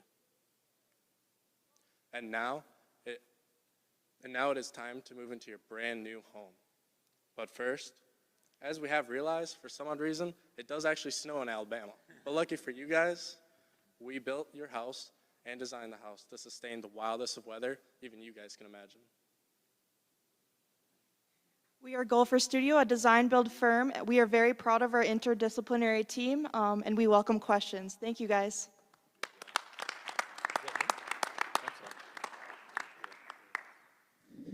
All right, guys, that was good. Oh, you got something? We have 2 minutes. Can I pull it up? I have it saved on my Sure. laptop. Yeah, absolutely. Do it. Yeah. Don't rush. We'll give you time since it kind of No, I appreciate it. that.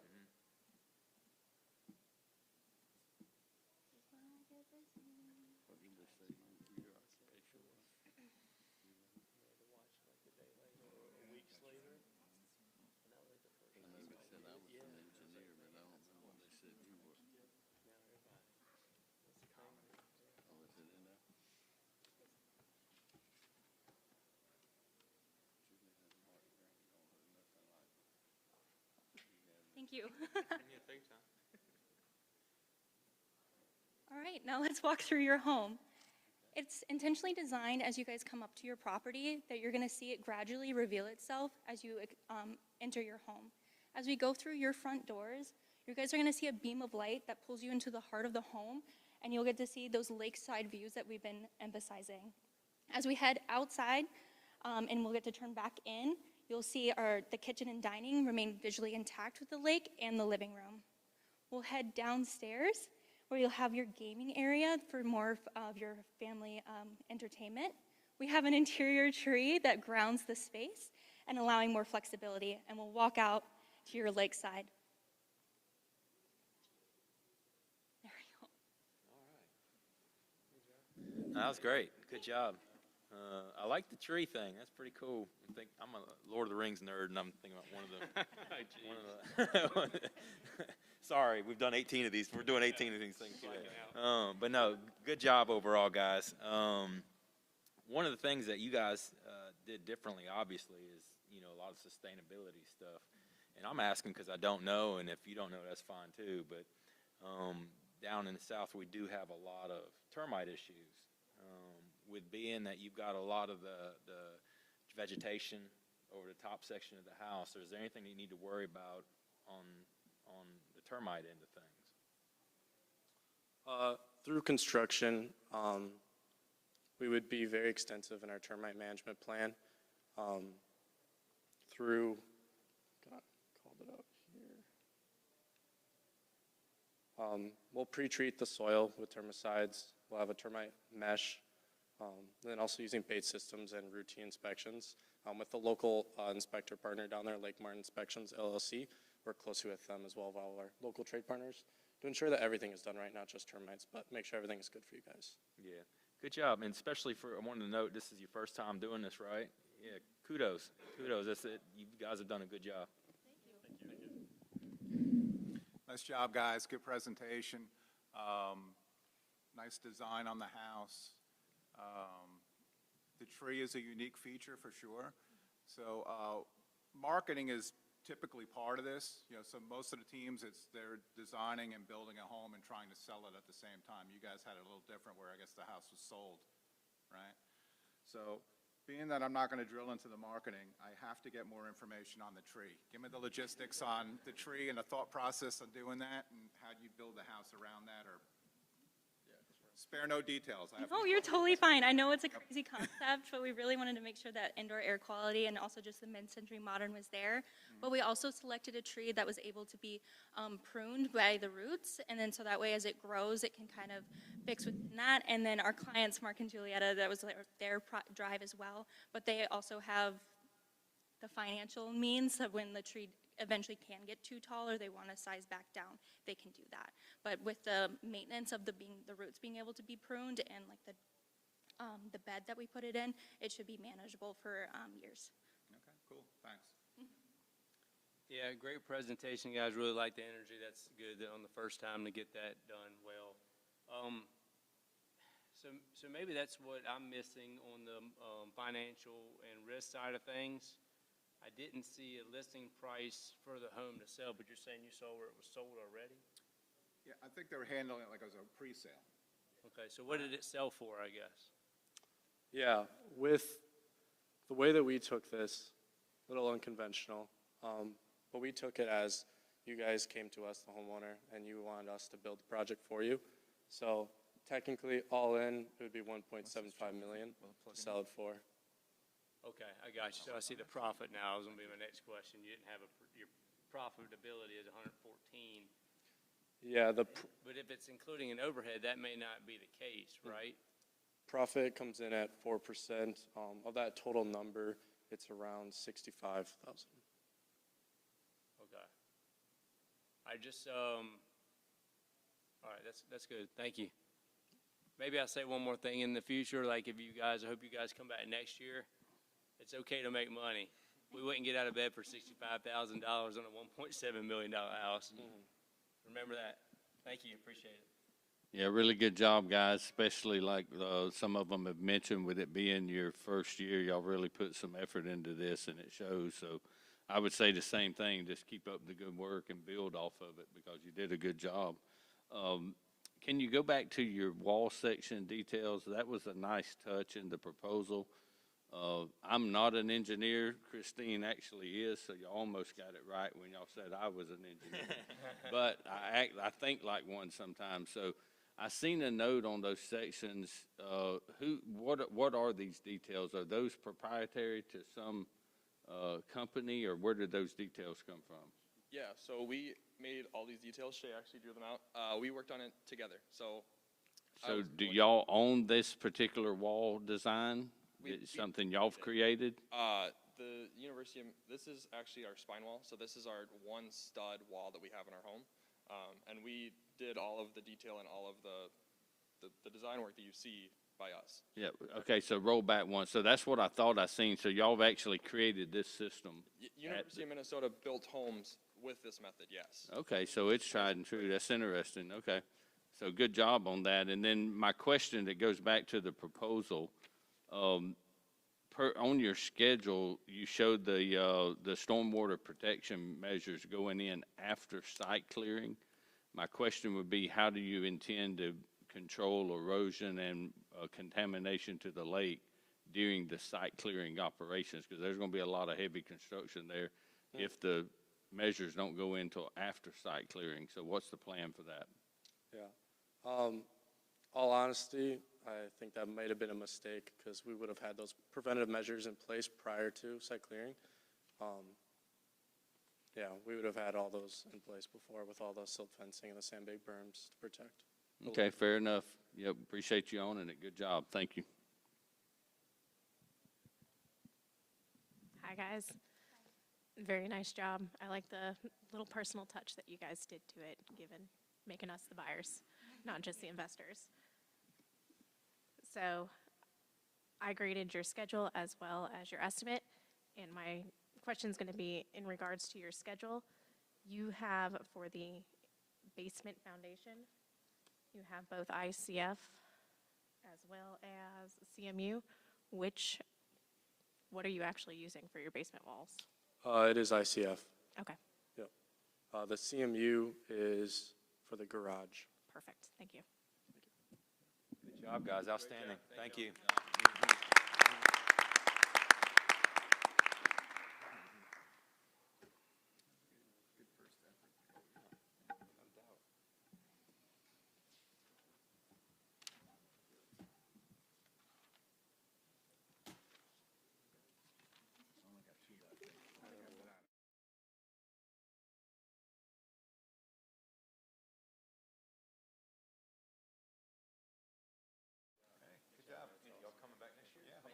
Next year, that was really good. Come back next year. Yeah.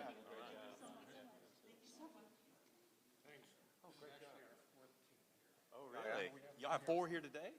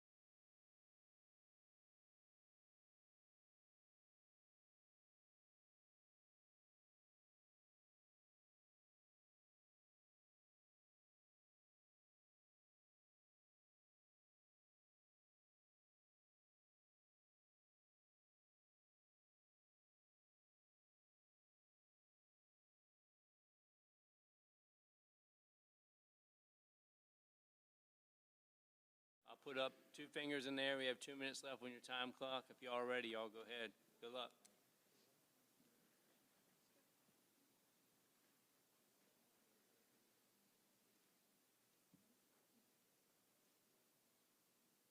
Good afternoon. Today, we are excited to present Pecan Shores, located in Miners Cove on Lake Martin, Alabama. Tarley Homes is a real estate developer with over 30 years of combined experience in the residential industry and a family-friendly builder at heart.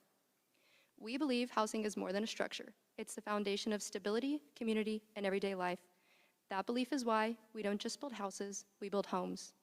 This home was designed with functional layouts, durable materials, and low-maintenance solutions without sacrificing quality or character.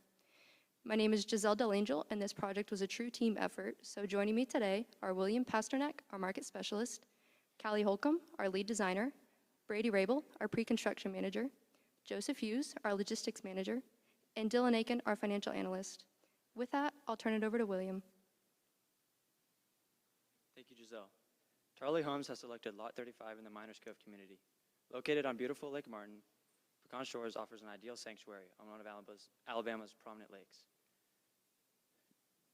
Located near Alexander City, this property benefits from easy access to needed amenities such as dining, healthcare, and retail. Due to the large amount of water frontage and the lot's slope and soil quantity, we knew this lot would be the perfect contender for our home. Moving on to target market, we aim to take on a stable employment mix. As a long-term rental property, our home can accommodate traveling business professionals, engineering personnel, and families seeking high-quality transitional housing. With strong manufacturing, retail, and with strong manufacturing, healthcare, and retail industries in the area, we can expect to attract high-value customers. Individuals or families from the surrounding cities, such as Auburn, Birmingham, or Montgomery, can retreat to Pecan Shores for an extended vacation. Diving deeper into the long-term economic forecast for Lake Martin, we anticipate significant growth driven by recent tax abatements and state-created economic opportunity zones. These tax incentive projects were introduced in 2017, which lines up perfectly with our project's timeline. Due to our close proximity to the Alexander City economic zone, we're in a prime position to take full advantage of this economic growth.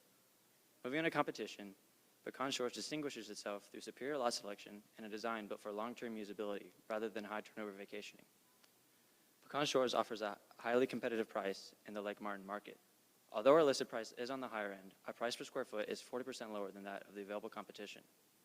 We also plan to list this home during the construction phase, allowing potential customers to customize the home however they may like. Now on to Callie, our lead designer. Thank you, William. Our design features 4 bedrooms, 2.5 bathrooms, a terrace overlooking the lake, open concept living, and 3,400 heated square feet. Upon entering the home, you are greeted by a lofted foyer leading into the expansive living area, featuring a stunning corner fireplace and grand windows. Extending the living areas outdoors, the primary exterior patio creates a seamless indoor-outdoor connection. At the heart of the home is a spacious kitchen and dining area. The combination of Taj Mahal quartzite for the countertops and a muted green herringbone backsplash creates visual appeal to the surrounding environment. The soft wood stain finished cabinetry and an abundance of natural light brings warmth into the home. The primary suite is located on the main level, providing privacy and functionality. Its luxurious bathroom features a double vanity, walk-in shower, and soaking tub with sage green floor-to-ceiling subway tiles. Moving upstairs, the 2-tone staircase leads into an upper living area that opens directly to a private lake view deck, designed for both relaxation and refined entertaining.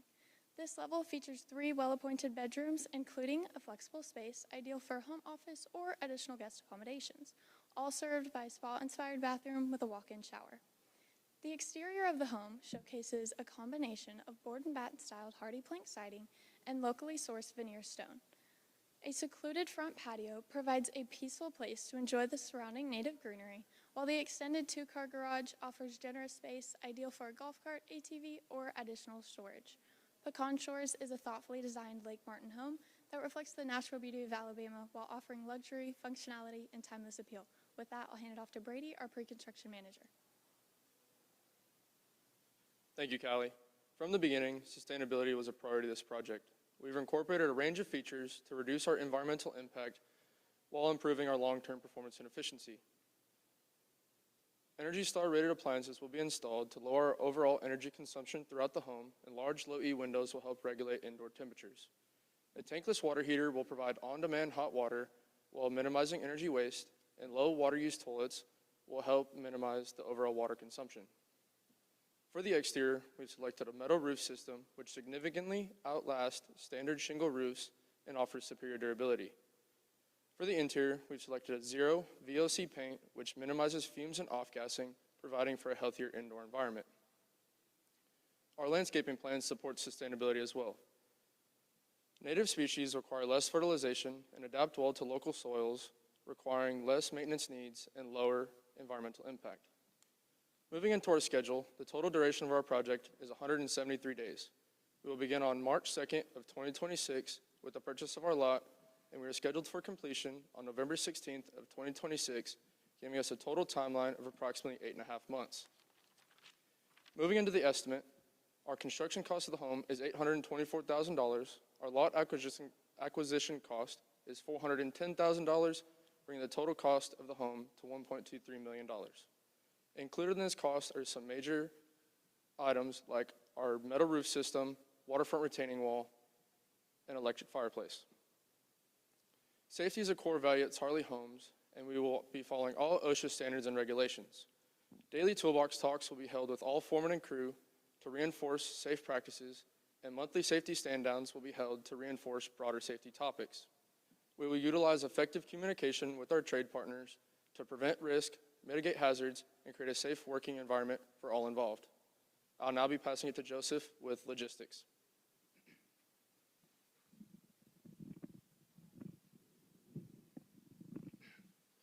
Thank you, Brady. When we approached construction management for this project, the site dictated how everything was done. We are working with a sloped waterfront lot at Lake Martin in a sensitive environment. So from the beginning, our focus was to reduce any risk through planning.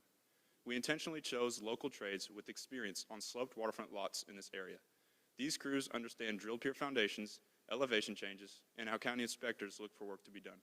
This helps us stay clear of any failed inspections, any rework, and allows us to maintain a reliable schedule. Staging space is limited.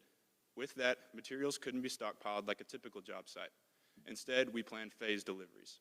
Critical materials were ordered early through trusted suppliers, while long lead items were ordered 12 to 16 weeks in advance. Inspections are treated as part of the construction sequence. Foundation and drilled pier inspections were prioritized early due to the slope and its structural requirements. Rough-in inspections for MEP systems were made early, so they were complete before inspectors arrived. Access was planned from Sturdivant Road using a controlled and stabilized construction entrance. Delivery zones and laydown areas were designated and adjusted by phase to reduce congestion. Tree protection zones were made to preserve existing pine trees in the area and maintain HBA requirements. Waste was managed using roll-off dumpsters and designated disposal areas. Given the slope and its proximity to Lake Martin, stormwater control was essential. Silt fencing, rock berms, and drainage paths were installed before any major earthwork began and was maintained through construction to prevent any runoff going into Lake Martin. By planning these elements early, we reduce risk, protect the schedule, and deliver a project that is buildable, compliant, and investor ready. Now I'll be handing it off to Dylan with our financial analysis. Thank you, Joseph. The market in the area is pretty low risk because supply is limited. Buyers aren't rushing into decisions, but they are serious. Homes take about 92 days on average to sell, which shows buyers are looking for quality, privacy, and long-term use rather than short-term deals. In our proposal, we noticed that our material price was listed under indirect costs. We would like to now move that over to direct costs, bringing our lot acquisition, construction costs, material price, and material market to a total of $1.13 million. Our total indirect costs are $95,000, bringing our total project cost to $1.23 million. Annual rental income comes out to $48,000 based on $4,000 a month. After paying $6,000 in taxes and a 9% management fee of $4,300, the return on investment comes out to 2.3%. Rental demand is strong, and homes don't usually stay vacant for more than 60 days. If the property is sold instead, the numbers look even better. The return on investment is 34% with a net profit of $420,000. Overall, this project is a solid opportunity. The market is stable, the costs are controlled, and whether it's rented or sold, it offers both strong potential upside and security at Lake Martin. Now I'd like to pass it off for questions.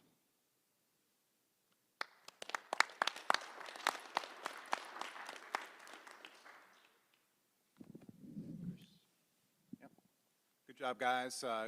Good proposal. Like the second floor space, the decks out there, that was a good job.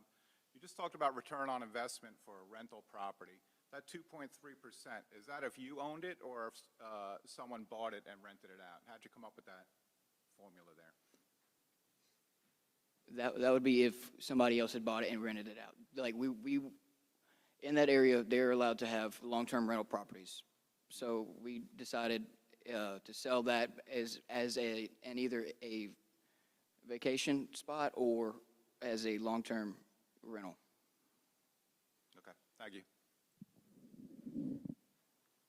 Good job, guys. Well done in your presentation.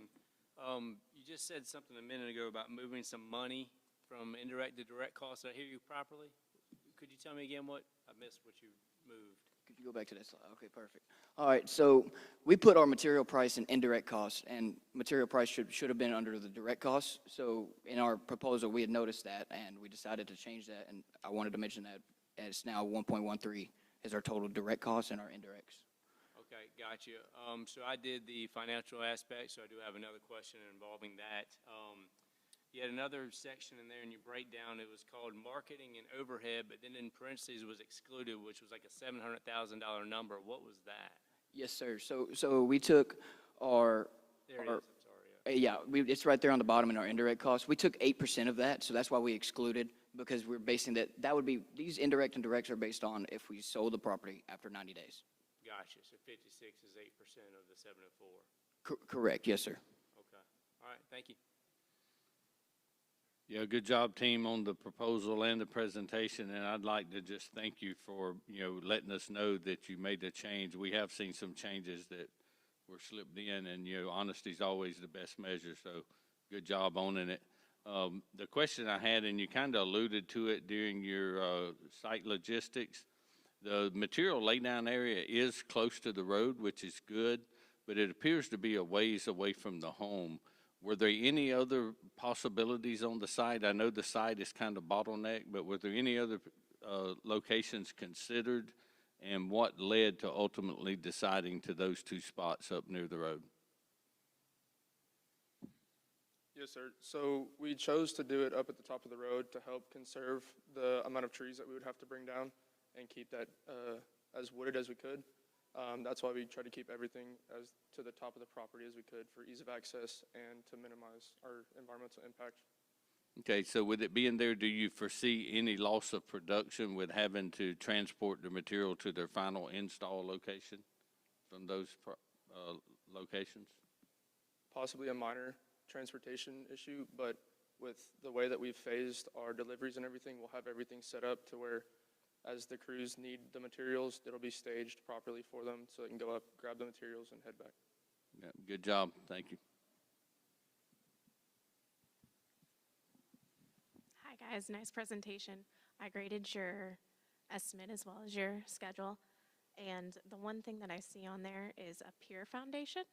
Is there a reason why you went with a pier foundation versus something else? Yes, ma'am. So we went with the pier and beam foundation because of the closeness or the proximity to the water. We figured that having a pier and beam foundation will support the home and the foundation better than having a strict slab. And so that's why we went with the pier and beam. Sounds good. Thank you. All right, guys, good job. I'll start by saying the boots and the blue jeans, best uniform of the day. But I just want to say I enjoyed the presentation. I enjoyed the proposal that you did. My questions were in regard to the rental thing, and I do understand fully what y'all were doing. Now, one of my other questions I saw in the presentation on the taxes, did y'all have that? Yeah, where was that at? On the tax savings for the renter, was that in here? Did I catch that? Top right box. Yeah. Okay. Go on what you mean by that.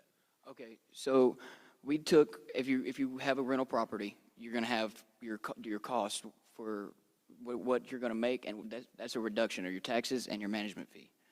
That's where like you're paying your property taxes is what we have that at. Okay. All right. That's what I need to know. Thank you. Thank you, guys. Good job.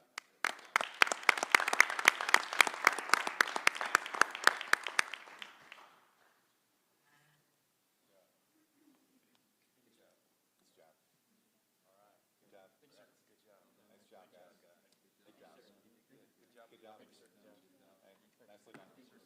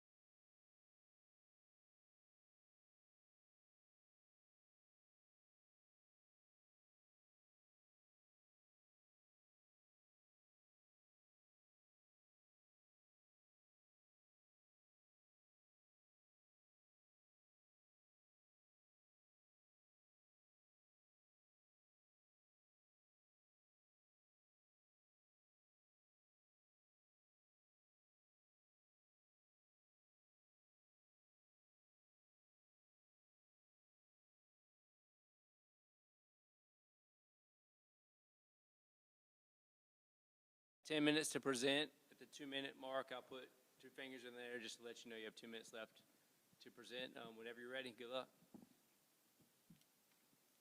Thank you. Good afternoon. We are Boiler Line Design. Congrats on making it through the final day. We're very excited to get into our presentation. My name's Sophia. I'm our project executive, and this is our project team. I'm Kat, our lead market analyst. To understand our opportunity, we first examined the broader community surrounding Lake Martin, beginning with Tallapoosa County and the relationship between Jackson's Gap and Alexander City. Tallapoosa County is a lifestyle-driven region anchored by Lake Martin. The area consistently attracts retirees and second home buyers, whom are our target buyers. Within this setting, Jackson's Gap and Alexander City serve distinct yet complementary roles. Jackson's Gap functions as a low-density lakeside community, while Alexander City provides the services and infrastructure that support lake living. Together, they create a stable environment for luxury waterfront development. Building on this foundation, our market analysis focused on the Lake Martin new construction landscape. Although Alabama has over 1,300 homebuilders statewide, very few actively serve the Lake Martin luxury custom home segment. Even in high-activity subdivisions, many builders focus on general residential construction rather than high-end, specialized lake homes. There, we've identified a gap in the market where we've positioned Slater Ridge. Through Boiler Line's focus on luxury custom waterfront development, Slater Ridge enters a segment supported by favorable market conditions and long-term value. Thank you. Now on to design. Thank you, Kat. I'm Chloe. I'm our design coordinator.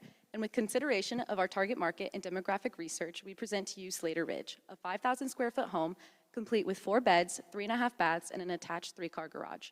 Our in-house design team drew inspiration from raw ore materials and warm tones. Slater Ridge was developed to be an ever-evolving residence for its users while maintaining the interior program with the exterior environment.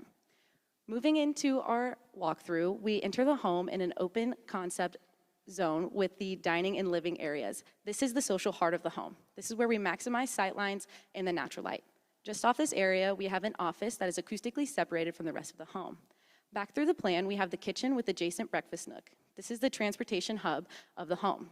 Just off this, we have our primary suite, accompanied by a spacious primary bath, connected to the primary closet, which is conveniently connected to our main laundry area.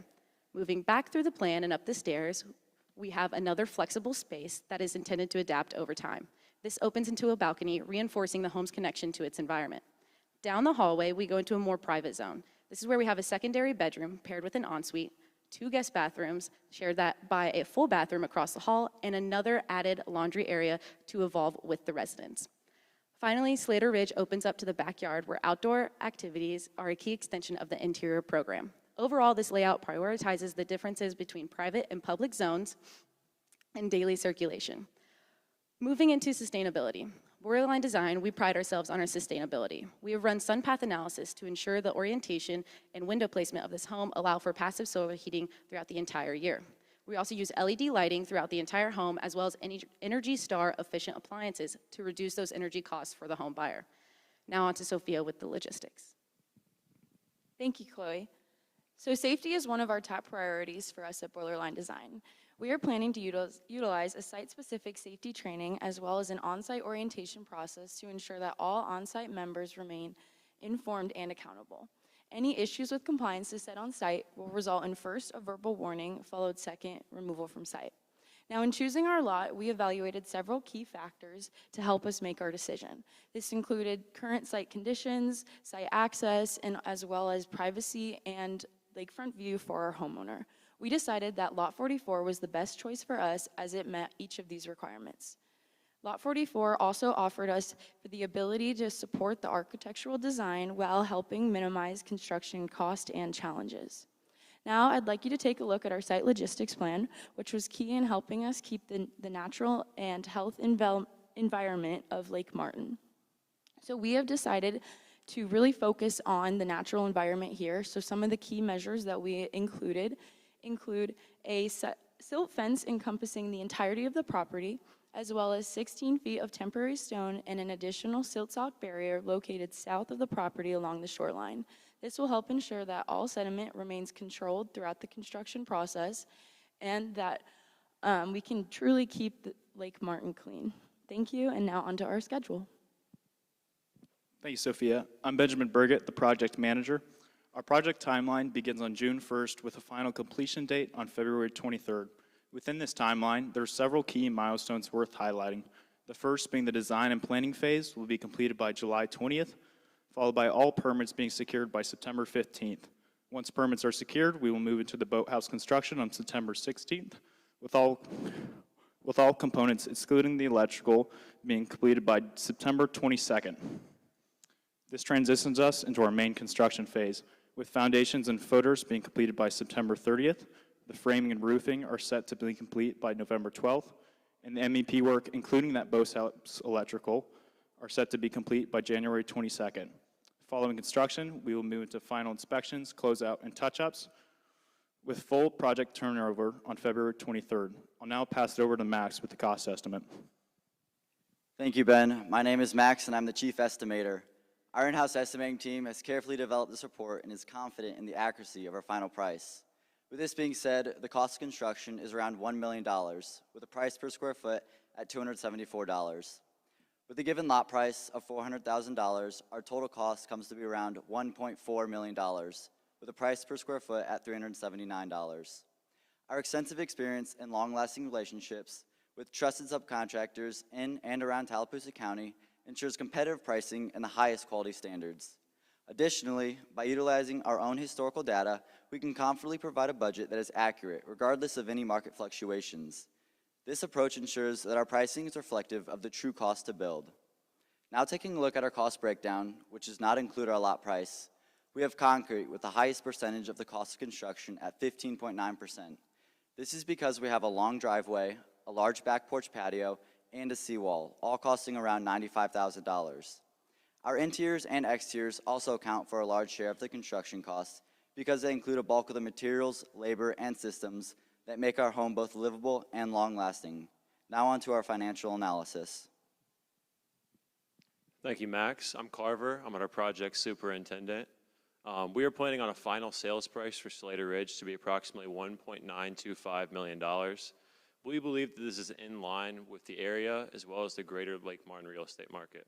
Our total project cost will be about $1.4 million, and we are seeking a total loan amount of approximately $1.5 million.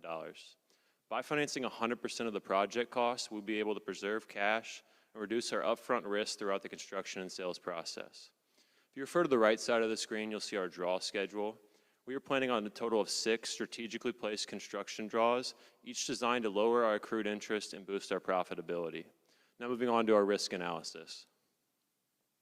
We have estimated the interest rate for this project to be approximately 7.25%. We believe this to be accurate and conservative for the local market. With that being said, the interest market is still very fluid, and this number could fluctuate both up and down, ultimately impacting our profitability. Now looking at our sales price impact. In the event of a negative downturn in the market requiring us to lower our final sales price, as you can see, we have some built-in profitability in that scenario. And lastly, taking a look at a time on the market. While the ideal scenario for our team is to have this home under contract prior to the completion of construction, in the event that that doesn't happen and the home lingers in the market for a few months, we still maintain strong profitability. Now moving on to our sales and marketing. Thank you, Carver. Our sales and marketing strategy is built on one principle. Buyers don't purchase homes like this impulsively, they purchase after clarity and reassurance. To support that, we created a guided buyer journey where each step is designed to reduce uncertainty and build confidence.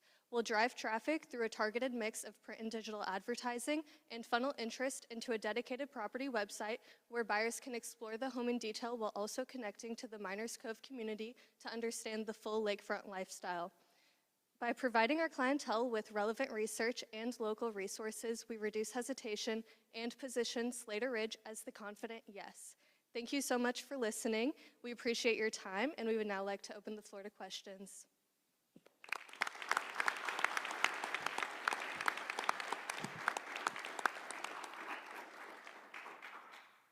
Great presentation, guys. We appreciate your time and effort to get it done.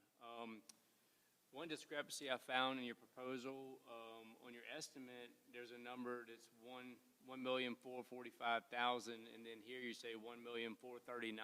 Could you tell me which number's the accurate one?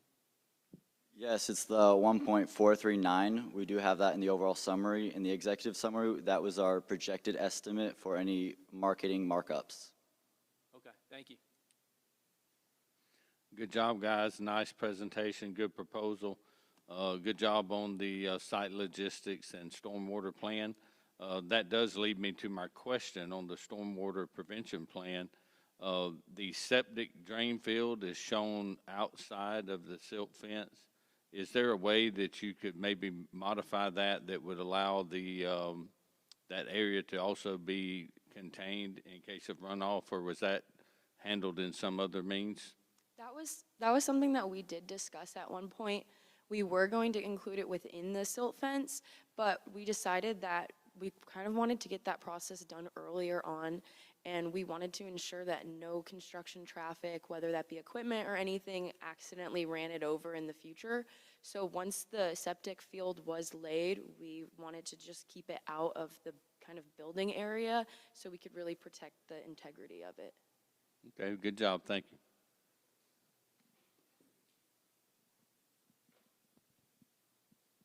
Hi guys, very nice presentation. I graded your schedule as well as your estimate. Schedule was very good. 6 months is about right for this build. So good job on that. And my question is actually going to be in regards to the estimate. You had $25K of city fees included. What are those fees? Where did you get that number? Those are like our city and our sewer and water fees. Okay, perfect. Thank you.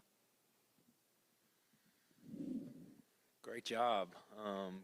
Enjoyed the presentation, and when I looked back before you started, I was like, "Dadgum, these guys are popular." So there's a lot of people in here. It's pretty cool. One of the things that I had was in the market analysis. One of the areas that I'm looking at is sustainability. Use the term cradle to cradle. Can you go into a little what that is and how you manage it? Yeah, so cradle to cradle is basically our materials are reusable. So once the building maybe comes down, gets torn down, all the materials can be reused. It's contrary, you often hear cradle to grave, which means it can last all the way till the end of the build.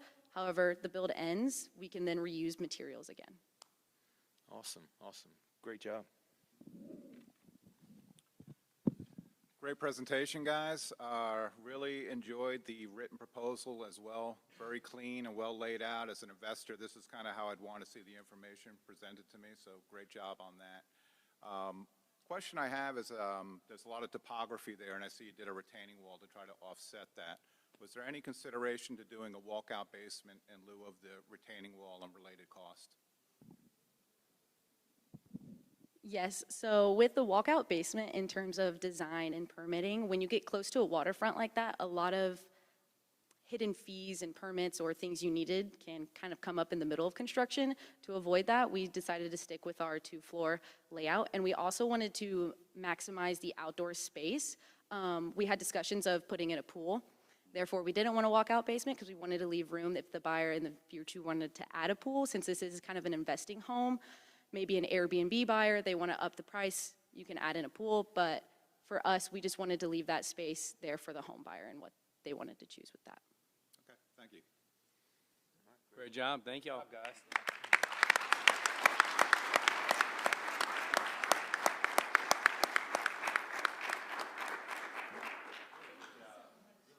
Excellent. Hey, good job. Good job, guys. First of the word, last is the word hardest. Good job. Nice job. Great job.